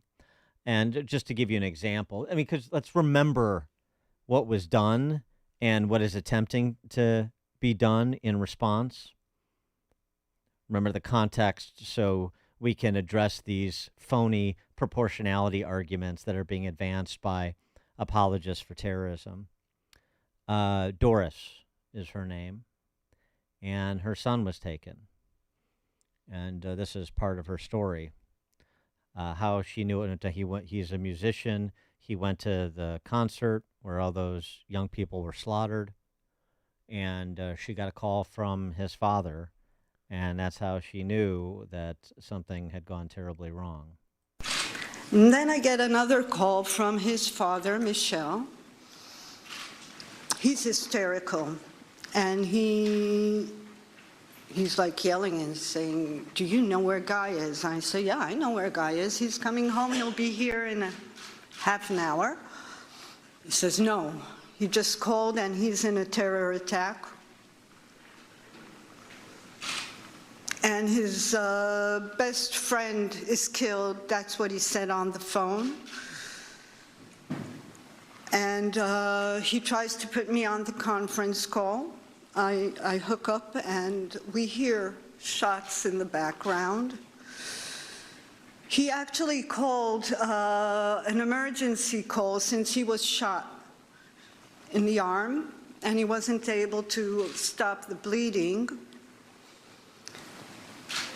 And he was trying to say his last words. He actually said, "I want to say my last words. We're not going to survive it. Nobody survived it. Everybody is killed." And his father is just saying, "Don't talk. If you can find dead bodies, try and just crawl under a dead body so they don't notice." And so he says, "No, it's an open area." He doesn't let it. His father doesn't let him speak. He says, "Shush, don't talk. Don't let them hear you." And I try to, tell him, "Guy, I love you. Don't worry, nothing's going to happen. I'm going to call now. I'm going to send somebody now to get you." And that's what I did. I hung up. And I regret that, since I didn't hear from him since.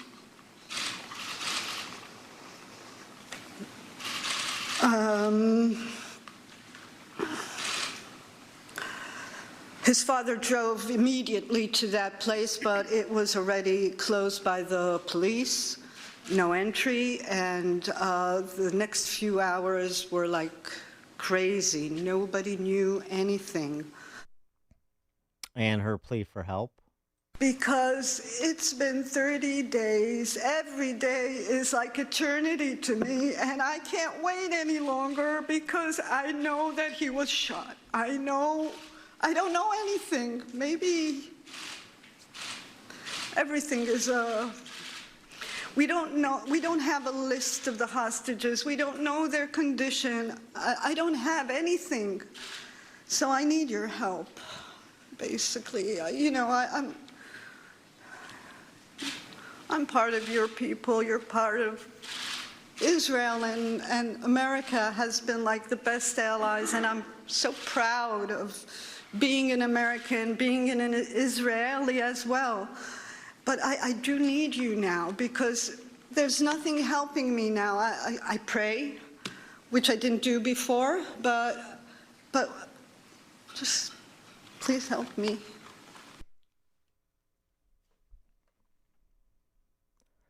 Joe, Arlington Heights. Well, I don't know if I can follow that. It's just heartbreaking. When we talked about the votes in Ohio, I got a little inspired about just the concept that we don't know when the soul arrives. We know we're special because we have a soul. We're created in God's image. So I wrote a little poem, and it's called The Eternal Seed. There is this thing that makes me me, and I know you have it too, an eternal, indestructible seed. It also makes you you. It's a gift in God's image made, the thing we strive to save. Our souls are this magical thing. It's why the commandments in truth do ring. Animal life we may take for food or sport, and our act is not a crime, but the value of human life. Its precious value is beyond sublime. When does God this magic arrange? Tell me, when does choice to murder change? In selfishness, you just pretend too soon to know when my soul takes up its room. But you can't know when the eternal seed arrives, so with blinded eyes and hearts you strive to know it can't be known. With just your minds and faulty logic alone. No, you don't know enough to take my life, while you lean on your reason's fake. Absolute certainty strive to seek. Until then, I beg you, protect us, the innocent and weak. Thanks for the call, Joe. Beautiful. As always, the poet laureate of Chicago's Morning Answer, Joe in Arlington Heights. Wonderfully done. Thanks, Joe. Thank you, Joe. It's getting really heavy around here. Well, it's heavy times. I know, but I know. All right. Well, we'll downgrade to Dr. Seuss. Glenn in Oak Brook, you're on Chicago's Morning Answer. Oh, yeah, here we go. Good morning, guys. Happy birthday, Amy, and to the Marine Corps. And God bless and thank God for our veterans. Darn right. Let's Go, Brandon by Dr. Seuss. I do not like your mental haze. I do not like your leftist ways. I do not like your sun on blow. I do not like you, Sleepy Joe. All right, That's pretty Glenn. Thanks for that. Yeah, Alpha and Omega there between Joe and Glenn. Yes. George in Naperville. Yeah, happy birthday, Amy. But I'd like to wish Corn Pop a happy birthday also. Corn Pop. Oh, yeah. Is this today's his birthday? Is Corn Pop is today his fictional the fictional Corn Yeah, Pop? the It's his fictional The birthday. mythical Corn Pop. Mm-hmm. Thanks for the call, George. By the way, we got another recitation of the apocryphal stories. You've heard Drag Queen Story Hour. How about the Big Guy Story Hour? The fantastical stories that turn out not to be true. Joe Biden telling his Amtrak story again. You know, they were talking about when I was vice president. They did an article about Biden had traveled, well, I think it was 1,200,000 miles on aircraft. And they list how many miles they travel all the time. And so I'm getting on the train, and Secret Service are great guys, but they understandably would rather me not ride trains because more things can happen on a train in the distance instead of flying home. But I had to come home see my mom. She was living with me. She was dying. Anyway, I go to get in the train on a Friday afternoon, and a guy named Manuel, I guess I shouldn't say his whole name, but he used to be number 2 on the road. And he walked up, he goes, "Joey, baby," he grabs my cheek. Oh my. And I thought they were going to shoot him. And I said, "What's the story, Angie?" He said, "I just read 1,200,000 miles. Big deal." He said, "You know how many miles you travel on Amtrak?" And I said, "No, Angie." He said, "We did retirement dinner up in Newark." Did his vice president. He said, "So that's how we figured it out. I don't hear any more about Air Force stuff." Oh, that's so wonderful. Oh, that's fun. It's completely 100% false. The conductor's name is Angelo Negri. He's told the story about a dozen times during his presidency, according to New York Post. And didn't he retire from Amtrak in 1993? Yeah, right. Never happened. So Biden didn't reach the million miles mark as vice president until September of 2015. Negri retired from Amtrak in 93 and died in May of 2014. Oh, boy. But sure. Okay. Fabulous Joe, among many other derisive and appropriate nicknames. Nancy, Northbrook. Hey, guys. First of all, happy birthday, Amy. Thanks. I just want to thank you. You know, I'm a bit of a unicorn. I listen to you every day, of course. I live in Northbrook on the North Shore. I'm a Jewish conservative, so I don't have many people who I can talk to about my situation. But I want to thank you for your coverage of Israel and especially that woman's testimony. It's a very difficult time for all of us, for Jews everywhere. It's a very painful time right now. And a lot of the coverage, like you say, is that ridiculous moral equivalency. I just really want to thank you very much for your coverage. Thank you, Nancy. Chuck in Delavan. Hey, I want to thank the earlier caller for mentioning my garage band Malice is squatting there.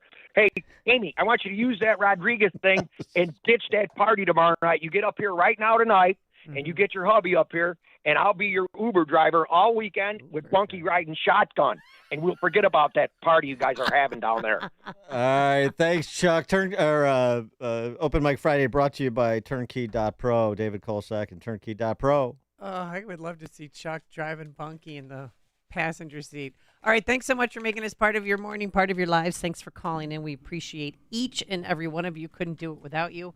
Looking forward to tomorrow, and thanks to George Hoffman and Quinn McCarthy. It is now 9 a.m. WIND Chicago. Too many Palestinians have been killed.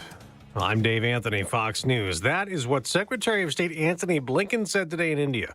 Before officials in Hamas-controlled Gaza reported the number of deaths there topped 11,000. We appreciate the fact that yesterday Israel announced 4-hour pauses with a 3-hour notice in specific areas. Though Israeli Prime Minister Benjamin Netanyahu tells Fox, we're going to continue until we eradicate Hamas.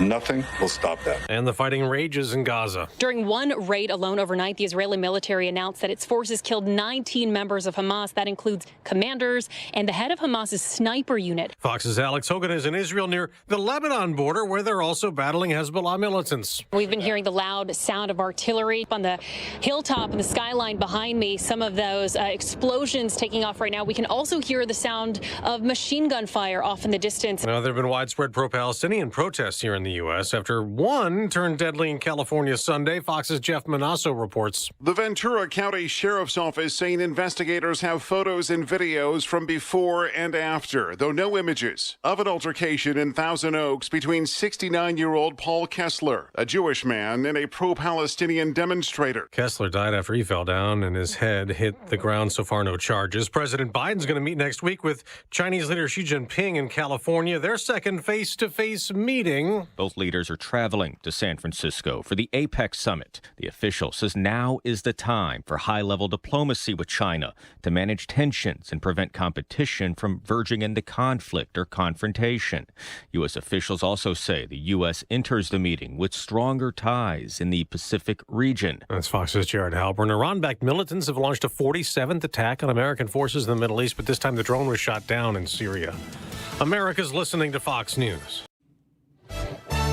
40 degrees, 9:02 on AM 560. The Answer. Good morning. I'm Mike Scott. In another blow to small businesses in the city, Chicago aldermen have forced through a mandatory paid time off ordinance for workers. City Council passed that ordinance guaranteeing up to 5 days of paid time off and 5 days of sick time for all employees at Chicago businesses. Now, Mayor Brandon Johnson had originally pushed for city employers to provide 15 days off. Chicago police officer is accused of striking an 8th grade boy while making an off-duty visit to a Southside elementary school earlier this year. Surveillance video showed Officer Craig Lancaster shoving the 14-year-old boy. Lancaster was relieved of his police powers yesterday. With the end of the fall veto session, Illinois' Investing Kids School Choice Scholarship Program that benefited around 10,000 students will come to an end.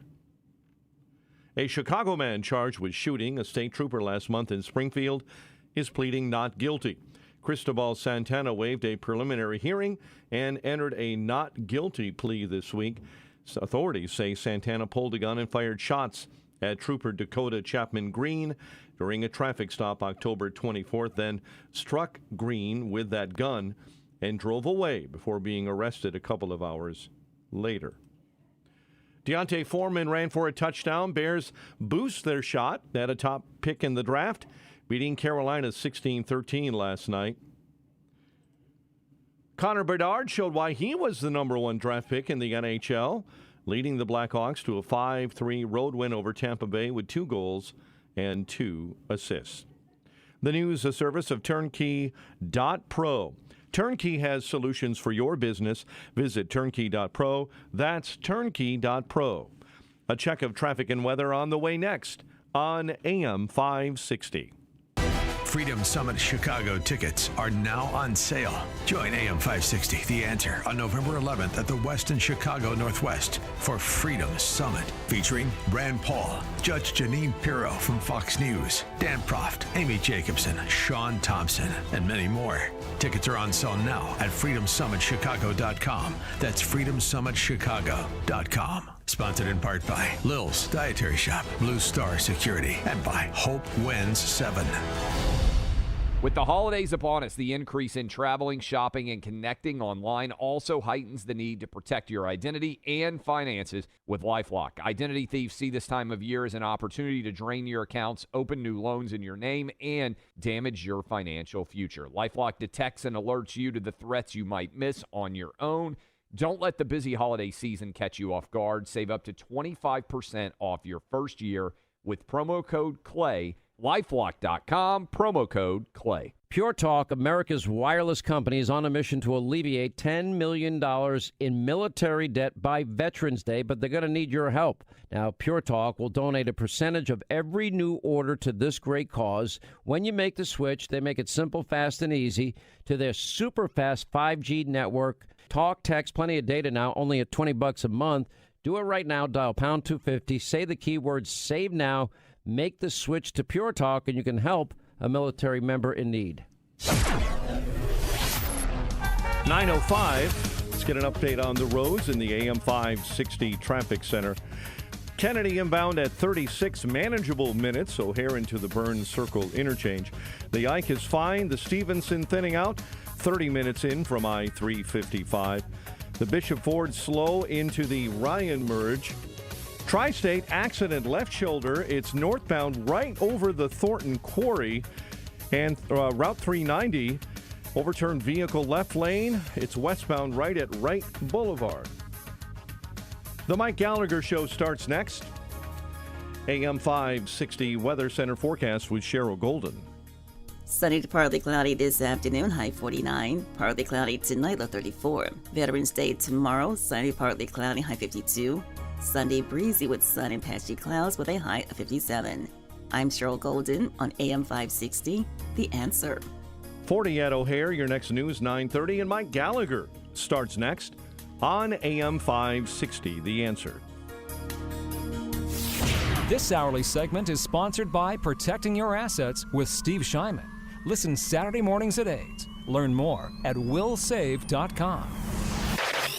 When you can't trust the mainstream media, where do you turn? Get the answers from Mike Gallagher right now on AM 560, The Answer. Portions of the following program may contain pre-recorded material.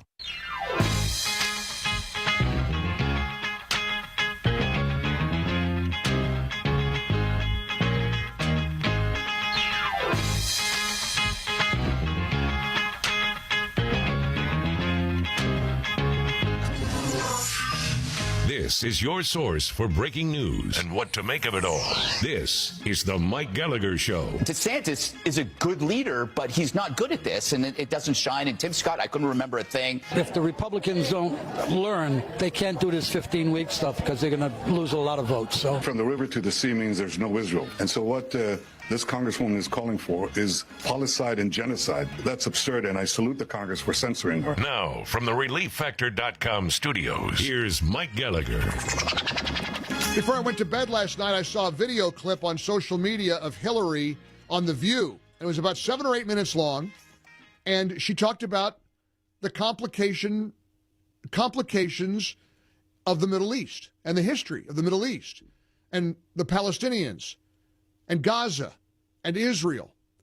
And I watched this 8-minute clip and I thought, you know, you have a hunch. I'm sure you know what I think of Hillary. Thank goodness we dodged that bullet in 2016 and Trump was elected, leading to 4 years of one of the greatest runs of an American presidency I've ever witnessed, this country has ever experienced. Maybe it'll happen again in 2024. Who knows? But I saw that clip and I thought, hey, I mean, more people need to hear that. Here she is in a liberal environment, in a progressive environment like The View, and the other hosts, you know, Whoopi and Sunny and all these other women were looking at her they were kind of shell-shocked because I think Hillary said some hard truths about her aversion to a ceasefire and why she was even opposed to a pause initially. But here's the trouble. I was talking about it with my pal Mark Davis this morning in Dallas, and somebody texted me, yeah, but here's the thing. She also, a few minutes later, called Trump Hitler. And I'm like, I get it. So let me do something real quick. I'm struggling whether we should play it or not. I'm struggling whether we should play this clip. I really thought it was fairly instructive. Eric, let's open up the phone lines. Don't even bother to screen. Yes or no, do you want to hear the Hillary explanation of the history of the Middle East and the complicated relationship between the Palestinians and Israelis? 1-800-655-MIKE. Let's do a little lightning rod here. Where's my William Tell? Let's do a little Let's get, here it is, 800-655-MIKE. Yes or no, you want to hear Madam Hillary's explanation of sort of the history of the Middle East. All I want is yes or no. And we're not going to scream, so, it's like the late Alan Colmes used to do, radio graffiti. But I think it's important. 800-655-MIKE. Line 1, yes or no. Should we play it or not? That's you, yes or no. You want to hear it or not? All right, let's try this one. Line 2, yes or no. Should we play it or not? Do I have the phone? Oh, I don't have the phone potted up. That's my fault. There you go. Line 2, are you there? Wonder why nobody's talking. You're allowed to. I'm talking to them. Line 4, yes or no. Do you want to hear Hillary's clip or not? Yes. Yes. All right, thank you. Line 1, yes or no. Do you want to hear the Hillary clip? No Harridan, Hillary, no. No Harridan. Okay. Line 2, you want to hear the Hillary clip? Yes or no? Yes. All right, thank you. Line 3, yes or no. Do you want to hear the Hillary clip? No, and hell. Hell no, I got it. Line 4, you want to hear the Hillary clip? Nope. All right, short and sweet. Ohio, go. You want to hear it, yes or no? Hell no. All right. I think I'm about to infuriate the audience because I'm leaning towards playing it. Line 2, you want to hear it, yes or no? No. All right, thank you. Line 3, yes or no? You want to hear it?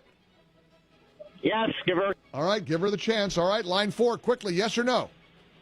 Hell no. All right, can we spare you? Spare me the hell in front of the no? We get it. How about line 1, yes or no? Yes. Yes. Is that a hell yes or just a yes? Line 2, yes or no? You want to hear the Hillary clip?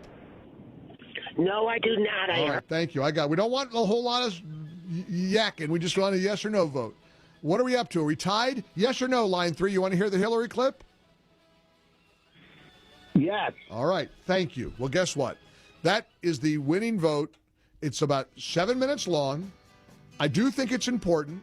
I know it comes from Hillary, but sometimes clarity when it comes from the other side can be helpful.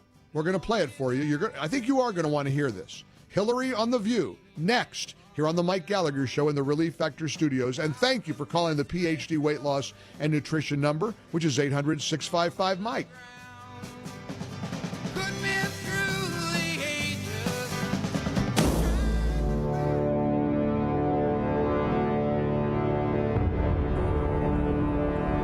You're listening to Mike Gallagher on AM 560. Tracy said, no, it's 7 votes yes, 5 No, I'm not really keeping track. But thank you for playing along.